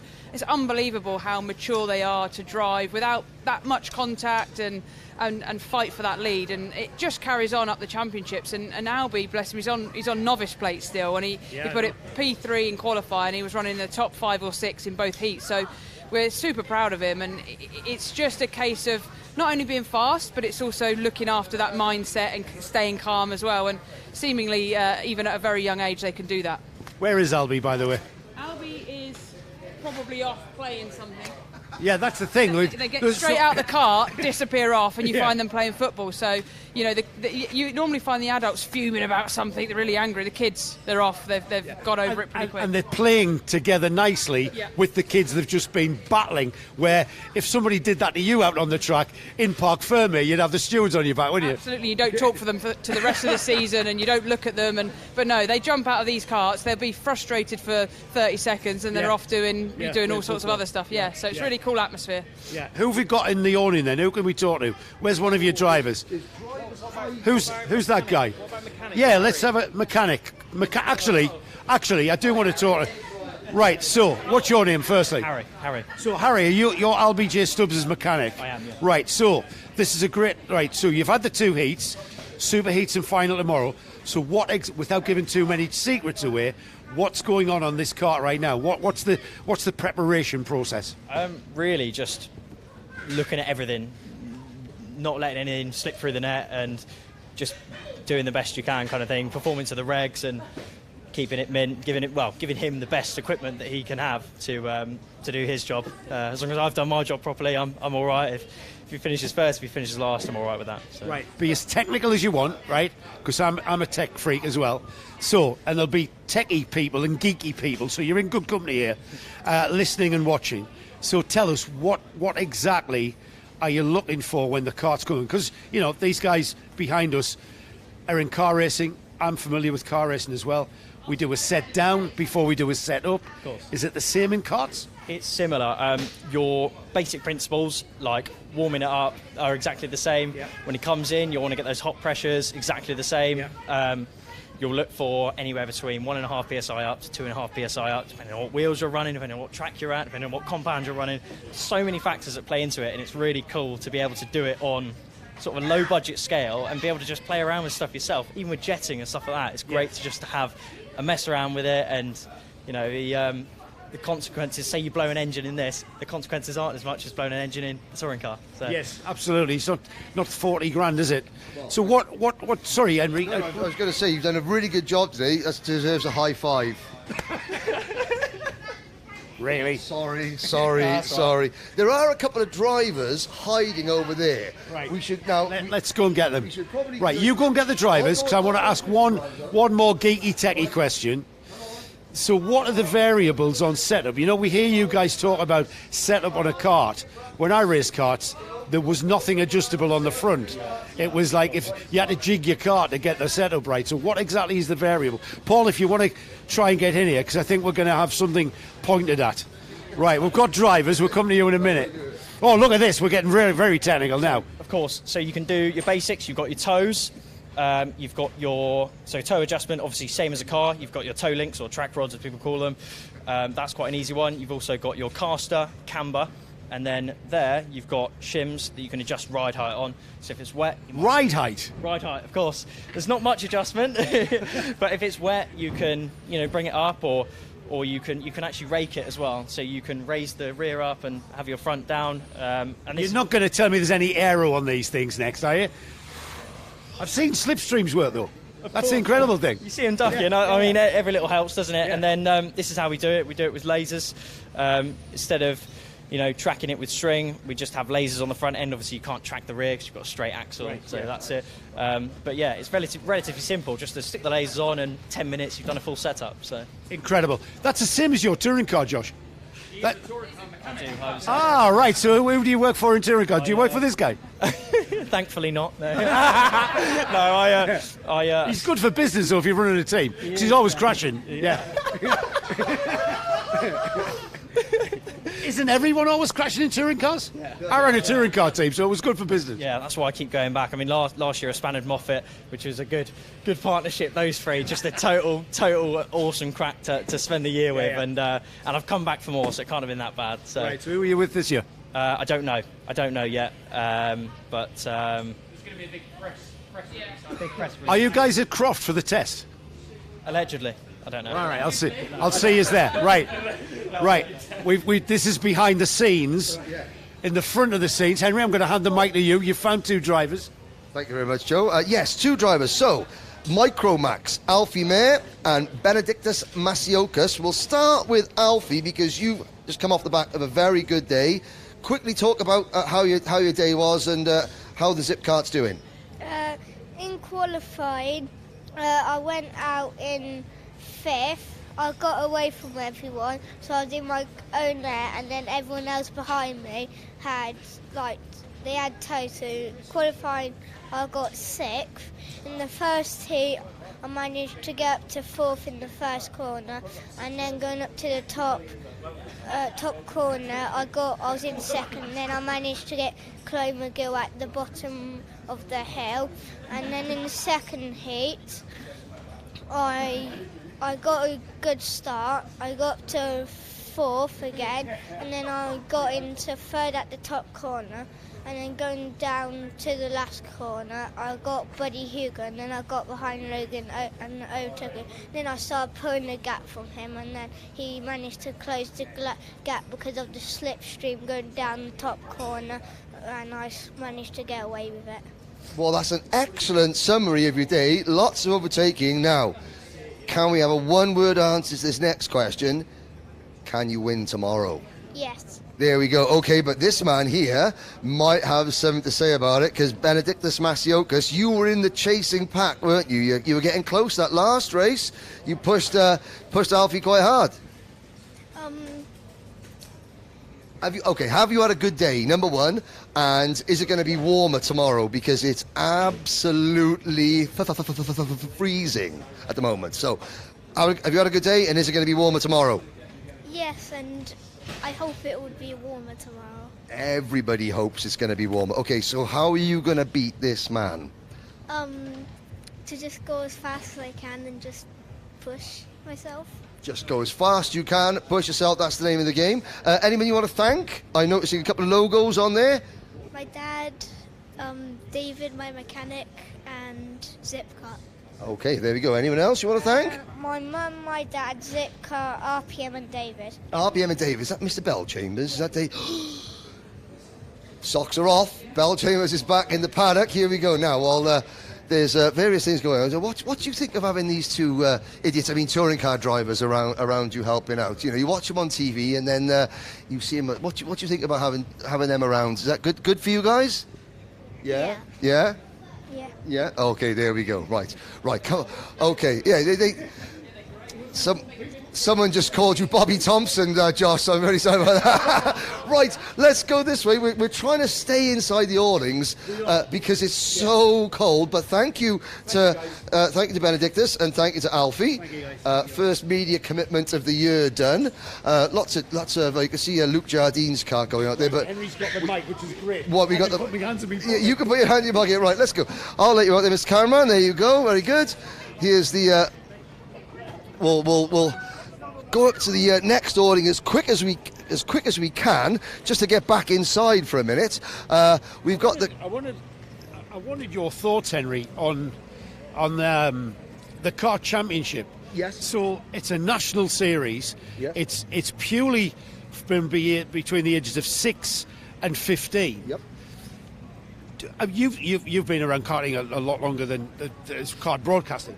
So do you find that the drivers that you'll see this year in your Vera Tools British Championship that you're going to be covering will have come from this kind of grounding in the Kart Championship. It's the first year it's MSUK sanctioning, but it's been around for a few years now, this series. Yeah, it has, and you do see that because this is a great training ground, a great proving ground. It's a national championship in its own right, so that's what we have to do. We'll go into the MP driver or the MP driver coaching MP coaching tent. It is. Hello, we're coming in there because it's very cold out here and it's warm. Right, here we go. Let's go. Yes, it's Joe. To answer your question, we like this team. You will see a lot of drivers moving up out of this championship. Say moving up, moving across. I don't think it's fair to say that this is because this is so good in its own right. Driver will move across. Talk a little bit about the MP coaching setup then.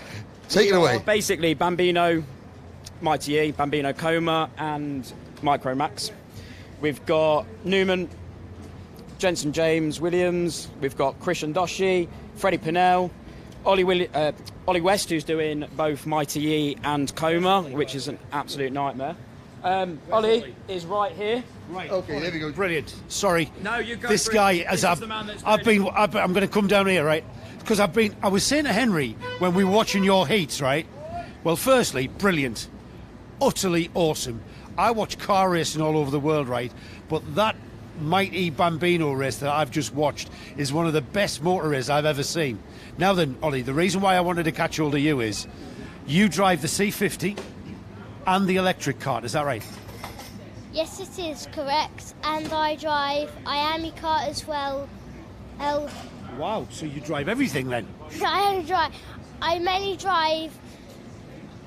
drive basically all the Coma karts. Right. What I want to ask you, Ollie, which is the best to drive? The Coma and the Miami. What about the electric one? Because they look really fast. I like the electric one too. Can you hear yourself think as well on the electric one? Because they're really quiet, aren't they? Yeah. I can't hear myself think. Yeah. So is there any difference then from your petrol engine kart and your electric kart from when you're driving it? Do you have to drive it differently at all? Not really. We've got the same tyres. Right. And when you put the throttle down in the electric, it just goes immediately. You see his eyes light up there, everybody. See that. All his eyes lit up there. It just goes. Is it really that quick? Yeah, it is, because it's electric. Yeah.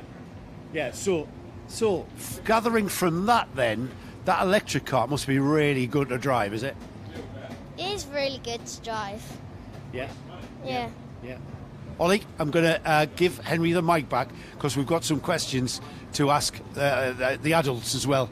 And it's going to take me a little while to get up from here. So if anyone can help me. I didn't want to say, well, there we go, we're up here. So, I mean, Ollie will drive anything. He'll drive his dad's Audi home, given half a chance. Talk about just quickly before we have to move on. But the difference between moving the components over, the Mighty on the same chassis, is that right? You know, the chassis, you can use the same chassis, just change the power unit. Is that correct? Correct, 100% correct. Obviously, the Mighty E just opens up the platform for all the engines, literally every chassis, from your right Bambino straight to your RCE, your Synergy, all of them.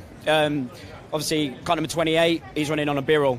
It just opens the platform up for all of them. And the other thing that was sort of not held electric karting back, but has been a stick in the mud, is the weight of the power unit. How much does Coma Bambino weigh, engine and kart, and then a Mighty Bambino? What's the difference? Because that's important for families, independence. Can mum and dad lift it out of the back of the truck or the back of the van at the end of the day? There is, being brutally honest, there's differences in the chassis and the way in which they're developed with the materials that they use. The RCE is slightly heavier than the right, because the right was designed and developed for the Coma petrol engine. The RCE, being involved with Mighty E right from the start, has developed itself to work alongside the electric engine. That's slightly little bit better. So there is a slight weight advantage, but you're only talking 5 kilos difference. Other than that, there is literally nothing. Everything's exactly the same. Components move over, the whole lot. It's the electric platform, for me, is the future to be involved in. It's it opens it up to drivers, set up. Your dad and lads, they don't necessarily have to be in a team. You get that coaching support and all the rest of it, but your dad and lad could literally get it out the boot of their, Vauxhall Insignia, put the table out, get the trolley out, and go racing. And it's fantastic. For me, it's the way. I'm sticking with my TE for the rest of the time. Oh, so good. Again, so accessibility is the key to members of the Paddock. Now, we've got to go outside. Joe, you bring him in here, right? Young man, there's a young driver there. We can't go outside because it's so there. Okay, right, come this way. He's not sponsored by Nike. Other training and running shoe brands are available. First of all, name, rank, serial number, go-kart number, and how your day went today. Go. Jensen Pritchard, 235 Junior Max, and in quality we were P2. Should have been P1, but we got held up. It was a really good day in the office. P6 in Heat 1, but then in Heat 2 we got P10. It's all right. Special mention to Zach Lapsey and Matty Hingley for the coaching. I've seen Hingley there, the Ultimate R team going out. Now, the last time I saw you, you were racing somewhere far warmer than it was. I mean, the scenery wasn't quite nice in Dubai, but it was. What's it like? You being able to travel around and do a race here, a race there. It's good fun. Like you get to see loads of scenery. It's good fun. Like nice and hot. It's good fun. Yeah, I like it. Now, question. You got the mighty Bambinos, yeah. You're a junior, so you could potentially do an Rotax E20 Junior, things like that. What would it take to get you off your combustion engine kart, or more than that? What would it get you as a parent to get off the combustion engine kart to go electric karting with Jensen at his age? What are the main factors that you would look for as a racing dad who might have to lift the thing up and down? Yeah, well, to be honest, I think as long as it's more widely known and widely sort of raced, if you like. I mean, at the minute, I think it's sort of just started in its infancy. So I think like once it picks up and the numbers, obviously the grids that we've got in Junior Rotax, if they go that way, then obviously we'll probably go that way as well. So it's not that we're Rotax and that's where we're staying. It's just obviously if the opportunity's there and obviously everyone else is jumping ship, then obviously we'll do that as well, hopefully. Yeah. What do you think? Would you get an electric kart given half? Well, of course you would. You're a driver. You're like, if someone else is paying for it, I'm in it. Yeah. Whatever the best grid is and where I can learn the most from, that's probably where I'd go. Yeah. Okay. Last question. Where are we going to see you when it all shakes out tomorrow? Oh, P1. There we go. P1. Great answer. Great answer. Right, Joe. There we go. You've had your hands in your pockets and warmed things up now. I've warmed my hands nicely. Henry, you know what? We've soaked up about what? How many minutes, Paul? We've soaked up 23 minutes, so we've got to wind it up. Okay, yeah. We've had. So I'm gonna ask your thoughts. You see a lot of karting. You see a lot of international karting as well. The racing we've seen today, especially, I talked to Ollie West there about his racing, but from my point of view, I would have to go quite a distance to say I'd seen a better motor race than we saw from that electric Bambino race. Yeah, the second heat in the mighty Bambinos, 5 drivers all crisscrossing over, taking different lines, undercutting and overcutting, getting the crossover moves and keeping it all on the tarmac, and it's great. That's great. That's a really good grounding level for these drivers. The 4-strokes, the Hondas, you've got to be smooth, you've got to maintain momentum, so you can't just fire it off into a corner, flick the back end out, press the gas pedal and expect it to go, because you'll lose so much momentum. So that's keeping things smooth. I like Junior Primo as well. I think that's a great initiative to help drivers, number one, who maybe a little bit younger, maybe a little bit less well funded. They can race. They don't have to just jump out of a small cadet size kart into a full size kart with juniors. But also I want to say there was Maya and Bella Fairclough, second and third. The girls. That's really good to see as well. We just saw Jade Edwards talking. But to see young girls, doing well in karting, in the junior level, because traditionally you get a lot of female drivers in cadets or in Inter Micro. But then when you move to juniors and it gets more aggressive, it gets more physical, that's when they start to drop away, simply because, it's just, it's getting smashed off all the time, So and that's really good to see as well. Well, Maya Stevens and Bella Fairclough will have already had their superheats when you see this go out tomorrow lunchtime. We're about to go into the finals. You can find this little grid walk of Henry and I on Facebook, on our Facebook page. But he's to another great day's racing. If it's half as good as today's been, then we're in for a treat. Hey, Henry, see you tomorrow.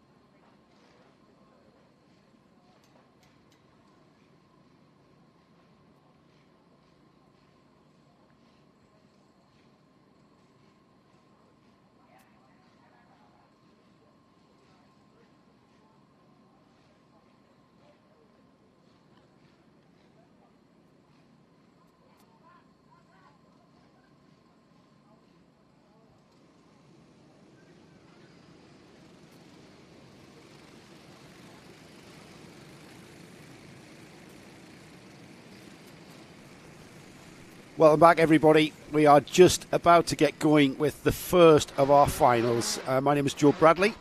Nothing's changed here. I'm still with Henry Baudet. Henry hasn't run away. We still haven't frightened you off, Henry. Not at all, not at all.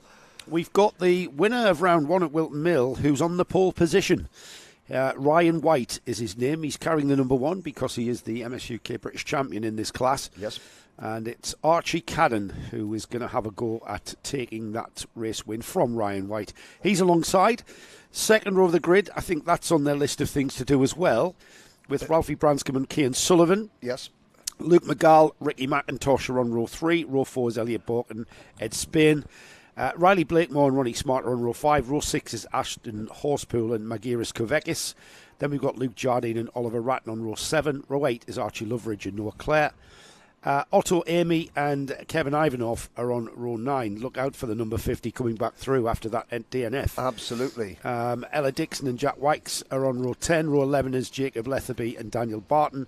And then we've got Tyler Banks and Finlay Thursfield, Freddie Budd and Sophie Morris, Albie Smith and Ollie Knox, Jane Prakash and Rebecca Ristall. Row 16, Harley Bradbury Stretton and Jerry Dufficy. James Pearson and Reggie Dufficy round off the 17 rows of Cadet Kart grid. Honda Cadets, Henry.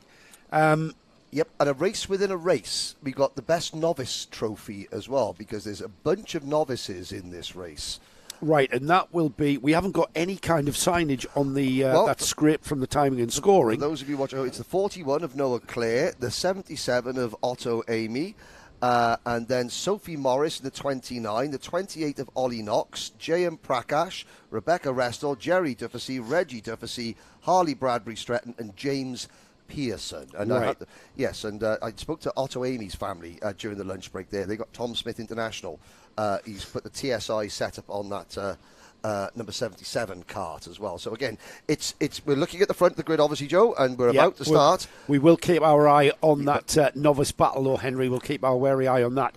We're about to go. The 5-second grid warning comes. We've got the red lights on, and then we will go racing when the red lights go out.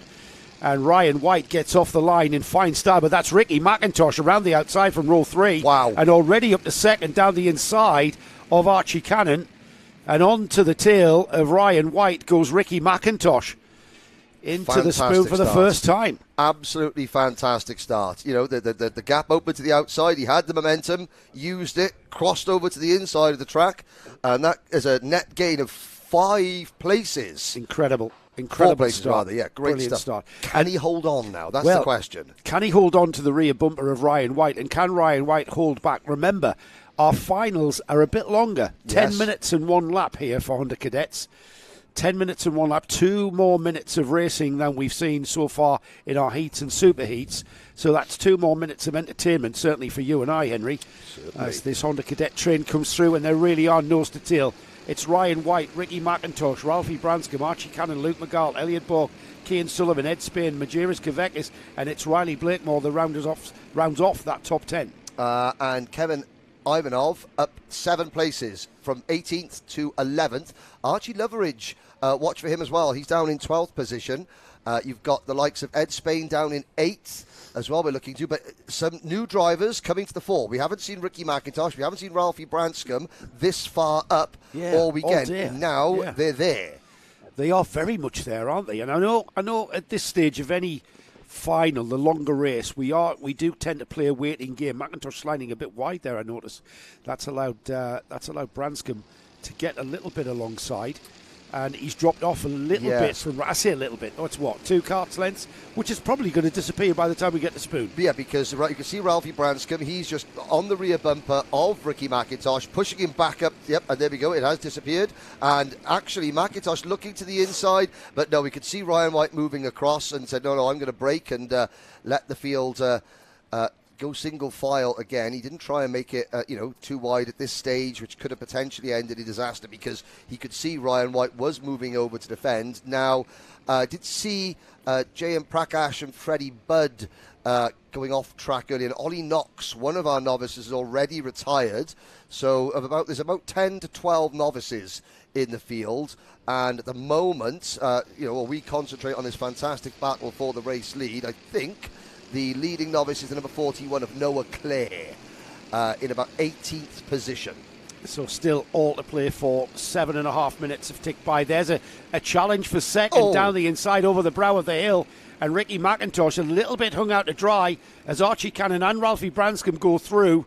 And that's what can happen there, isn't it? If you find yourself on the outside, you just cannot get back to that right-hand apex like through laundry. Spoon. Absolutely. Ricky McIntosh now in fourth. Ryan White hasn't pulled away at all because now it's Archie Cannon and Ralphie Branscombe who are pestering him. Yes, and behind Ricky McIntosh there, you can see Kart's just sort of bouncing over the curbs a little bit. That was, I think, Ralphie Branscombe and Luke McGall. Luke McGall was...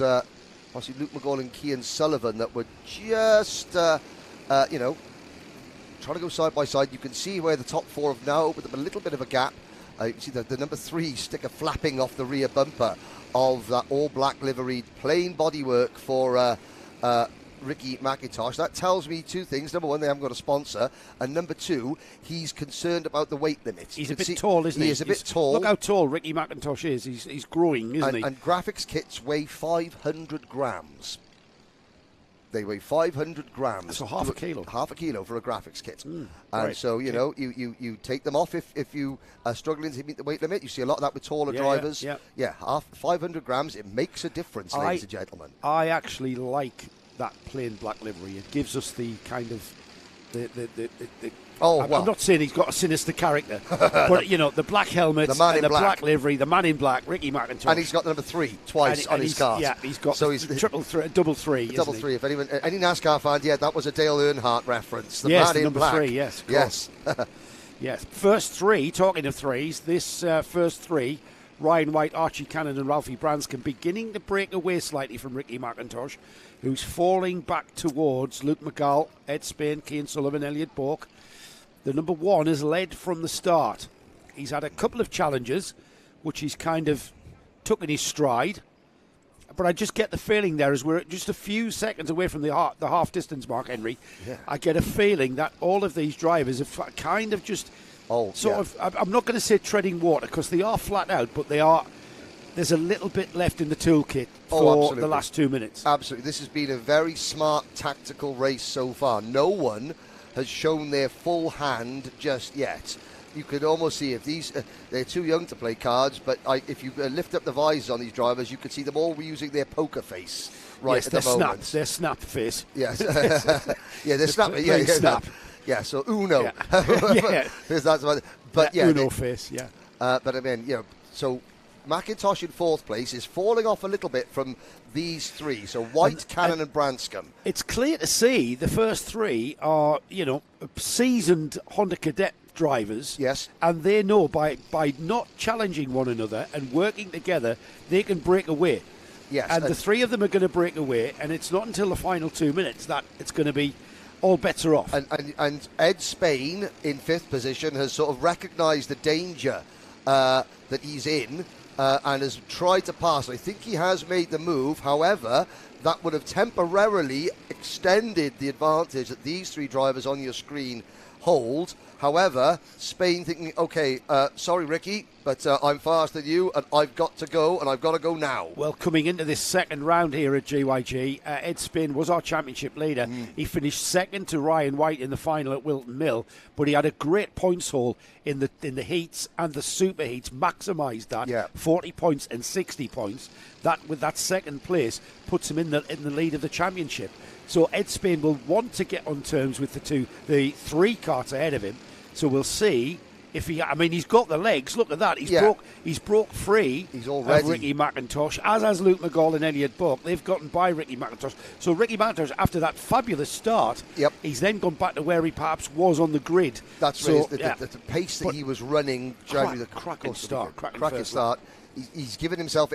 Ricky, what that start did, that gave Ricky McIntosh every opportunity to finish as high up as his package. That's right. As his kart and engine package would allow him to. He's maximising what he's got at the moment. But you could see Ed Spain, the first of those Ambition Motorsport karts, the turquoise. It's Paul James's team, and I know that last year he had Jason Dredge helping him out. I haven't seen Jason this weekend. I've seen Paul. Bouncing around the paddock. It's good to see Paul back in the paddock. But Ed Spain in the number 72, trying to close in. And of course, these three, like you said, experienced, seasoned campaigners in Honda Cadet, as they were playing nice, just as Archie Cannon starts to move around. How much time have we got on the clock there? 2 minutes. 2 minutes. This is when it starts to get, well, from our point of view, this is when it starts to get good. Yeah. If you're Ryan White, this is when it starts to get a little bit of a little bit too fussy, really, because he's going to have them chomping at his heels. And fastest lap of the race came a couple of laps ago from Ralphie Branscombe. That's the Kart in third place behind Ryan White. These three here are now beginning to separate somewhat. So as we get towards the Ed Spain, sorry, Joe, half a second quicker than the three leaders on this last lap. Brilliant. So he's going to catch them. He's going to catch them. So that means, Henry, 3-card battle becomes a 4-card battle as that number 72 there, Ed Spain, current championship leader coming into this round, is chasing off after them, and we could have a 4-card battle. At the moment, though, it's very much a 3-card battle. Ryan White, Archie Cannon, Ralphie Branscombe, that's the three. That's the top three. That's the podium right now with about a minute left. And I'd say Kevin Ivanov has moved up into 8th position. So he's gained lots of places, but again, track position not on his side. And now the gap. So he's not going to be a factor, even though he has gained quite a few places. So we've got some familiar names and some new names who are going to fight it out over the final minute plus a lap of this Honda Cadet final. As we head down Dragon Straight, with the first time you see Ryan White start to move to the inside, the defensive line down Dragon Straight. And now Ed Spain is going to catch them hand over fist. He is, because Ryan White, as you say, now beginning to think defensively. We are going to have 2 more laps. We are going to have 2 more laps after this one. So, yeah, I know you're getting excited, aren't you? But you know, but also, you know what we're going to say. Guess what's in front of them. Traffic. Have we got traffic coming into play? Didn't we have traffic coming into play in one of the heats? One of the super heats? In almost every after heat race. 8 minutes. Yeah. So and the traffic is. It's a little bit ahead of them, isn't it? Yeah, I think there's 10 seconds to go. So 2 laps now. There's the traffic, and they're going to have to negotiate. But you know what? For the back markers, they're now being caught at the end of a 10-minute race, whereas in the heats, the super heats, they were being caught at the end of a 7-minute race. So they've upped their pace over the course of the weekend as well. Yeah, absolutely. Now, Ryan White was very clever in the super heat when he did have to deal with the traffic. Yes. And I suspect that Ryan White will still have that head on his shoulders, that experienced head, carrying the number 1. We've got the current British champion here in the Kart Championship racing with us. He came second. He's the vice champion for the 2023 Kart Championship. So we have got the cream of the Honda Cadet crop there at the front of this field, and all the way down the field, to be honest. It's the 1 lap to go board now. Game on. The dinner bell has rung. The Ryan White just looking over his shoulder there. He's going to have to time this. He's got the back markers going to come into play at Spoon. If he's not careful, he could end up tripping over as he goes down the inside of the number 14. And there is Archie Cannon going with him, and Ralphie Branscombe as well as Ed Spain. Yep. So they've cleared defensive into the carousel. Yes, indeed. And he's going to have another 2 karts to deal with. That's going to be Reggie Duffy and J.M. Prakash towards him. And the 24 kart does get out of the way. So 1 kart, 1 corner to go. Coming out of the pressure corner now. Cannon gets sideways, and Ryan White up the inside takes the win. Just look at that second place, though. Archie Cannon went sideways, as you said, through the compression section of the track. That allowed Branscombe right with him out of the final turn. They were side by side across the line, and it was Ryan White who took the win. Just that's a 1/10 of a second to second place Archie Cannon. 47 thousandths of a second side by side across the line, second and third. That's the podium, White, Cannon and Branscombe. But not that far away was championship leader Ed Spain, Luke McGall 5th, 6th was Elliot Bourke, Kevin Ivanov 7th, Cian Sullivan 8th, 9th was Archie Loveridge, and then a bit of a recovery drive in this final was the drive to 10th for Magiris Kavekis.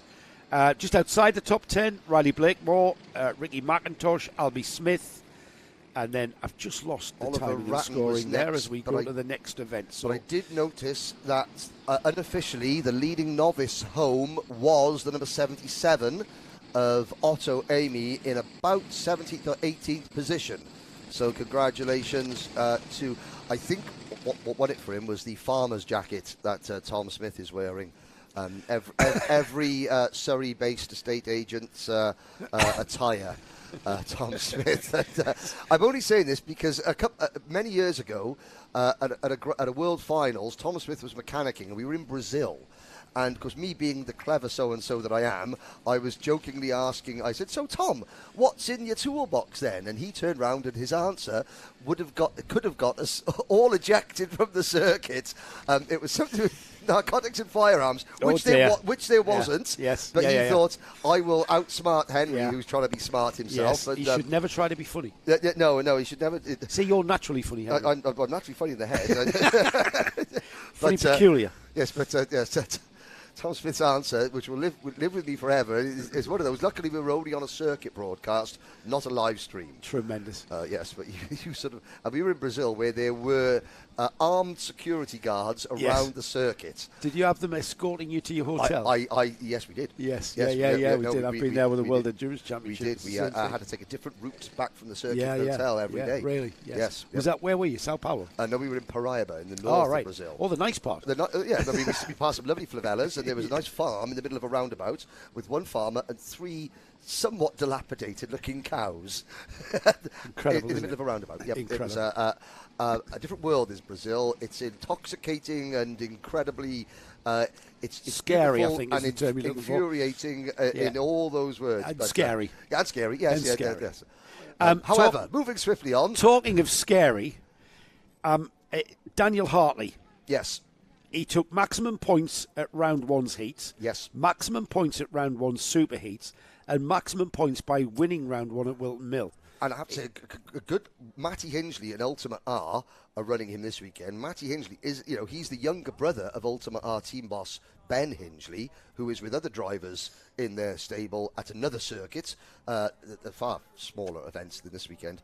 But they've entrusted Matty with the tools and the keys to the Ultimate R van.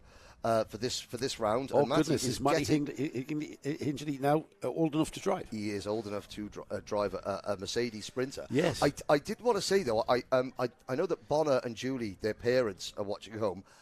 Was there a massive scrape down the side of the Ultimate R van when Matty left? Or is that something I'm only... Is this Henry Baudet being mischievous? Me? No, but again, but you were saying Daniel's doing a great job, and so's Matty. Daniel, I tell you what, he's certainly the class of this junior primo field. He's under 14, remember, which allows him to be part of the junior primo grid. He's on the pole position with maximum scores in the heats and super heats. Alongside him is a very strong. He's had a very strong weekend. Alfie Forrester, he lines up on the long side, on the front row. Maya Simpson, an equally strong weekend, puts Maya in third and on the second row alongside Ethan Bath. Tyler Davis and Thomas Butcher on row 3. Then we've got our commentary colleague Eddie Stewart, who's be very happy with that 7th, no doubt. Leighton Kelly alongside on row 4. Ewan Stevenson finds himself on row 5 with Bella Fairclough, who you remember had that mechanical in the first superheat, lost a side pod, had a DNF. That's put her where she is. So be aware, the number 15, the bright yellow card in the midfield, will be coming through and trying to overtake, and indeed overtaking some of those drivers ahead of her, no doubt. And Bella is working with Ollie Varney and the Kart Smart, Varney's Kart Smart driver training coaching program as well. So look for her. Obviously Ellis Dealey, Sophia Caldwell, Laurie McVie and Riley Mason-Lewis. Oscar Pitt. There's the number 14 Kart. That's Sophia Caldwell. I should get to win. She's away. Yeah. So Oscar Pitt, we saw him drive so well in Superheat number 1, finished 6th. And then he didn't go out for heat number 2. We wondered why, and it's because the yoke on the Tony kart that he's using snapped, and that was game over. But thanks to Kieran Crawley at M Sport and Cato Adams, who's got the welder and the jig, that kart is now back. The dad picked it up on Wednesday, and Oscar broke it on Sunday. Oh, right. Okay. Yeah, but Nathan Chafer, he's got Chafer Tune on this. So watch for the welded. But what to say very quickly, that's great. So Kieran Crawley's M Sport team, at Nathan Chafer, they're running Oscar Pit. Cato Motorsport is a rival, but he makes sure that the kid is out there racing. That's what that's the spirit. Yes. That's certainly the spirit of the Kart Championship, where intense rivalry on the track, but camaraderie off the track. Here we go then. They're getting the wave around. It's a false start flag that we're going to see from our marshal's post. The yellow triangle and on green background. But you want to win one of these races by beating everybody on track, not because half the drivers couldn't go out and race because they had problems that you could have helped with but didn't. That's I mean it's obviously if it's not possible to get somebody out there, they won't. But if it was, they will. What? In fairness, we do see that throughout karting. I'm not sure I would call the Vera Tools British Championship the top level of national karting. It is. It's the British Championship. Okay, yes. And would you ever see Dan Holland welding a KR Sport or a Strawberry car? I mean, I know they've got their own resources to do that, but it's not unheard of. No, I know. But also, at the lap level, the big teams are so well equipped themselves. They can deal with anything, just about anything apart from a tornado, a flood, or locusts. But, I mean, they do carry some good bug spray. However, here we go. Second time of asking. Hartley, Forrester, Simpson and Bath. Now the lights are out. Now we're off and racing. Through Clubhouse Corner we go. Down the Dragon Straight. Under nice sunshine in a Sunday afternoon here in the North Wales countryside. Up the hill towards Spooncliffe. Hartley getting away sideways. That yellow cut, the first of two yellow cuts, that wasn't Bella Fairclough. Leighton Kelly, I think it was Leighton Kelly getting a bit, high, wide and handsome going through Spoon Curve. He's in fifth position as Hartley tries to do what he's done all weekend and just drive away from the field. Now that's Maya Simpson on the Tony kart. That's gotten ahead of front row starter Alfie Forrester. Again, starting behind Daniel Hartley. She was able to stick with Hartley through turn one and all the way up the straight. Here they come then, one lap completed. Hartley, Maya Simpson, Alfie Forrester, Butcher, Bath, Davis, Fairclough, Kelly, Eddie Stewart, Ewan Stevenson. Where is Bella Fairclough? She's up to seventh there. I hurried past her name. She's already cleared Leighton Kelly and Eddie Stewart. And next on the list is Tyler Davis. Keep an eye on the bright yellow cart. They're just down the order. Yes, indeed. Now, the top three come down the hill into the carousel on lap number 2. Hartley, Simpson, Forrester.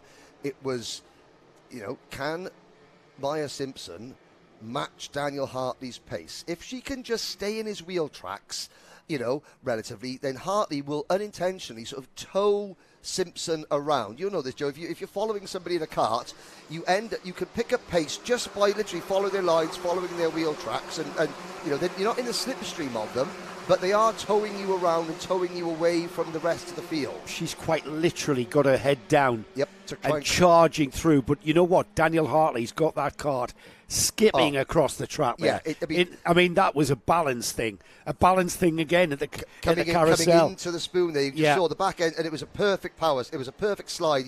Even though the back end was stepping out, he was entirely 100% in control. And that's getting the car to rotate, to straighten up that rear axle, to get it firing out the corner. They don't like going through constant radius curves karts because of the solid rear axle. So you've got to get it to change direction.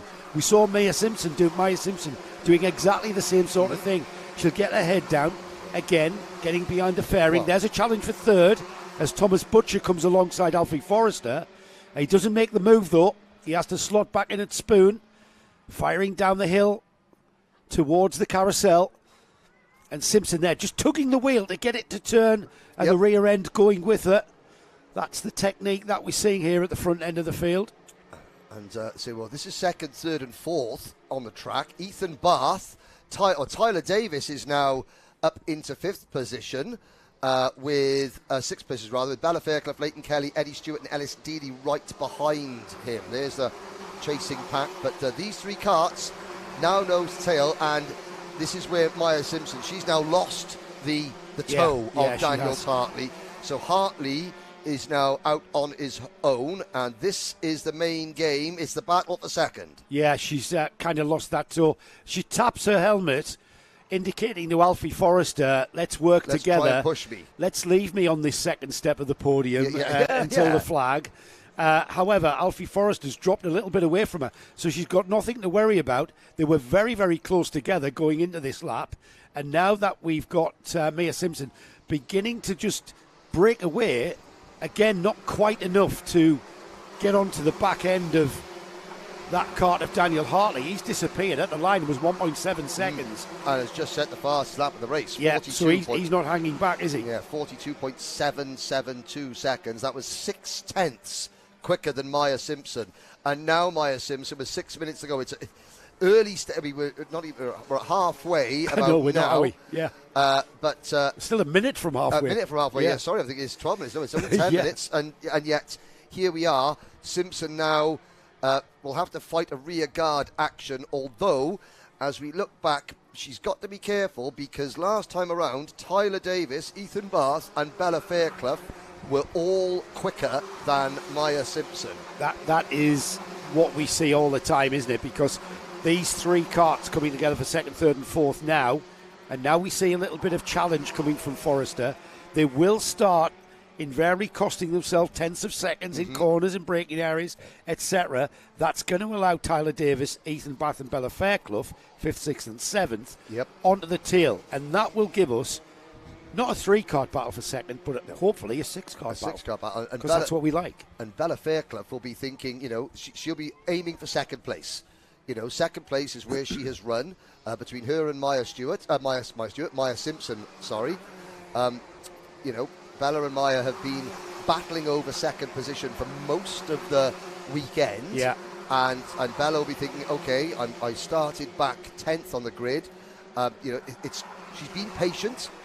She's going to let the race come to her because she hasn't forced the issue. She's working with the drivers around her to try and close this gap, because as they're going to start battling now, Tyler Davis in the turquoise kart, and then the first of the two yellow karts drive with the bright blue race suit, the yellow go-kart. That's Bella Fairclough.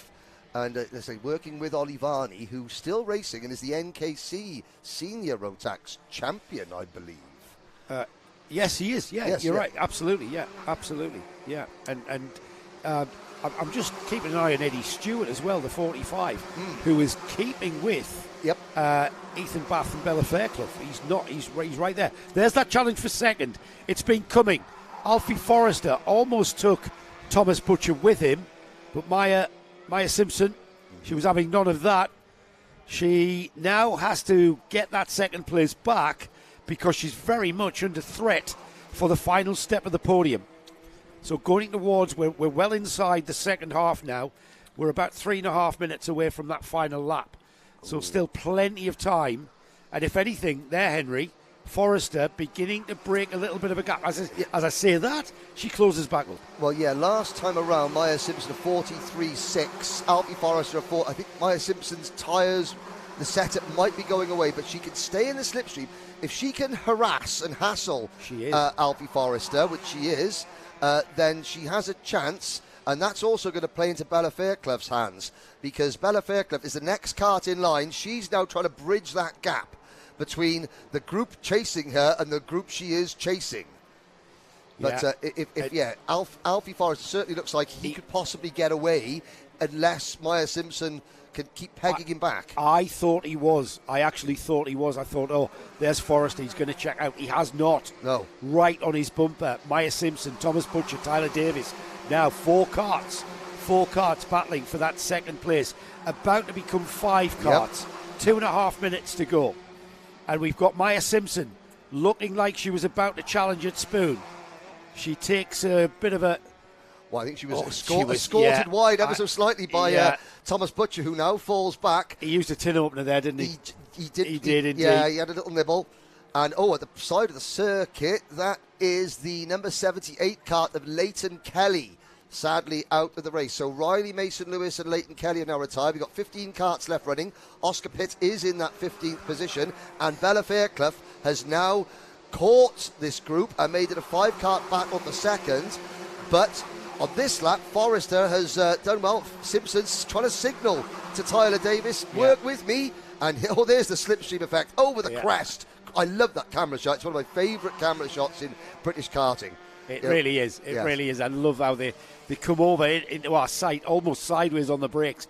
It's fabulous. So we've got to change just to bring everybody up to date. All right, Daniel Hartley, 5 seconds up the road from this battle here. Alfie Forrester is now got Maya Simpson right with him underneath his rear bumper. Then behind Maya, Tyler Davis and Thomas Butcher. And there's Bella Fairclough. She's joined the party. She got an invitation. She was a latecomer, but she's now very much a part of this as they head up Dragon Straight towards the Spoon. And Maya Simpson here, Henry, will want to perhaps have a go because time is running out. Yes. We're almost inside the final minute. Almost inside the final minute. So Bella Fairclough has got to go, and she's got to go now. There's no point in her sitting now. If she's got the speed, she's got to make the moves. Clean, quick, decisive. She's already passed Butcher. That's good. Davis. And Davis is already now on the back of Simpson, but Bella Fairclough, she's going to have to make a move on Davis coming into the final quarter of this lap, or at the very worst, at the Spoon curve at the start of the next lap, because she's got to pick them up and put them down. She doesn't make the move at the final corner. She's got to get in the wheel tracks. Forrester and Simpson run second and third. Then it's Davis. Fairclough's got to go now. She looks to the outside, then the inside again. But if she doesn't make the move now, the gap is going to be too great. Yeah, they're going to go. And you know what, Henry? Tyler Davis is defending well. They're lapping in the 42s, and it was inside of 42 seconds there as Daniel Hartley crossed the line. So this is the penultimate lap. Yes. Daniel Hartley will see the last lap board when he comes across the line. He's 6.3 seconds up the road from this lot, but this is anybody's. Oh, yeah. This is absolutely anybody's. It's Alfie Forrester, but looking composed, I've got to say. He looks very composed under immense pressure from Maya Simpson. We know how quick that Tony Kart can go with Maya Simpson behind the wheel. And here we go then, into the final lap. And if anything, Simpson has broke that bit of gap to Tyler Davis. Bella Fairclough, likewise, is going to struggle to challenge Tyler Davis on this last lap. Into the Spoon for the final time down the hill. It's going to be Daniel Hartley. We're going to have to break away from this and pick up Daniel Hartley in a moment. As we get towards the final stages of this lap, Maya Simpson will try and hang on to Alfie Forrester. Let's see if we can find Daniel Hartley, though. He's going to come through, and there he's already beat us to it. Oh, no. He's took the checkered flag. Daniel Hartley, 100% record so far in 2024. Yeah, and everybody else crosses the line in the order, so there were no last corner hijinks between the chasing pack.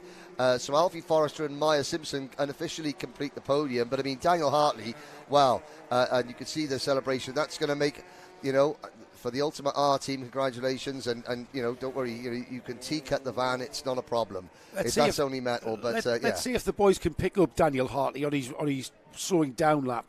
And there he is, the number 63. We've kind of neglected him. He was almost 8 seconds up the road, and he should be delighted with that performance there. He's proving to be the class of the field.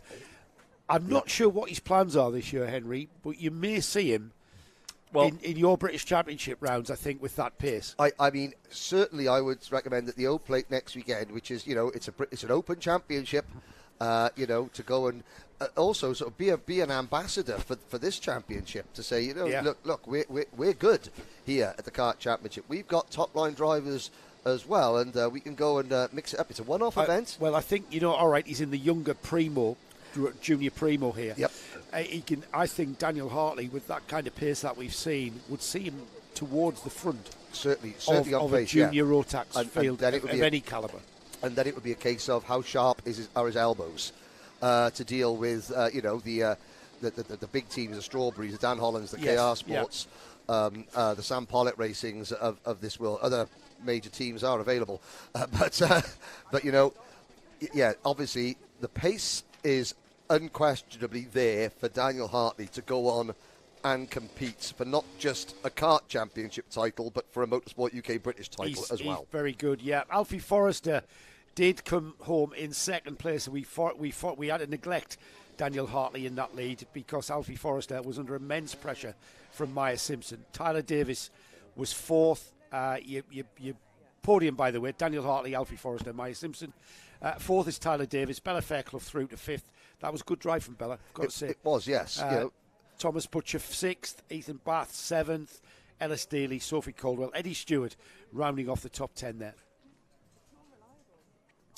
We have our, well, if you thought that race was intense. Okay, right. So I got my tablets here. Yeah, Joe, absolutely. quickly, Yeah, we need something, mate, to... we'll dim the lights and calm ourselves down, because the Bambinos, the Coma C50 Bambinos, the British Championship, let's not forget, for this class, the official Motorsport UK British Bambino Championship.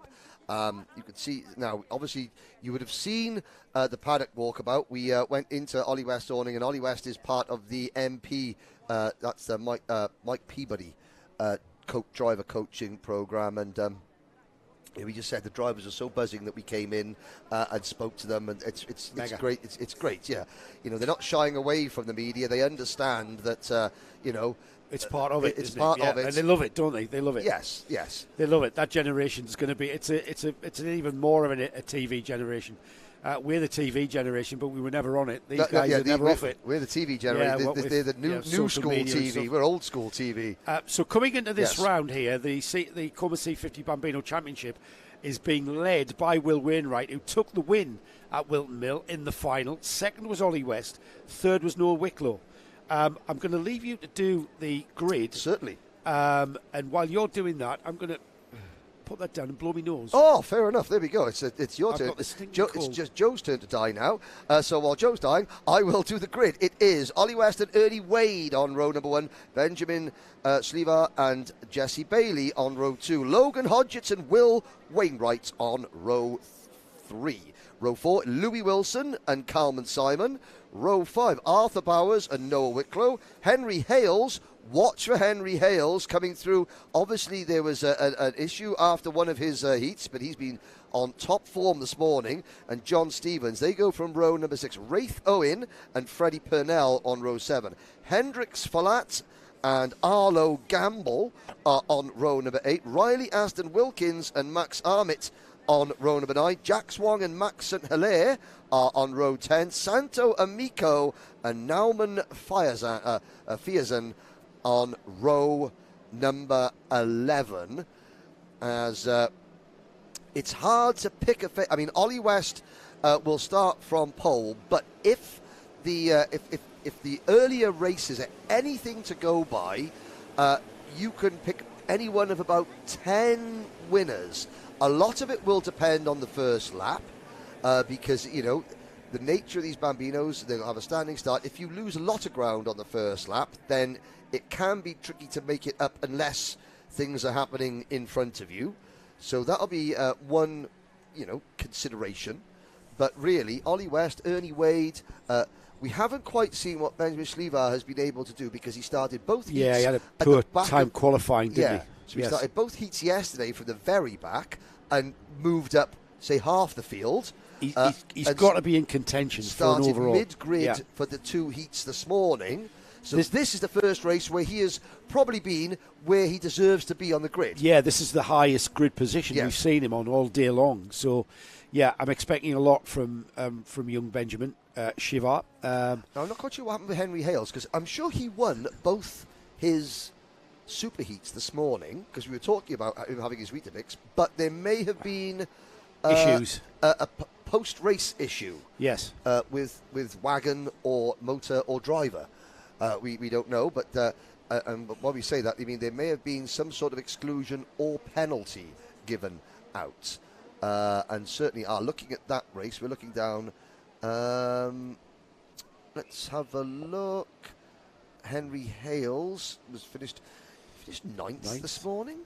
There's not any indication there. Well, anyway, regardless, he's been on top form.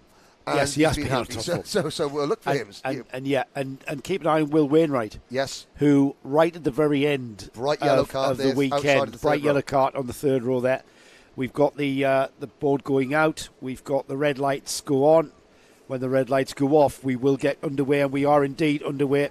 Ollie West in the bright green helmet, the predominantly blue cart with the red helmet of Ernie Wade off into second, but it's Ollie West with the green helmet there, off up the hill, Dragon Straight. Benjamin Shivard just on the left there, the number 76, has not got a great start, but he pulls alongside and he slots back into that third. down the inside for second, if not for first. He's not going to have a little look at the lead, is he? He was thinking about it, it looked like. Oh, and there's Will Wainwright in that bright yellow car. They're getting sideways, and the back of the field is 63. Oh, Louis Wilson in the Tim Wilson Motorsport, number 63, sort of going for a half. There was a couple of drivers that came together in front of him, and I think he sort of stamped on the anchors, and she rotated. Yeah, got it. It spun off all wrong. So Ollie West and Benjamin Shivar have kind of pulled out a bit of a gap. Shivar not exactly on the rear bumper of Ollie West yet. And Ollie West, we know how quick Ollie is, and we did a great... I hope you enjoyed the paddock walk. Well, no, that's not Ollie West. That's that's not Ollie West. It's Logan Hodgetts. It's Logan Hodgetts. We talked about...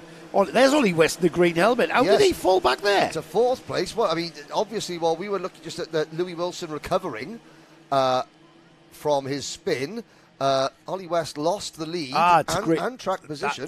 It's a green helmet. Yes, with Logan Hodgetts leading out of Spoon and then down the hill. Shivar looks over his shoulder. There's no one there apart from Ernie Wade, who's a few kart lengths back. 4 karts who are coming together for 3rd to 7th. And then Shivar losing that space between himself and Ernie Wade, coming up to the back end, though, of Logan Hodgetts.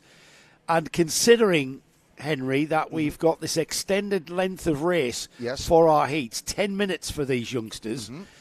I couldn't cope with an 8-minute and 1 lap race last time, and I'm certainly going to be struggling to cope with 10 minutes and 1 lap. But so you've got the 6 contenders at the moment. There they are, going down Dragon Straight, all being very sensible, single file, trying to make sure that it's just those 6 that are disputing the lead. In 7th position is Calman Simon. Now, he's 1.8 seconds behind this group, who now go side by side. Ollie West back into P2.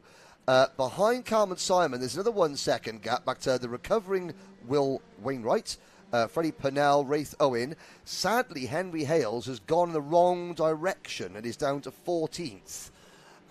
So he's got a lot of recovery work to do in the 57 car. Arthur Bowers, another driver that's been, very competitive all weekend as we go side by side for the lead in contact. I shouldn't say the C word, but that was unavoidable. That was Ollie West going for a gap that was closing, and West emerges in 2nd, and Hodgetts emerges in 4th. Yeah, I'm not quite sure how the stewards will see that one. We'll leave that to them. I hate saying the C word live on here. Yeah, it was though. That was the number 14 in 4th being forced onto the grass as well. Logan Hodgetts looking like he wants to force the issue back, as down the inside of Shivar, who had taken the lead for a moment there. Shivar comes out of Spoon in 2nd place.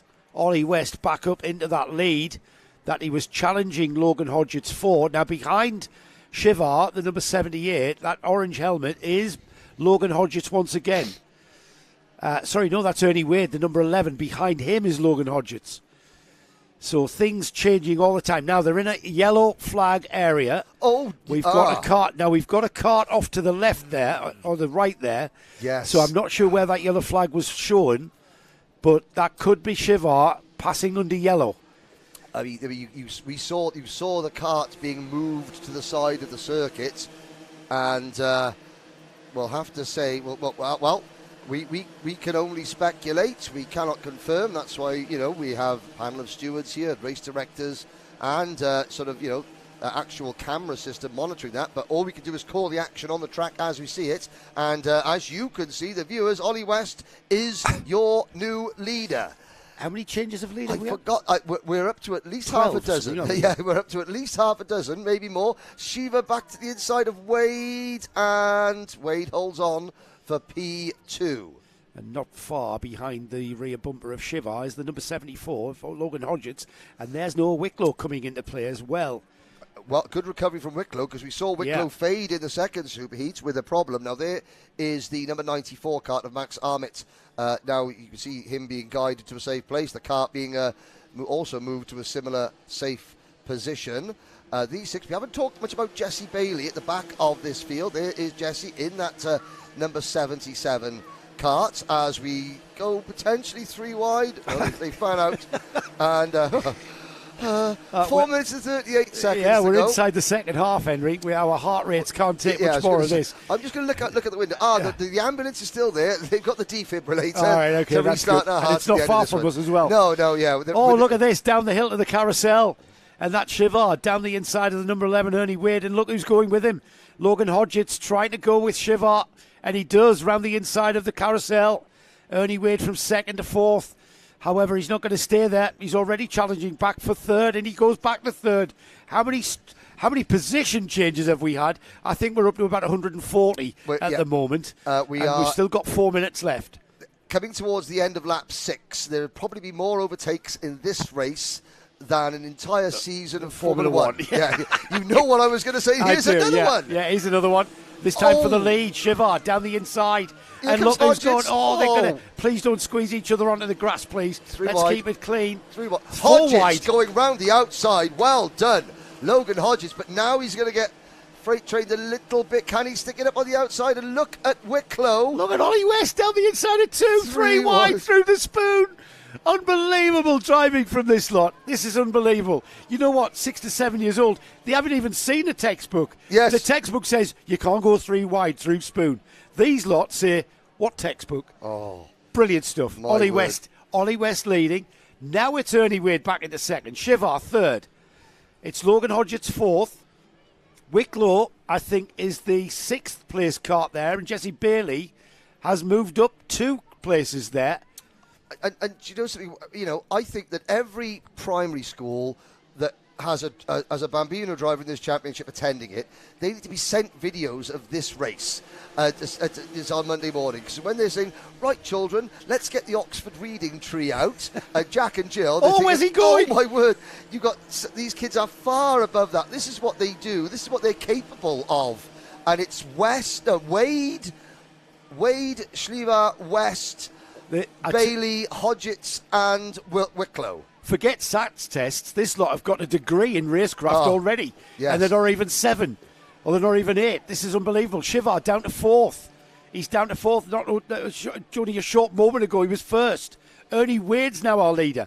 Logan Hodgetts is in 2nd place. Who's that in 3rd? That's Jesse Bailey. Yep. He was keeping a watching brief in 6th. And he's now moved into the podium. Like stealth mode for Jesse Bailey up into 3rd. And there, the number 11, sliding a little bit wide through the compression. They're still all together. Yep. And do you know what's even more impressive, Joe, is the fact that Will Wainwright is 4 seconds behind this group in 7th. Even though this lot have been battling so much, they haven't slowed each other down. No, they haven't. This is what I mean by racecraft, Henry. That's incredible. And there's Shivard. Oh! Shivard's got a problem. He's pulling off to the left. No, absolutely he's pulling out of that. He's pulling out that 6-car train. And Benjamin Shivard, who spent all day making his way up the grid, will have that retirement to contend with here in round 2. And that's the karting giveth and karting taketh away.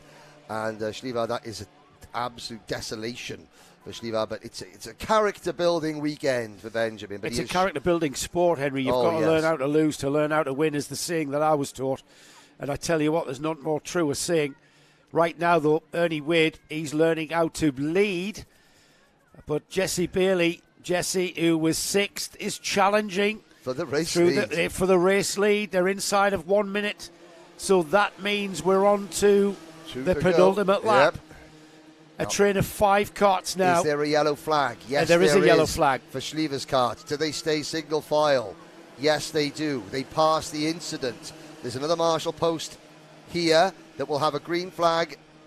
There it is at the right-hand side of the circuit. And now there's Ollie West. Yeah, Ollie West looking down the inside of that 2nd place, Jess Bailey. He slots back in. It's Wade, Bailey, West, Hodgetts, Wicklow, down the hill to the carousel. West on the inside of Bailey. Will he come out in 2nd? He does indeed. The green helmet chasing down the orange helmet of Ernie Wade now. Bailey still in 2nd. Wicklow through to 4th. They're side by side into Devil's Elbow, and Wicklow has finally made that move on Logan Hodgetts and up to 5th place. Still the leader is Ernie Wade. It's going to be 1 lap to go, board that they see. 1 lap to go.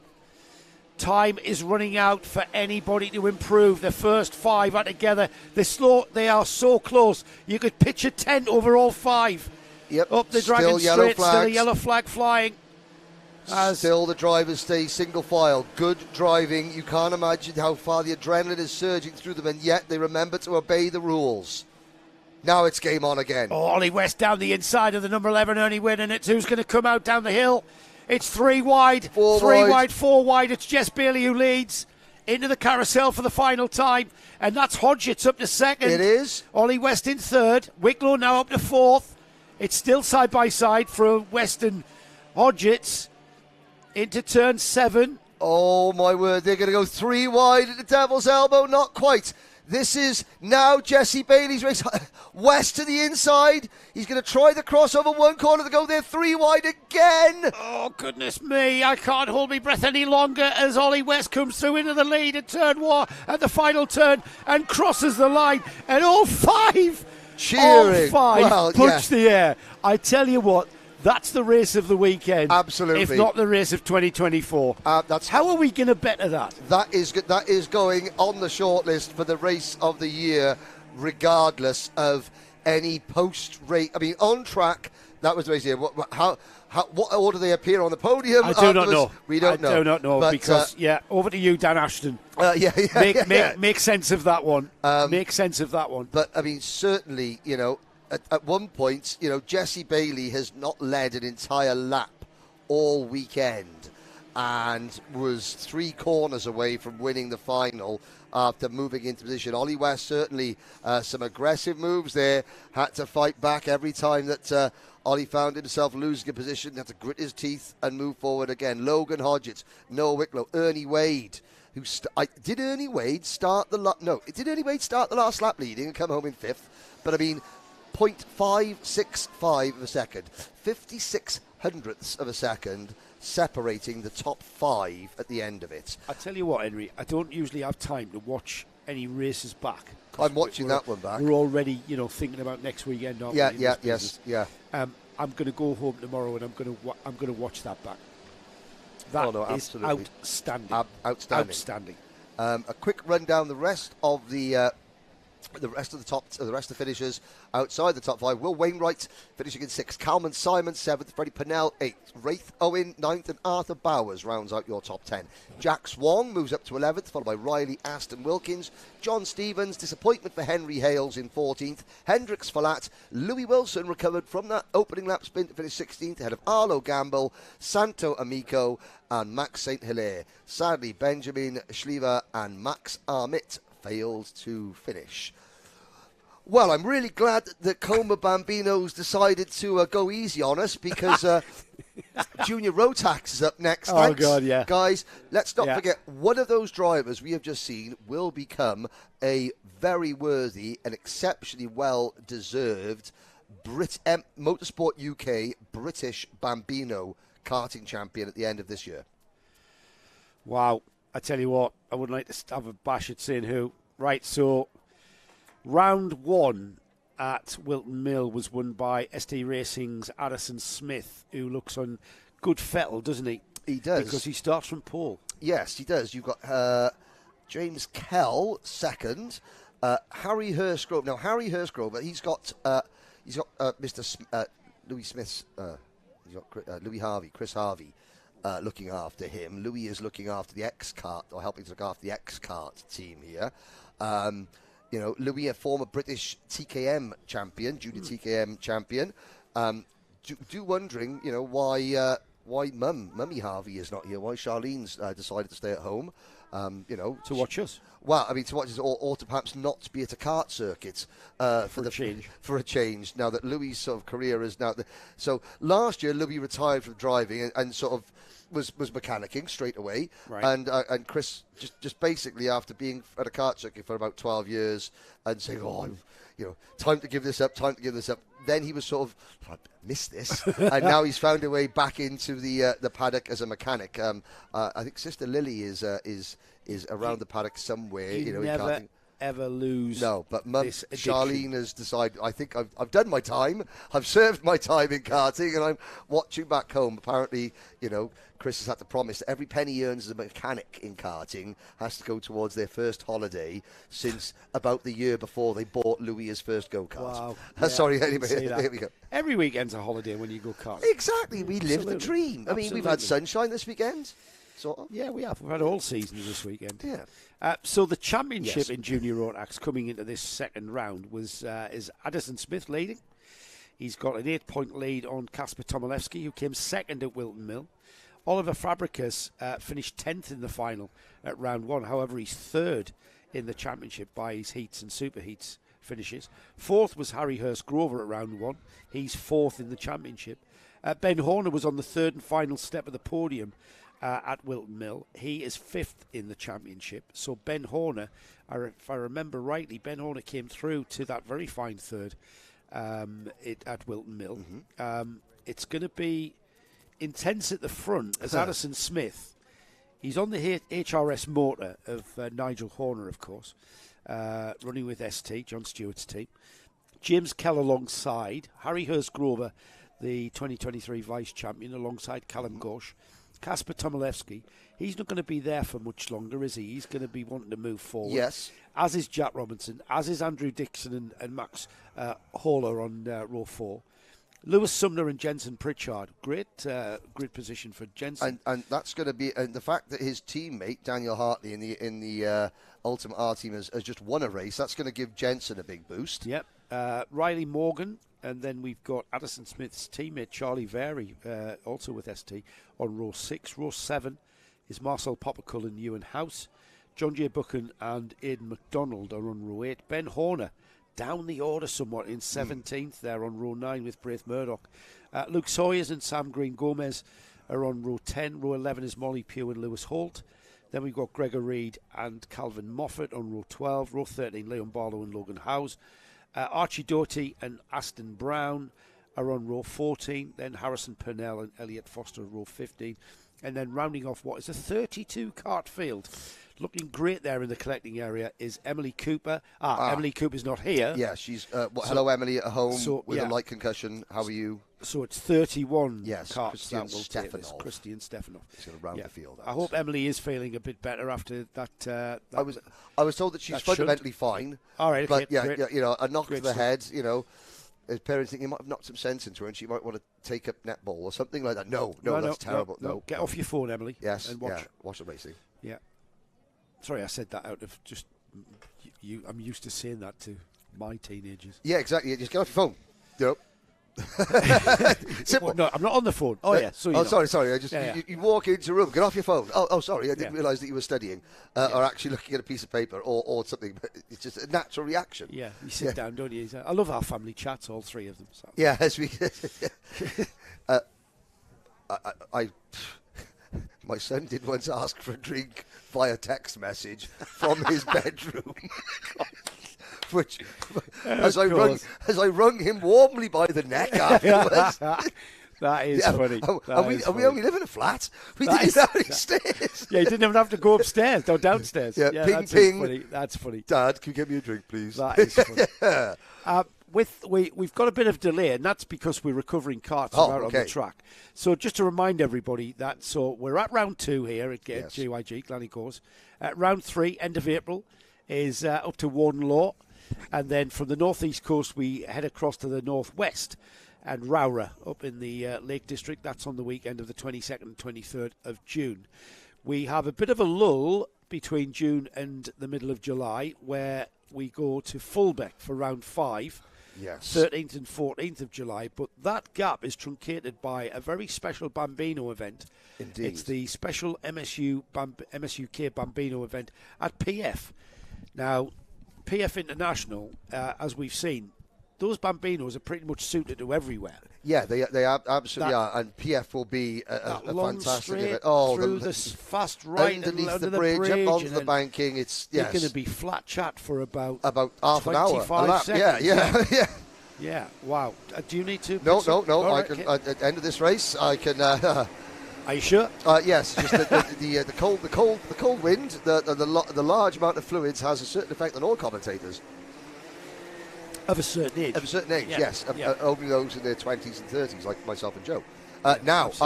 Problem. Yeah, who's that? One kart towards the back of the field. Who is that? That has not started. Oh, dear.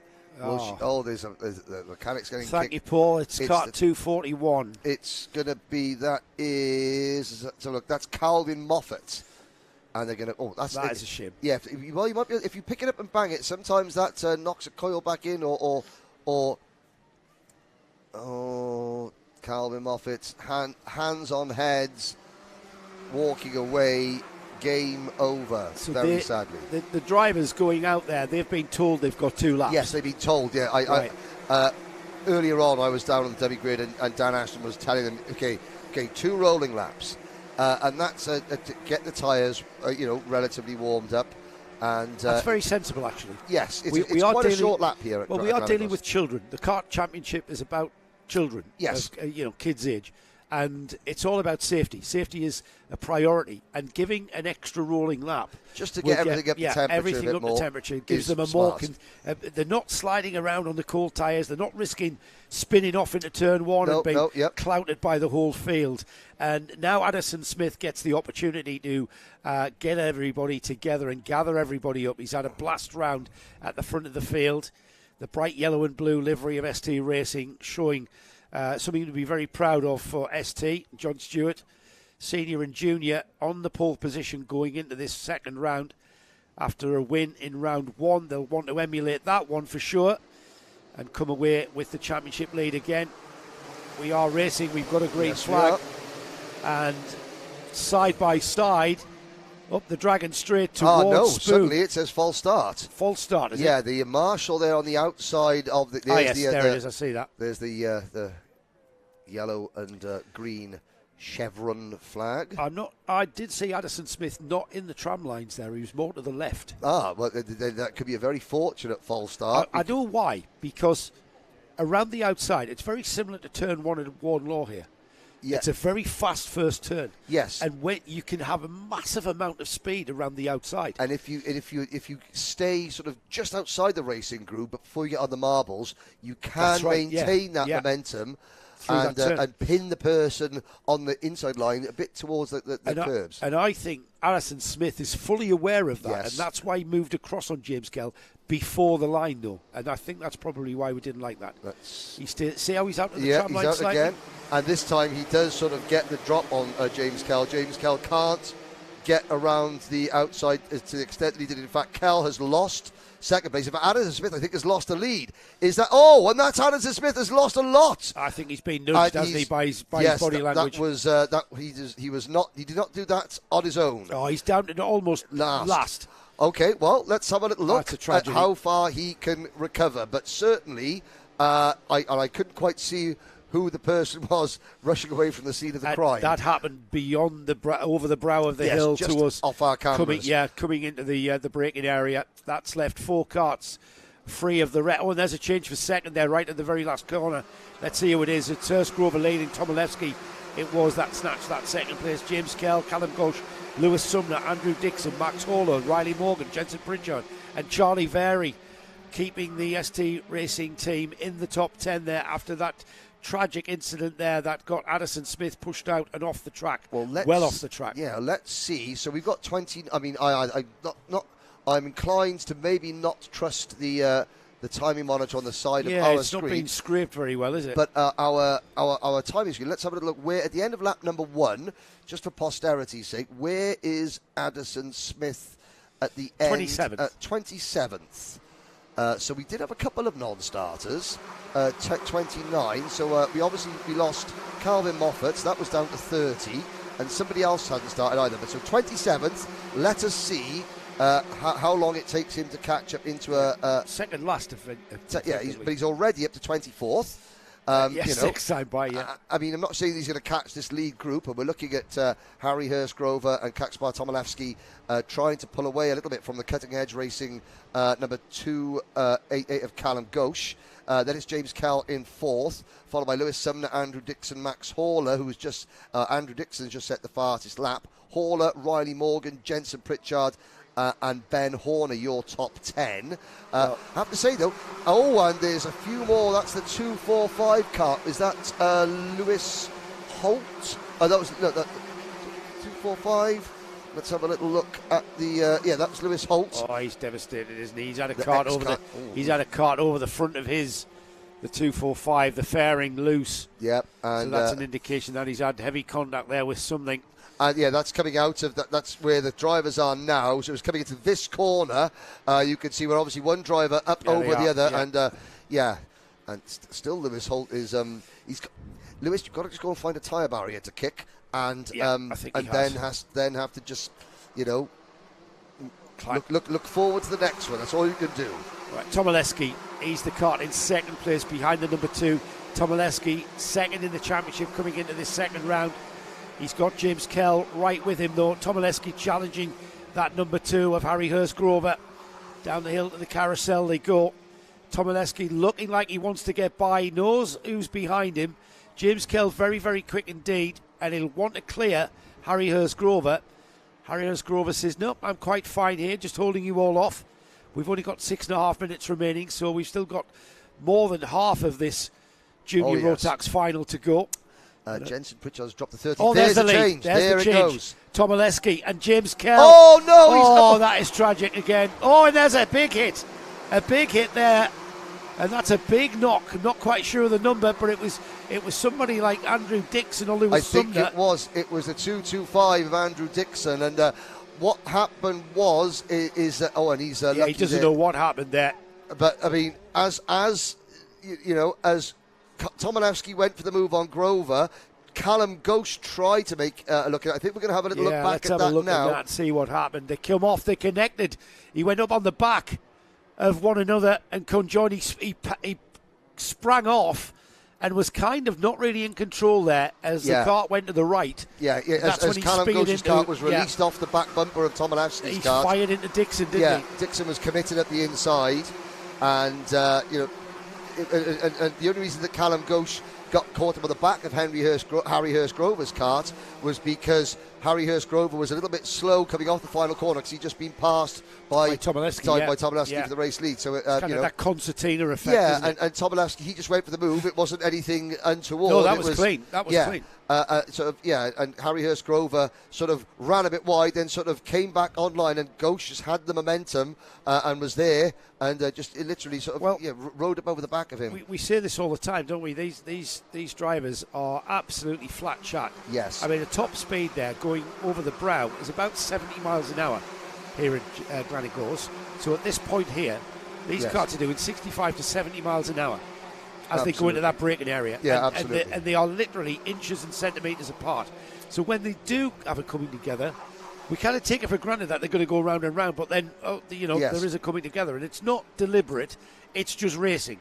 And that happens. Yes. And as a driver, you have to get used to the knocks and the disappointments. Indeed. And the character building sessions that you're going to have forever in motorsport. Yes. Joe, is that Addison Smith is now 17th, and he is about, he did have a 1.4 second gap between him and the 16th place cart of Ethan House. That gap is now half a second in the space of one lap. So as you're looking there, the camera can just sort of you can see all the carts flashing across, and then there's a gap there, and then you can see Addison. So Addison Smith is going to catch a whole group of drivers there's a potentially for a top 10 finish. There's a train of carts just off the back of these three.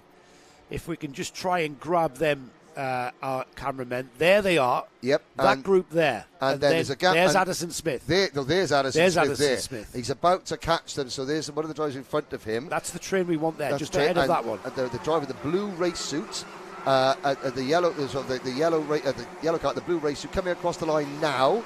There he is, the back of this group. So he's now on the back of this group. There's the number 2, it's the 215 kart of Addison Smith. He's up the inside. Now, this will be a good example. So he's fired up. He's a lot quicker than these drivers. This is where we talk about not losing momentum. You've got to catch a driver, pass them straight away. So you've got to pass him straight away. So his next victim will be the number 226. That will be Ewan House. So he's got to go up the inside, coming into, not this corner, but into the final corner. He's already moving his kart around. He can't afford to lose time. He can't make the move, so he's going to have a look into turn number 1. And now he's lost momentum, but he's going to have to go. So he's got 2 karts in front of him, and we've got 2.5 minutes left. I have to say, I thought that he'd be picking his way through the karts a little bit quicker. He goes up the hill. To be honest, Henry, that just shows the class. Yes, it does. And the quality that we have here in the kart championship, because he's not moving through the field as readily as we perhaps perceived he might. That just shows the quality of the grid here.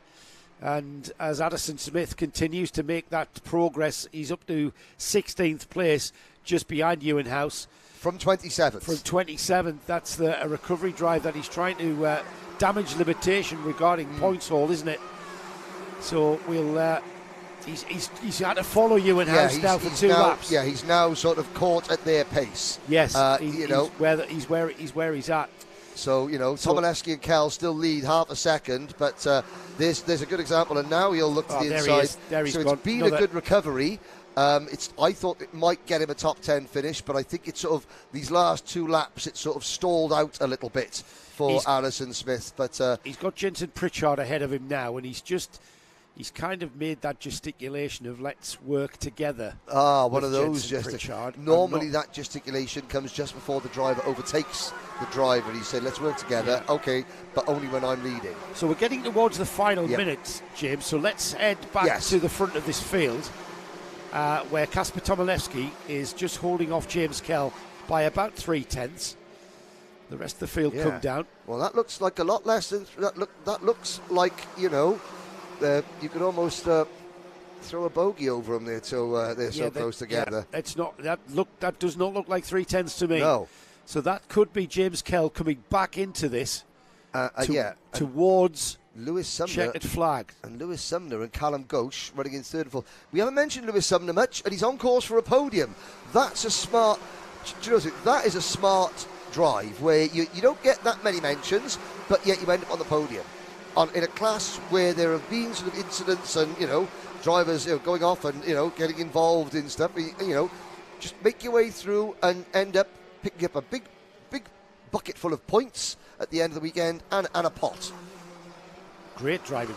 Left it to the final, hasn't he? Yes. Now then, they're right on the cusp of getting to the line, right on the time when we run out of time. We've got 10 seconds. 9, 8, 7, 6, 5. I think it's going to be last lap board. I think it's going to be last lap board. Oh, look at that, right on the cusp. Oh my goodness, that was right on it. Well, did they get last lap? It's last lap. They didn't get the last lap board, but they would have seen the. Maybe the board didn't go up, but there is that digi screen. We didn't see whether the digi screen showed the last lap board or not. Now, if James Kell thinks he's going to sit there until the last lap board, he's going to be disappointed to see the checkered flag next time by, because the last lap has been defined by the timing screen. So they were literally microseconds off the line when they crossed the line. So it is the last lap, and this is Kasper Tomaszewski about to take round 2 and the lead of the championship going into round 3. Here we come then across the line. It's checkered flag. Well, they haven't seen the checkered flag. No, they have not. So the drivers are still racing. As a race driver, you race to the checkered flag now. Can you spell controversy? No, I can't. I'm not sure whether the digiboard showed the checkered flag.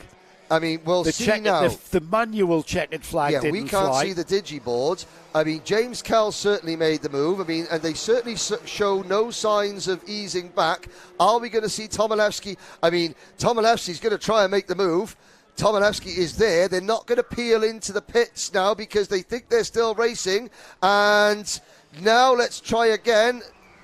Now the checkered flag comes out. So we will have to see one timing screen says Tomilevsky, but the drivers will say we race to the checkered flag. Yeah, the drivers may race to the checkered flag, but the result will be called from that previous lap. And the problem was that the drivers were crossing the line right at the point, literally microseconds before the last lap board came out. Yes, and then our flag marshal was caught out with the fact that he was a bit dropping the last lap board as he picked the checkered flag up, but they'd gone through without showing it.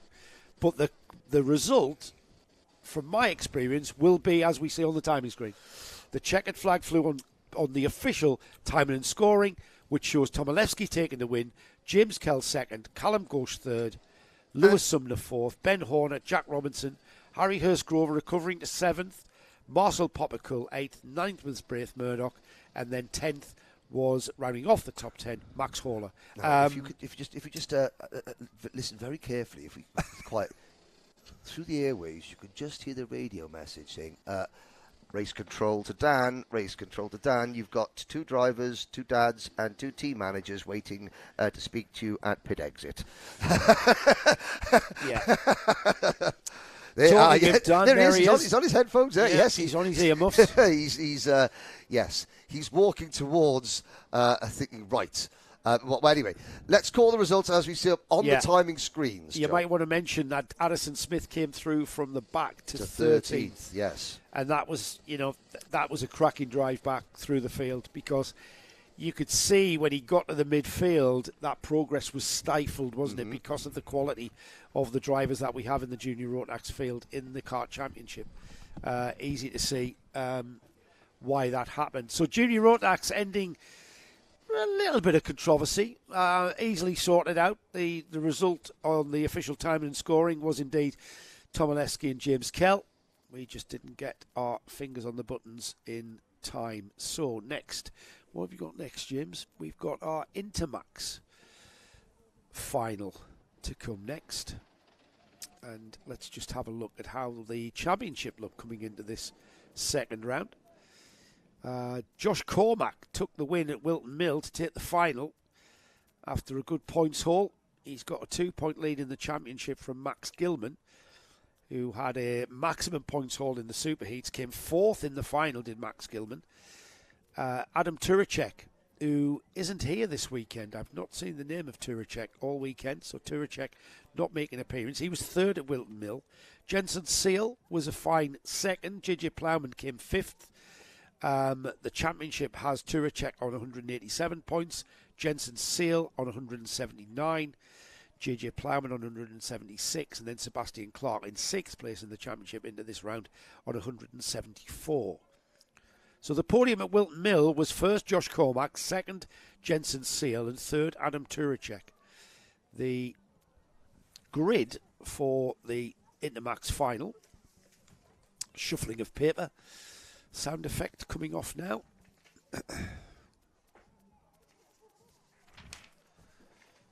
Is this Max Gilman on the pole? Max Gilman on the pole position for the Intermax 950 final. Jensen Seal 4th in the championship, behind Max Gilman in the championship, alongside. Second row of the grid is JJ Plowman and Nathan Edwards. And then on row 3, Drew Davidson and Fraser Anderson. Harvey Bacon and Thomas Jackson on row 4. Row 5 is Oscar Roach and George Ralston. And then on row 6, and rounding off the 11 kart Intermax field, is Sandro Kemp. So that's the grid. They're already formed up in the collecting area, as you can see just to the right of the screen. Just to mention that the 5-round championship for the kart championship rounds off in July at Fullbeck. However, that's not the season over, as we've got a 3-round winter series that kicks off in in September. That kicks off at the end of September, the 20th, 29th weekend off, at Wilton Mill. We then go to the northeast of England and Warden Law for the 16th and 17th of November, and then the 3-round winter series for the kart championship finishes at a venue to be confirmed, so still working on a calendar for that one. That's on the weekend of the 7th and 8th of December, and that'll be the 3rd and final round of the Kart Championship Winter Series. So action-packed year ahead for our kart championship competitors. It's all about the summer championship, though, heading towards July. Our next karting live broadcast will be round 1 of the NKC, which will be coming from Clay Pigeon. Clay Pigeon will see round 1 of the NKC, which you can find live, coming next month, middle of April. And then we head to, I think, 2 weeks after the first round of the NKC, we head back to Warden Law for round 3 of this championship, the Kart Championship.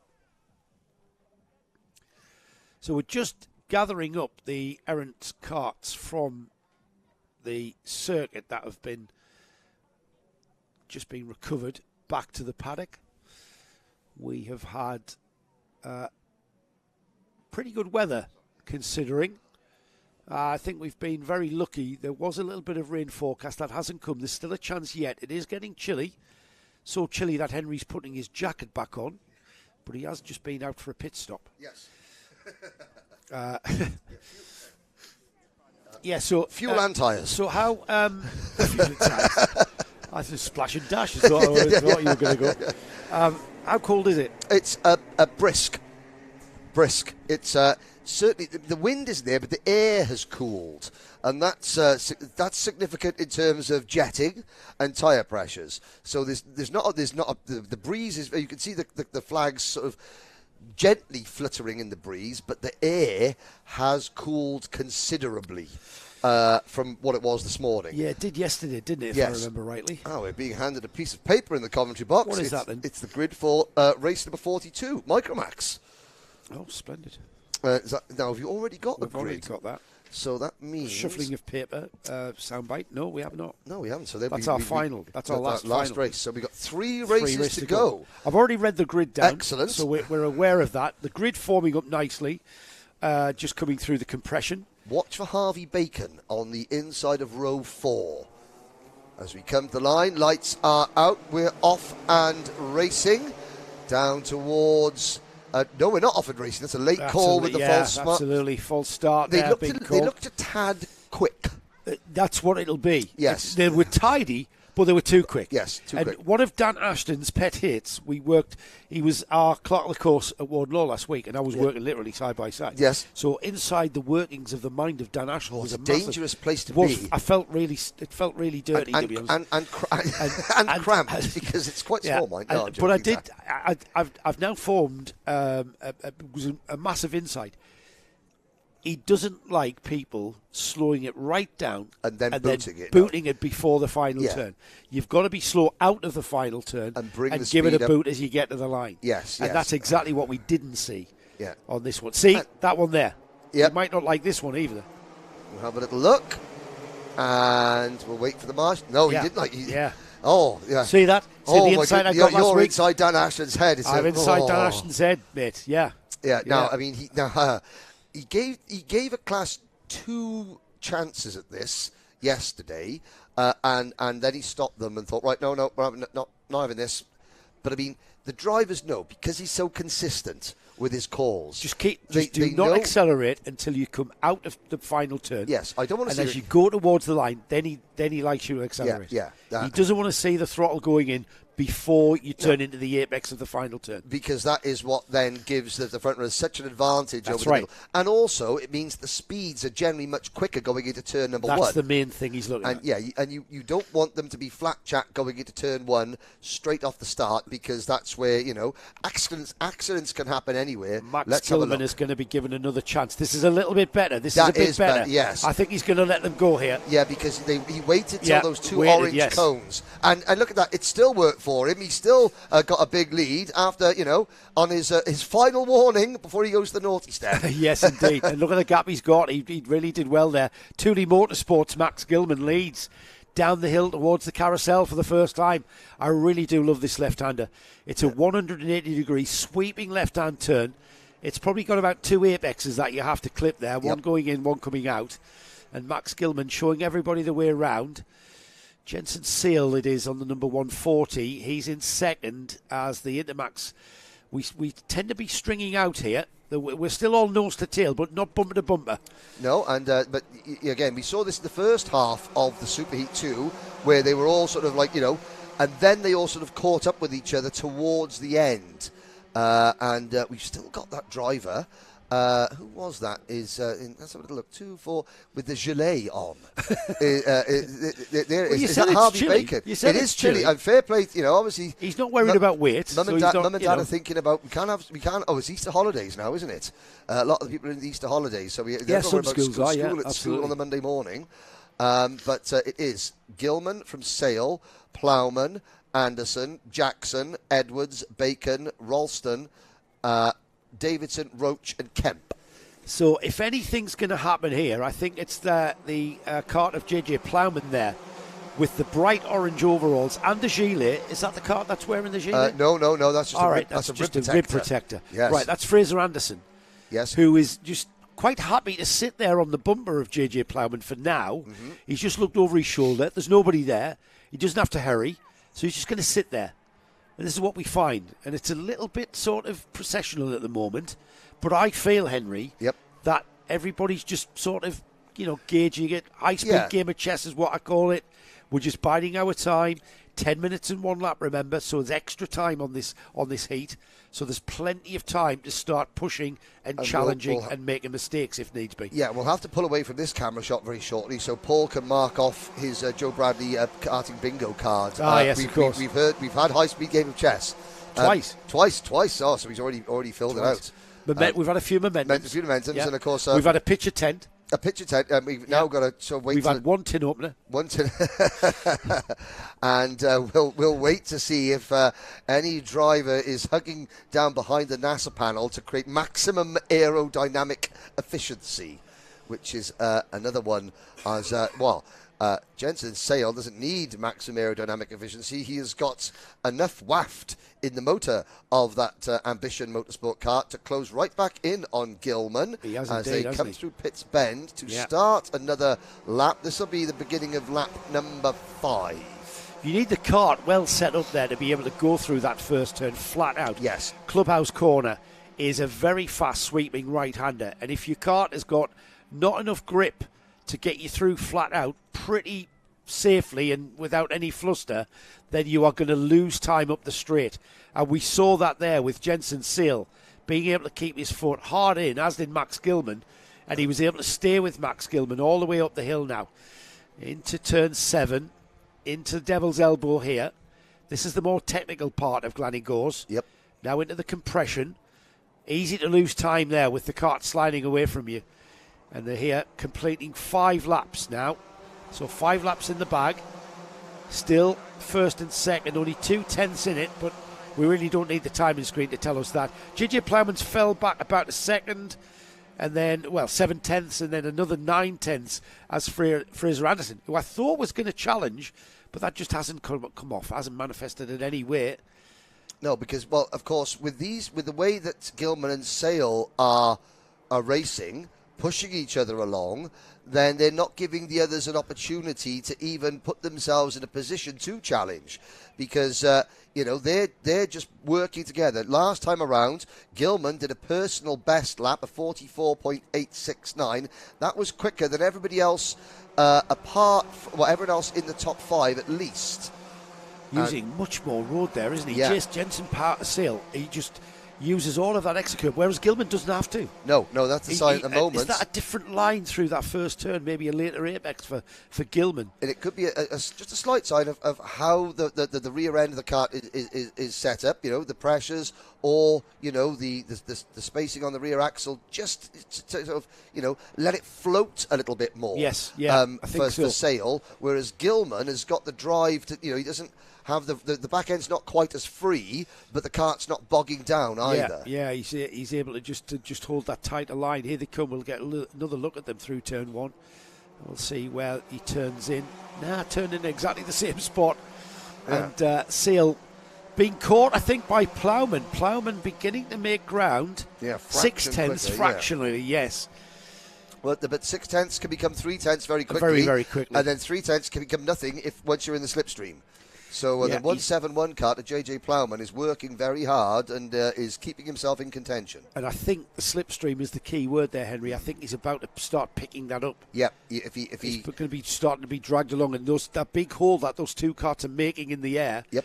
Plowman is about to start taking advantage of that. He'll get sucked into the vacuum. I mean, these are not racing cars with big wings and aerodynamics, but they have got aero on them. Yes. And they do punch a hole in the air. And this is where Plowman will pick it up on the straight here. Yep, and I wouldn't be surprised, even from that far back, we'll have a little look. It's gone back out to 8/10, however. It has gone back out to 8/10, but you look at the designs and you get the NASA panel on the front of Max Gilman's car. We've unkindly called it the drain pipe design, but there is a channel that feeds air up over the top of the steering wheel, over the top of the driver's helmet, to create that aerodynamic, to create the aerodynamics, and to obviously push the air so that there's more of a hole behind the driver that you can use the slipstream on.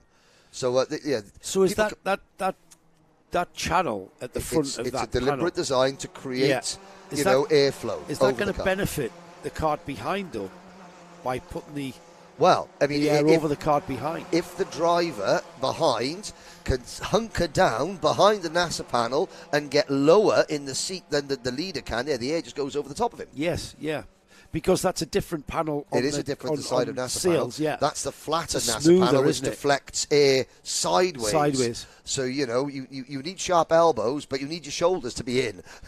Yes, yeah, I see that. They have come together for the lead. And I think Jensen Sale has been kind of playing that waiting game.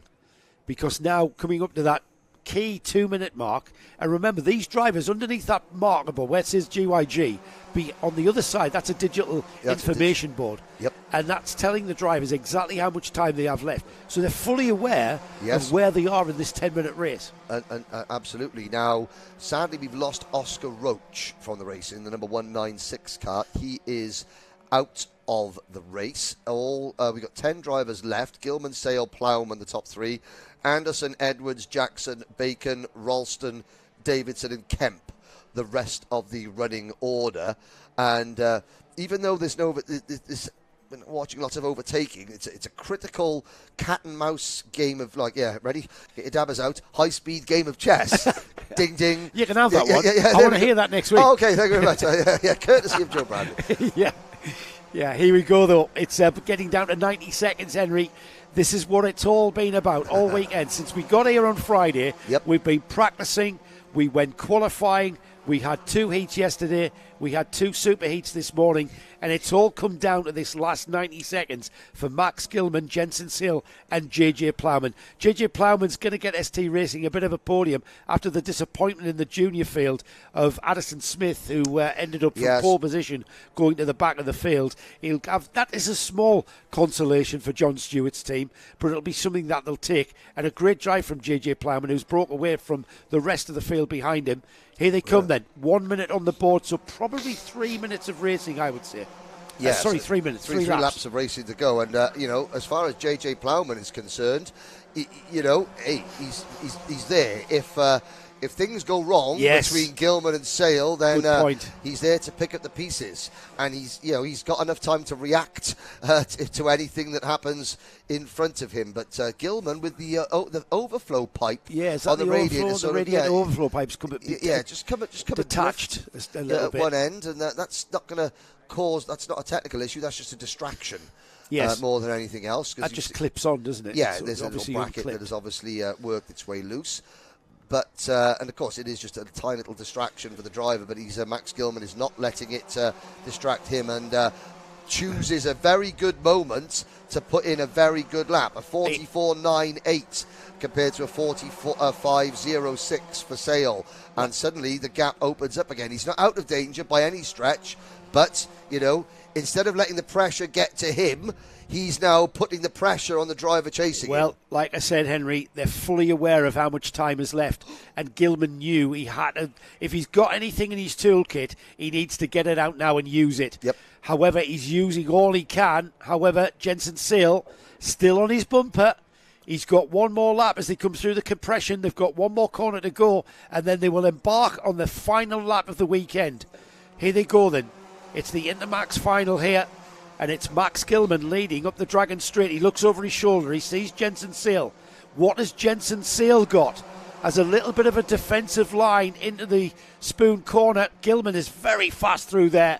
Yep. Very fast indeed. Now, at this time a lap ago, Gilman ran wide coming out of the carousel and almost put a wheel on the grass at the outside. Does he do the same thing there? No, he doesn't. No, not so quite. He corrects. He was a little bit more contained. Yes. Opportunities are running low for Jensen Sale to have a go at Max Gilman for the win. Here they come then, the last few sequences of corners. They've got one more corner to go. Gilman's got this in the bag as he comes through on the exit curb. Tooley Motorsports, Max Gilman takes the win for Intermax. Jensen Sale, a fine second, I've got to say. Yeah. Great drive. And here's one thing that we haven't said all weekend. That was a lights to flag victory. Yes, it was, for absolutely. Max Gilman. Yeah, Max Gilman. Incredibly Spot on. well controlled, but there's always going to be one race, and that may have been it. Yeah, but so Josh Cormack, who led the championship at the end of the Wilton Mill round, he's obviously not here, so he's not here. not a factor. Adam Turacek isn't here. So Gilman and Sale, who are second and fourth in the championship, JB Plowman, who is fifth, they're going to go ahead of them, of course, with a massive difference in points there. So let's have a look at the order. Max Gilman took the win, Jensen Sale second, JJ Plowman with a consolation for the team, ST Racing taking a podium there with JJ Plowman in fine style. Fraser Anderson was fourth, Harvey Bacon fifth, Thomas Jackson sixth, Nathan Edwards seventh, George Ralston was eighth, ninth was Drew Davidson, Sandro Kemp was 10th, and then we lost Oscar Roach very early there, less than half distance ago. Oscar Roach went out on lap 6. So that is the Intermax final done and dusted. What have we got next? We've got Mighty Bambinos. Sure. I can't cope with this, mate. The sound of silence. That's Simon and Garfunkel, wasn't it? It was indeed. I tell you, it might be silent in noise, but it's not silent in drama and contention, is it? Absolutely awesome racing from these electric karts so far. Yes. The championship coming into round 2, Ralph Martin, who took the Wilton Mill final in great style from Ollie West in second. We had Felix Tandy rounding off the podium in third, and then Heath Smith in fourth. The championship is Ralph Martin on 200 points, Ollie West on 190, Heath Smith on 181. Then we got Felix Tandy and Jack Harper, both on 175, and then Junior Wright on 171. Jack Harper isn't here, I think. No. Oh, yes, he is. Oh, yes, he is. Sorry. Yes, he is. He's in the number 57 kart, but has been ninth of the grids. Is Junior Wright here? Yes, he is. In the number 11, he's in the bright blue. There he is. Third row, outside of the third row in the turquoise blue, turquoise. Turquoise, yes. Yes. So the championship is wide open. Absolutely. Then. And of course, you're looking at obviously Henry Hales. It was the Mighty Bambinos that Henry Hales has won 2 events that he was winning this morning. Ollie West, we saw him winning in the other Bambino class, the Coma Bambino class earlier on. Oliver Woodall, they're in fourth on the grid. Ralph Martin, pick a winner. Heath Smith and Junior Wright, they've been there or thereabouts. Felix Tandy has been right up there. The top 7, I would say, have probably separated themselves from the rest of the field in terms of fighting for overall honours. However, this is probably going to be a 10 minutes plus a lap. Henry Hales took the win. Yes, second superheat. Yes, he did. Ollie West was second. There was nothing in it. That was the one. Remember, Felix Tandy. Did Felix Tandy get spun out of the second superheat or the first? He went rally crossing during that race. Right. Yes. Right, and he ended up 6th.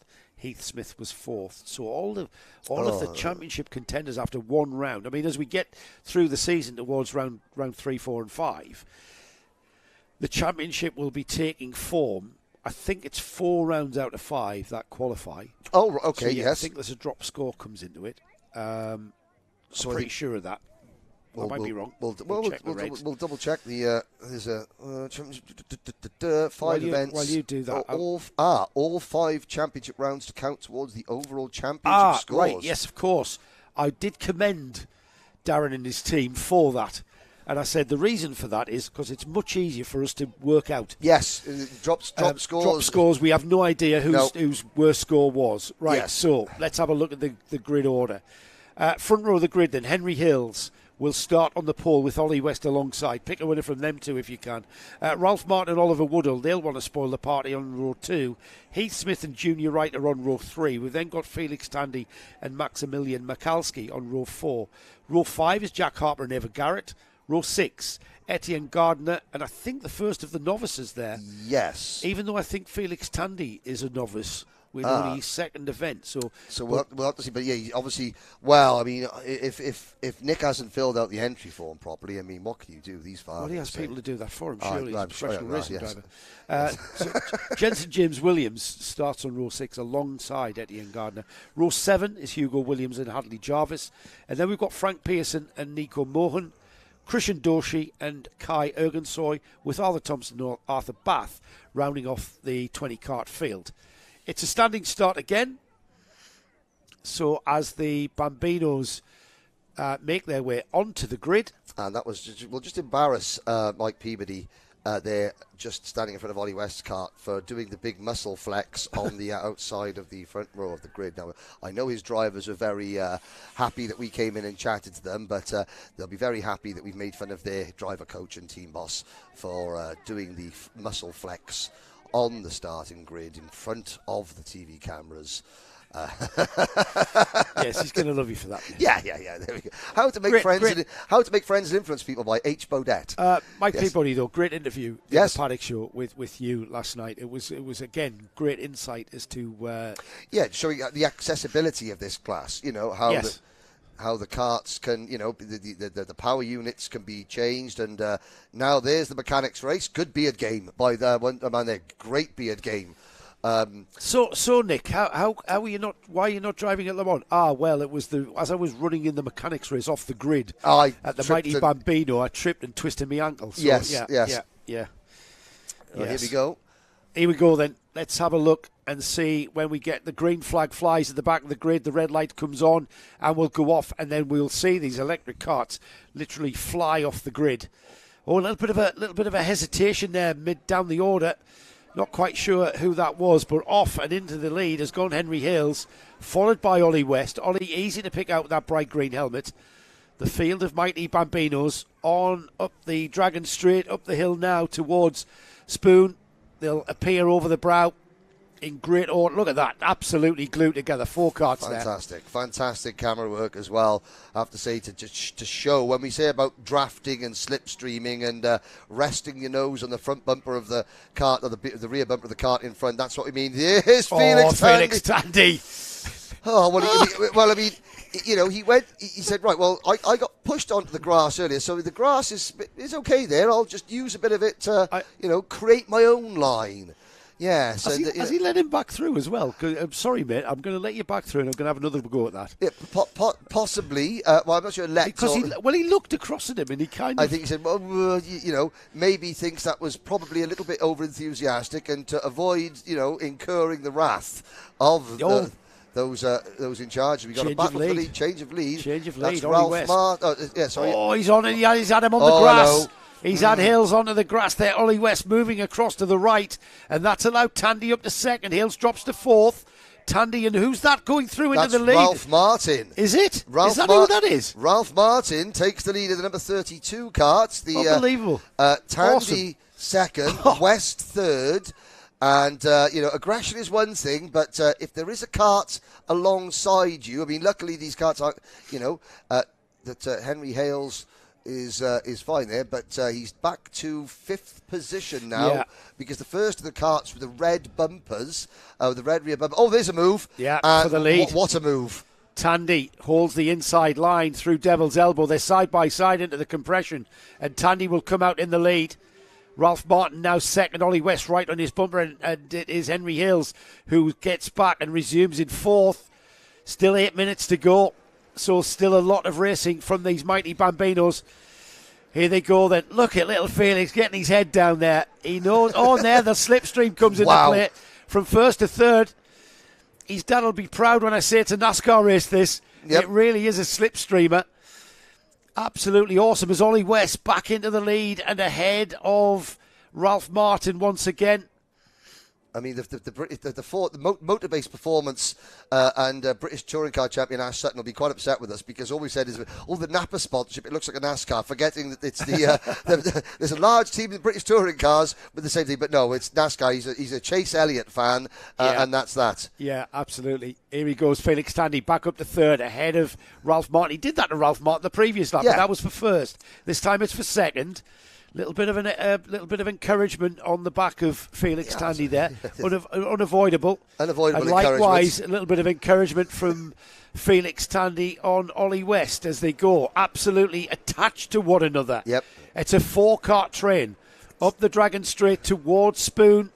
They'll appear. They'll pop up over the brow of the hill. I mean, these are electric. Is there such a thing as kinetic magnetism? That might be what we're seeing here. Yes. We'll stay with that angle there. It's a great angle as we see them come into the braking area and go side by side and then sort themselves out as they come down the hill towards the carousel. We're inside of 6.5 minutes. Ollie West, Felix Tandy, Ralph Martin. We've dropped Henry Hale slightly. I say slightly, maybe 2 kart lengths at most. And this is where we've been swapping position. We're not really supposed to be doing that at this part of Glanigors, but we are. Oh, and that's a coming together. That's a coming together of Ollie West and Felix Tandy. Ollie West is still in the lead. Ralph Martin second. Felix Tandy recovers to third. Gathers his composure and hangs on to that. Henry Hill's all over the rear bumper, though. Yeah, all three of them were sideways coming down through Devil's Elbow there, and all three of them caught the power slides. Now Henry Hales is trying to work with Felix Tandy, and Ollie West, he does have to be careful. You've got to be aggressive and you've got to defend your position, but occasionally you've got to realise, okay, I'm going to be passed here. I've lost this corner. No racing driver wants to be overtaken, but there are occasions where you have to concede. I think it's something you were saying earlier about the lack of periphery under the edge of. There is 12, did you say? It's 12 to 13 is when a human being, when the periphery comes. The peripheral vision is completed, as it were. No mirrors on a kart. Nope. And so, and you've got no engine noise. And yes, absolutely. To signify where your rivals are. That's a good point. So, unless you're fully alongside, you're not going to appear in the peripheral vision of any driver, and even more so at the age of 7. Yes. But 6 of them at the front. Now, Oliver Woodall is the first of the drivers. The red flicks on the back of his rear bumper. Heath Smith is the second of those drivers. Jack Harper runs 7th. Then Jensen, James Williams, Junior Wright, Ava Garrett's your top 10. All 20 starters still running, with Arthur Barth and Arthur Thompson at the back of the field. Yeah, there's no attrition without a petrol engine, I suppose, is the thing. The battery's fully charged and are good for all day. Yep, not enough space there to go through. Ollie West still leading. Ralph Martin second. Just testing the structural rigidity of their side pods there. I think it worked. Yes. I think it worked. Felix Tandy just eager to get back on terms with the leaders, and I think he is there. Out of the compression, into the final turn then. It'll be 6 laps completed. West leading, Martin second, Felix Tandy now on the rear bumper of Ralph Martin, and Felix doesn't hang about, does he? He's already kind of forming a personality on track, and the personality of Felix Tandy is he doesn't hang about. Catch them, pass them. Catch them, pass them. Simple as. Yes. It's and the other drivers will start to learn this as well, and every driver is different. And as the more these youngsters race around each other, they'll realise, okay, this driver I know will sit behind me and work with me. This driver, I know that he or she will try and go right past me. So maybe I will learn to try and just follow this driver instead of defending halfway through a race. Well, bizarrely, these 3 youngsters are proving me wrong by just sitting with each other. We've seen them trip over one another at this part of the track there, Devil's Elbow. Now we go. That's the compression. That's compression. That's where Felix kind of finds himself out of position, sort of. That was a wrong line through there. Yes, it's cost him a little bit, but he's going to get it back. He's going to get that back. So watch this. Watch the toe. Watch the toe now. By the time they get to Spoon Curve, they're going to be absolutely nose to tail, the three of them. That's incredible. You can actually see the tour working there, and Felix Tandy just drawing up behind Ralph Martin there. It's the green helmet there you see of Ollie West. Into Spoon. You know what? They've learned a big lesson, haven't they, in the early stages? However, we've got the 2-minute mark coming up.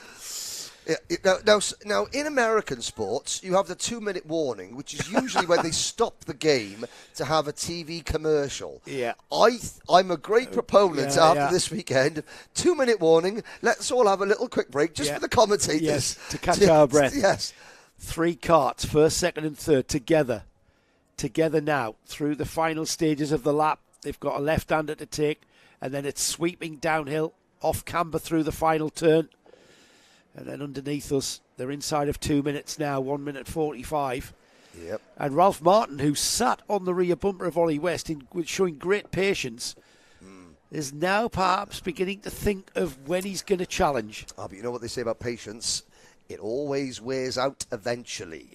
I thought you were going to say it's a virtue. Well, it is, but it is a virtue. But in karting, patience wears thin.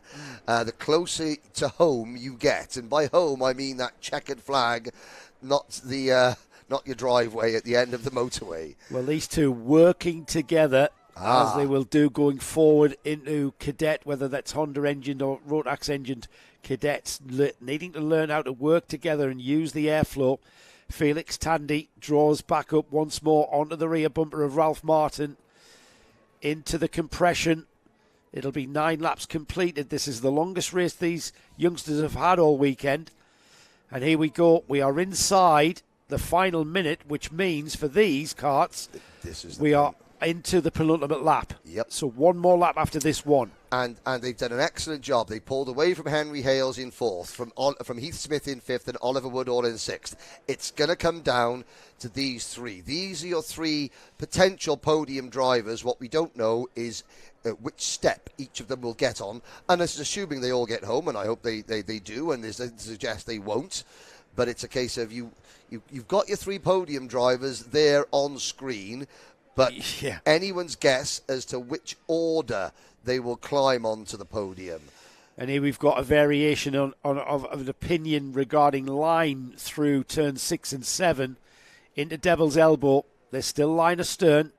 Nobody moving out. And here we go. That was the side-by-side action. Felix Tandy through the compression and into second. Ralph Martin made the move and it didn't come off, and Felix Tandy pounced. He's into second going into the final lap. Ollie West leading. Now then, can Felix Tandy pick up that tour from the leader? He does, and he's taking Ralph Martin with him. It's becoming intense. They're bumper to bumper, quite literally, together.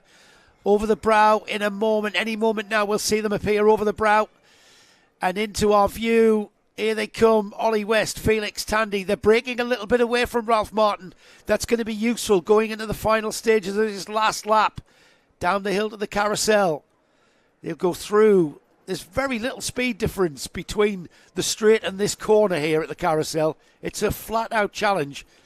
And now with the back marker appearing just in front of these 3, is that going to be a factor? Well, watch Tandy's sizing him up for a move there. There he goes. Felix Tandy into the race lead. Great stuff. Now can Ollie West fight back? 1 corner to go, Joe.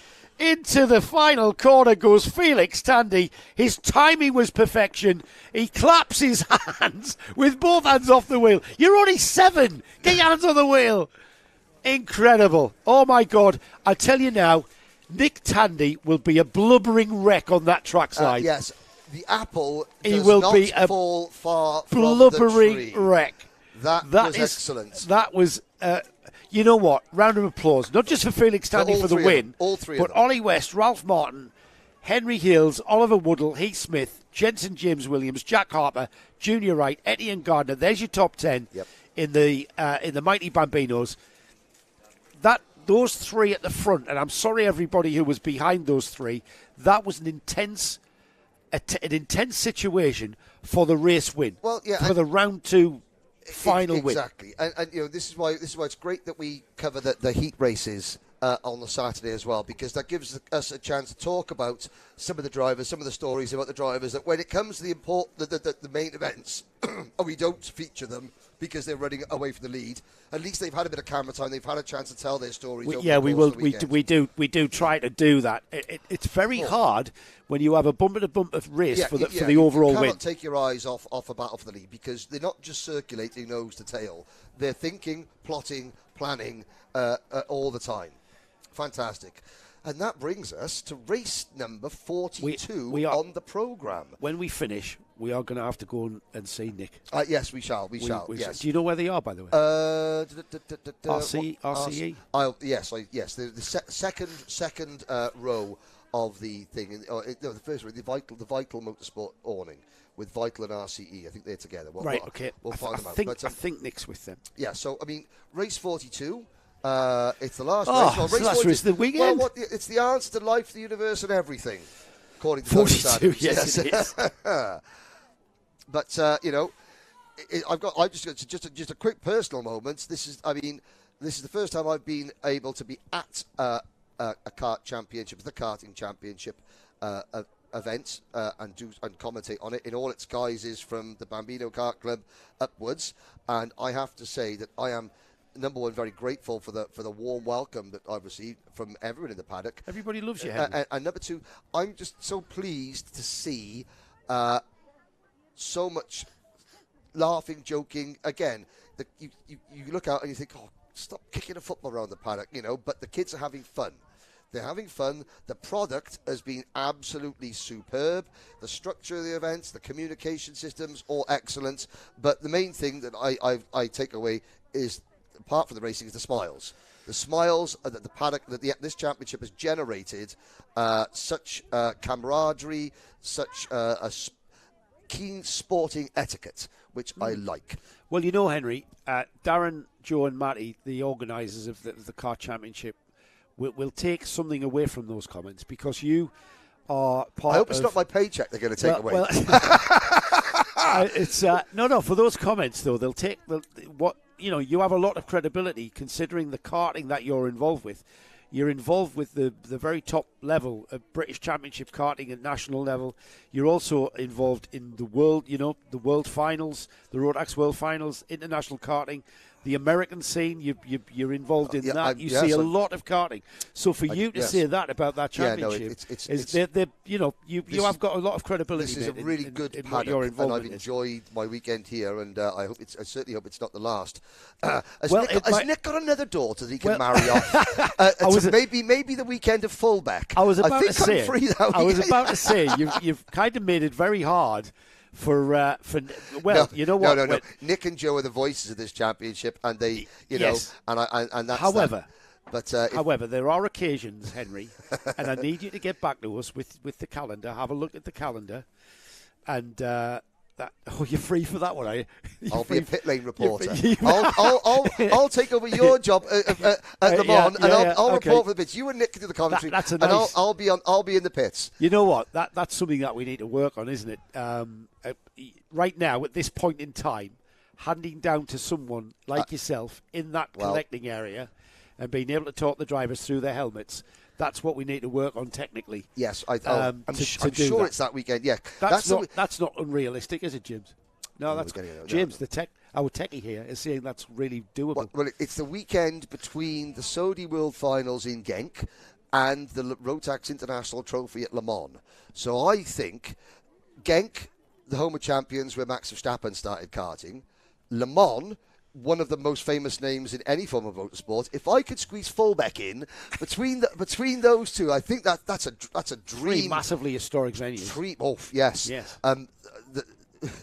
Road racing, where the toilet block at Fullback being the most historic piece of them all. Le Mans, where Le Mans was where road racing was born in 1923, and it was just last year's during the International Trophy on the Saturday night. The Friday night before the finals on Saturday, Roger Dorchi passed away. All right, yes, And I made a point of saying to the kids, listen, history was made just beyond those trees. And if you close your eyes and listen, you can almost hear the sound of the engine. Well, the track's just on the outside of the Porsche curve. Yes, and say, we're sitting here in a place where aeronautical history, where automotive history has been made. It's a mecca. Yeah. And none of those people would have heard of Roger Dorchi. I made sure that they did, because they should all. That's a good education. That's a good education that you're giving them. Here we go then. Alfie Mayer leads the championship coming into this one with a second place at Wilton Mill in round 1. Logan Rolfe second in the championship after taking the first step of the podium at Wilton Mill. Benedictus Masiokas finished third at Wilton Mill and is third in the championship. It's Alfie Mayer and Benedictus Masiokas on the front row of the grid here for our Micromax final. Logan Rolfe and Dian Singh Pahal are on row 2. Chloe McGill and Buddy Hugo row 3. Row 4 is Jensen Walker and Alfie Garrett. Then we've got LBJ Stubbs and Lewis Herbertson. Xavier Ramsey and Lewis Kirkconnell are next. Row 7, Sebastian Crawford. Great position for Sebastian, who's learning all the time. Elijah West alongside. Row 8, Freddie Blackshaw, likewise for Freddie on row 8. Jack Mellon. Victor Poppercool and Matthew Lilly are on row 9. Roddy Faulkner. And we're going to get them going round again because we haven't read the grid out. Well, that's great. I mean, because you're inside Dan Ashton's head. I am. He knows what you're thinking as well. It's a mutually beneficial arrangement. So he's inside your head as well, Joe. It's a bit scary. Yeah. So he knows. He knows. So I was at row 9. I'll say it again. Victor Poppercool and Matthew Lilly. Row 10 is Ronnie Faulkner and Toby Biggs. Row 11 is Zach Andrew and Jamie Walsh. Row 12, Travis Giddings and Ruben Sagu. And then rounding off 26 karts, and we have got 26 karts out on track. Carter Jackson and Leo Hunt. Now we will wait. You can see that the late afternoon sunshine. Next weekend the clocks go forward, so it'll be getting lighter and lighter in the evenings. But there are a couple of shadows just emerging over the fields in the background, as everybody who's not putting karts away has a little look over the fences to see the last race of the weekend. And is this going to be a zip karts parade? Or can anybody, the question was asked earlier, can anybody hold it? Dear. That's going to delay the start a little bit. That's the number 26. Zach Andrew. Zach Andrew, one of the novices. We might not get this away. Or will we? No, we won't. No, we won't. And again, that's a call from the race director to get one of the track officials over to get that kart, and you can see all the rain that we've had here, and there we go. And now you'll take a couple of corners just to get all the muck and detritus off the 26 kart. Those side pods are at a somewhat jaunty angle, I have to say. But obviously that's just the way that the setup has worked, and they will give that driver the hurry up to catch up to the back of the field. Yeah, hopefully he will catch up the back of the field, or else he's going to be tailed off and have a very lonely race, will Zach Andrew? Yes, and but he should catch up, and you just saw on the left-hand side of you, that's our cameraman out there that has been bringing you.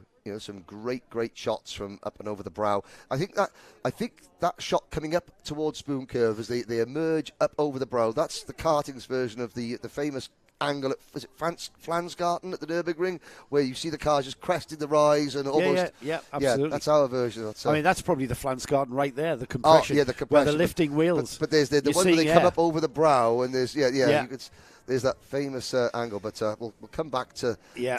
We'll wax lyrical about that another time. This is the on-track action for the final time this weekend. We're off and racing. Gets very busy on row 2 there. We had a bit of wheel banging going on as they were fighting for position behind the 2 zip karts.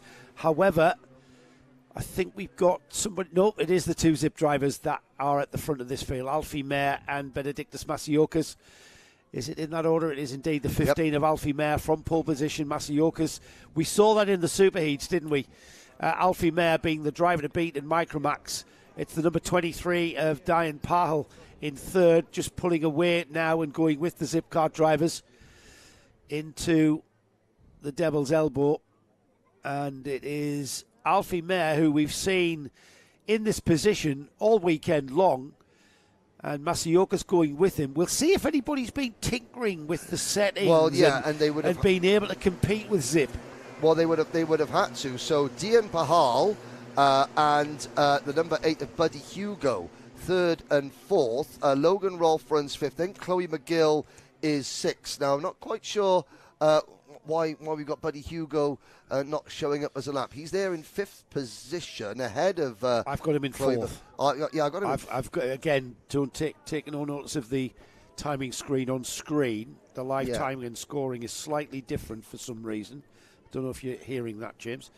But I mean, I'm not sure why. Well, Dian Pahal's got the bit between his teeth. He has, yeah. And he's, first of all, does he work with Benedictus Masiokas, or does he try and pass him and set off after Alfie May? It's going to be a very tough decision that he's going to have to make if he can even stay with the 2 leaders. He's going to get help from Logan Rolfe. Yeah, I was about to say, Logan Rolfe might have different ideas to that, because Logan Rolfe has come up onto the rear bumper of Pahal. Oh, and pushing down him the straight inside through. has gone Wow. Pahal, yeah.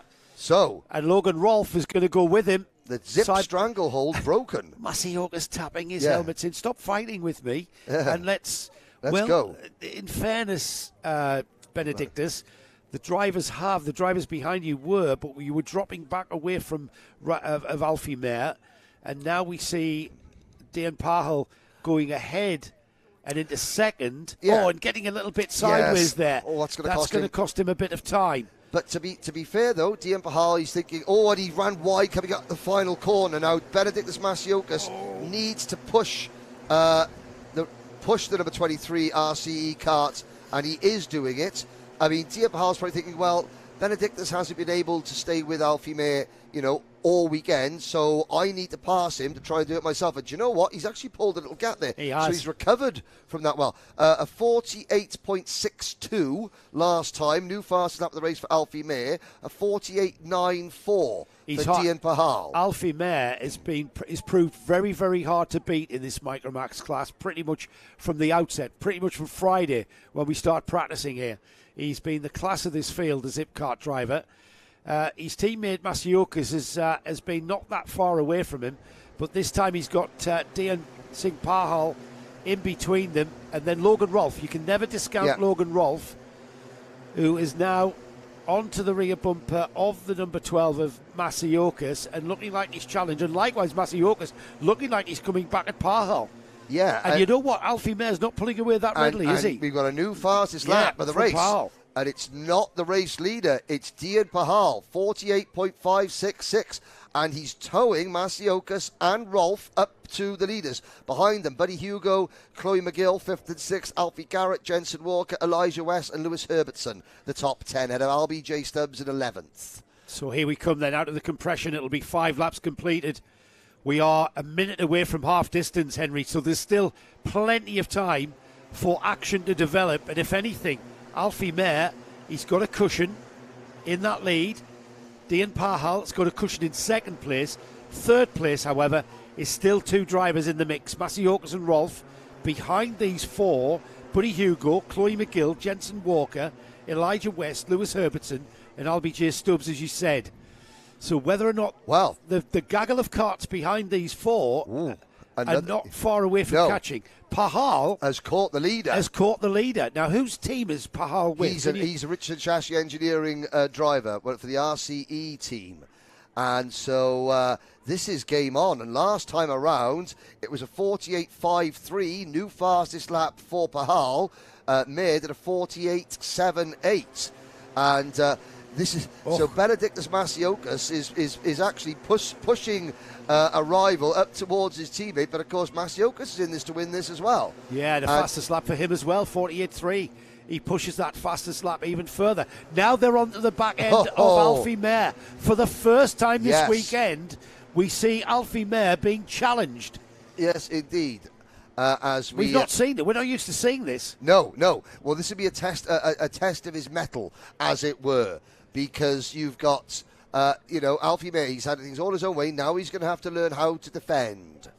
Good battle behind 4 cars, but I said defend. He's defended very well there by pulling out a gap. Yeah, he's very, very quick through that. He is. Devil's Elbow and Compression Corner are easily his 2 strongest corners on this circuit. And it's the slipstream effect that we get on the Dragon Straight that draws them back together as they get towards over the brow of the hill into Spoon. I mean, and this is where the last time they were right on the bumper of Alfie Mare. Yeah. And look at that, once again. Yeah. They're back within there. 2 kart lengths. Yeah. It's very strange, that, isn't it, how that works. And Alfie Mare's kart, clearly very, very good. I mean, that's gear. There's a mixture of that is gearing, and the rest of it is potentially setup. But as they come down, now this is the 2 corners, so you can see Mare. He takes a different entry line, but coming out of here, he seems to go over the curb a bit more, and he's just so much better than everybody else through that corner. Different line, and it works. But Pahal will not. Pahal's not going away. No, and Logan Rolfe, personal best lap time for him, 48.4. So there's still 4 karts in it, and 3 we've still got over 3 minutes we haven't of even this run final. the 2 minute warning. No, the 2 minute warning still to come, Henry. So prepare yourself for that. Oh, looking over his shoulders, Pahal. He can feel the presence of Masiokas. Masiokas likewise can feel the presence of Logan Rolfe. Now into the technical part of Glannygore here, into the 6 and 7, now into Devil's Elbow. They start coming downhill here, and it's downhill momentum that you've got to keep going. It's like a floor, left and right, left and right. And look at the gap Alfie Mare's pulled out. Well, I can't understand why the Pahal, Masiokas and Rolfe have not just copied Mare's line. It's a different line, isn't it? You spotted that last lap. It's a much different line, and obviously it works for him, because if they can peg Mare back through that section, and here they go now, they've got to try and get ahead before the exit of the carousel. Mare is pretty much unbeatable through the second half of the lap. So if you're going to make the move, once they get to that point once you get to this point, Mare's going to pull away. Mare's gone, and we'll see this now again. It's this corner they're about equal. And then through the left hander they're equal, but now this is the difference. Yeah. It's over the curb there, using a lot more wider track, and then cutting back, and there's the gap. He's able to keep speed. 2 minute warning bell has just sounded into the final 2 minutes of the weekend. Then it's Micromax out on track at the moment, and there we see Alfie Mare. The gap that he had through turn 1 is about to disappear up and over the brow and into Spoon. They close up again. Masiokas is right on the bumper of Pahal. He knows how much time is left. He knows he's going to make a move if he wants to catch his teammate up ahead in the lead. Sadly, Chloe McGill has retired. That's a shame. Stricken Kart coming outside of Spoon. That's the first retirement of the race. Now back to the leaders. Can Pahal sort of keep pace with Mare through this section again? The gap's 2 kart lengths coming into this corner. 3 kart lengths maximum. Let's have a look. Tighter line, not as quick. Yeah. Tighter line again, proving not as quick 5 kart as Alfie Mare. Yeah. 1 minute to go. We've probably got 3 laps. 3 laps of this Micromax to go. 4 kart battle for the lead. It's absolutely intriguing. Behind them, 5th is Alpha. Is that the move? That is the move. That is the move of the weekend in Micromax. As Dan Pahal takes the lead, and he's got that lead snatched away from him by Alfie Mare into the carousel. He knew, and this is where Mare will pull away. This is the section of track. He did what you said he had to do and get by before the carousel. However, if he does that again next lap, it's going to have to be defensive driving into the carousel. Now, Mare has had a bit of a wake-up, I think. Yes. That's the first time he's been overtaken all weekend. And Pahal was a little bit wider. He sort of did half Alfie Mare's line, but Mare still gains a couple of kart lengths. He's not as close as he was, is he? No, he's not as close as he was. If anything, Masiokas looks like he could challenge for second if they're not careful. Interview, he does. He does try. He's got a lot of pace over that brow. Yep. And Mare looks over his shoulder, so Mare's going to defend into this corner. So, okay. It's going to boil down to one more time into Spoon Curve. Yeah, I think they're going to get the last lap board next time around, and it's going to be Spoon or bust for Dian Pahal. And that Spoon challenge is going to start at the final turn. Yes. Out of the final turn, through turn 1. Wow, this is... I mean, Alfie Mare's got a bigger gap than he's had at any point. Great lap from Alfie Mare. Outstanding lap from Alfie Mare. He holds off the challenge the first half of the lap, and I don't even think they might. Oh, I don't know. Again, we see the slipstream, and now we've got 3 karts battling for second. They're going to start tripping one another up. Alfie Mare's going to play right into Alfie Mare's hands here. See how they close up now? Yep. And now down towards the carousel for the final time. Oh, and there's a yellow flag. There's the kart off the side of the circuit. That was Leo Hunt has gone off. Pahal. I don't think Pahal's got the pace. We know how quick Alfie Mare is in this very technical part of Glanigor. We know how much quicker he is. He's proved it every time. And once again, the lead begins to eke out through every part of the switchbacks, through the compression for the final time. There's the gap again.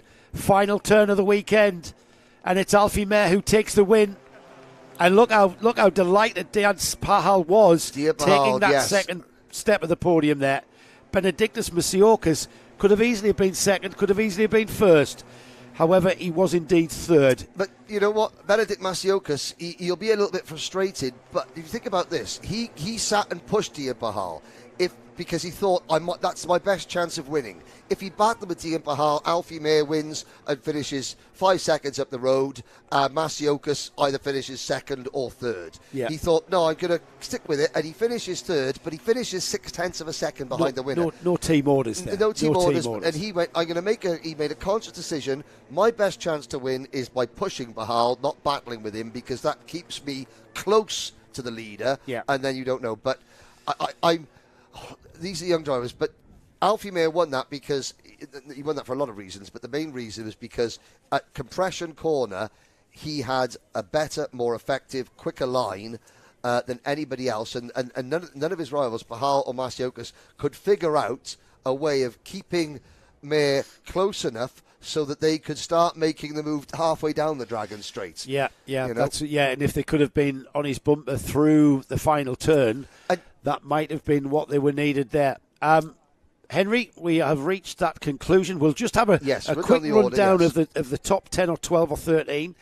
So Alfie Mare takes the win, Pahal second, Masiokas third, Logan Rolfe fourth, fifth was Alfie Garrett, Elijah West was sixth, seventh was Jensen Walker, Albie J. Stubbs was eighth, Lewis Herbertson ninth, rounding off the top 10 was Lewis Kirkcaldy, and then just outside of the top 10, Matthew Lilly, Seb Crawford, Toby Biggs, Freddie Blackshaw, Victor Poppercull, rounding off the top 15. Henry, that concludes, round 2 of the Kart Championship. It's been an absolute delight to have the Henry Baudet join us for this on Karting Live TV. Right, it's been, as a long-time admirer of your work in sports car racing, thank you very much. It's quite a privilege to be sat next to you and commentate with the Joe Bradley. Oh, well, sure. From the Joe Bradley and the Henry Baudet, we bid you good night. Keep an eye on our Facebook page on Karting Live TV and keep up to date with the Kart Championship. We'll see you at round 3 at Wardenlaw at the end of April, where you can visit my part of the world. We're here in Wales at Henry's part of the world. I think Nick Damon's going to be back, though. If you just want to nudge him off the seat, it's up to you, mate. I think you've got broader shoulders than him. We hope you've enjoyed the coverage here from Glanigors. We get back up to the northeast for round 3 soon. For now, we'll bid you farewell, good night, and have a safe journey home.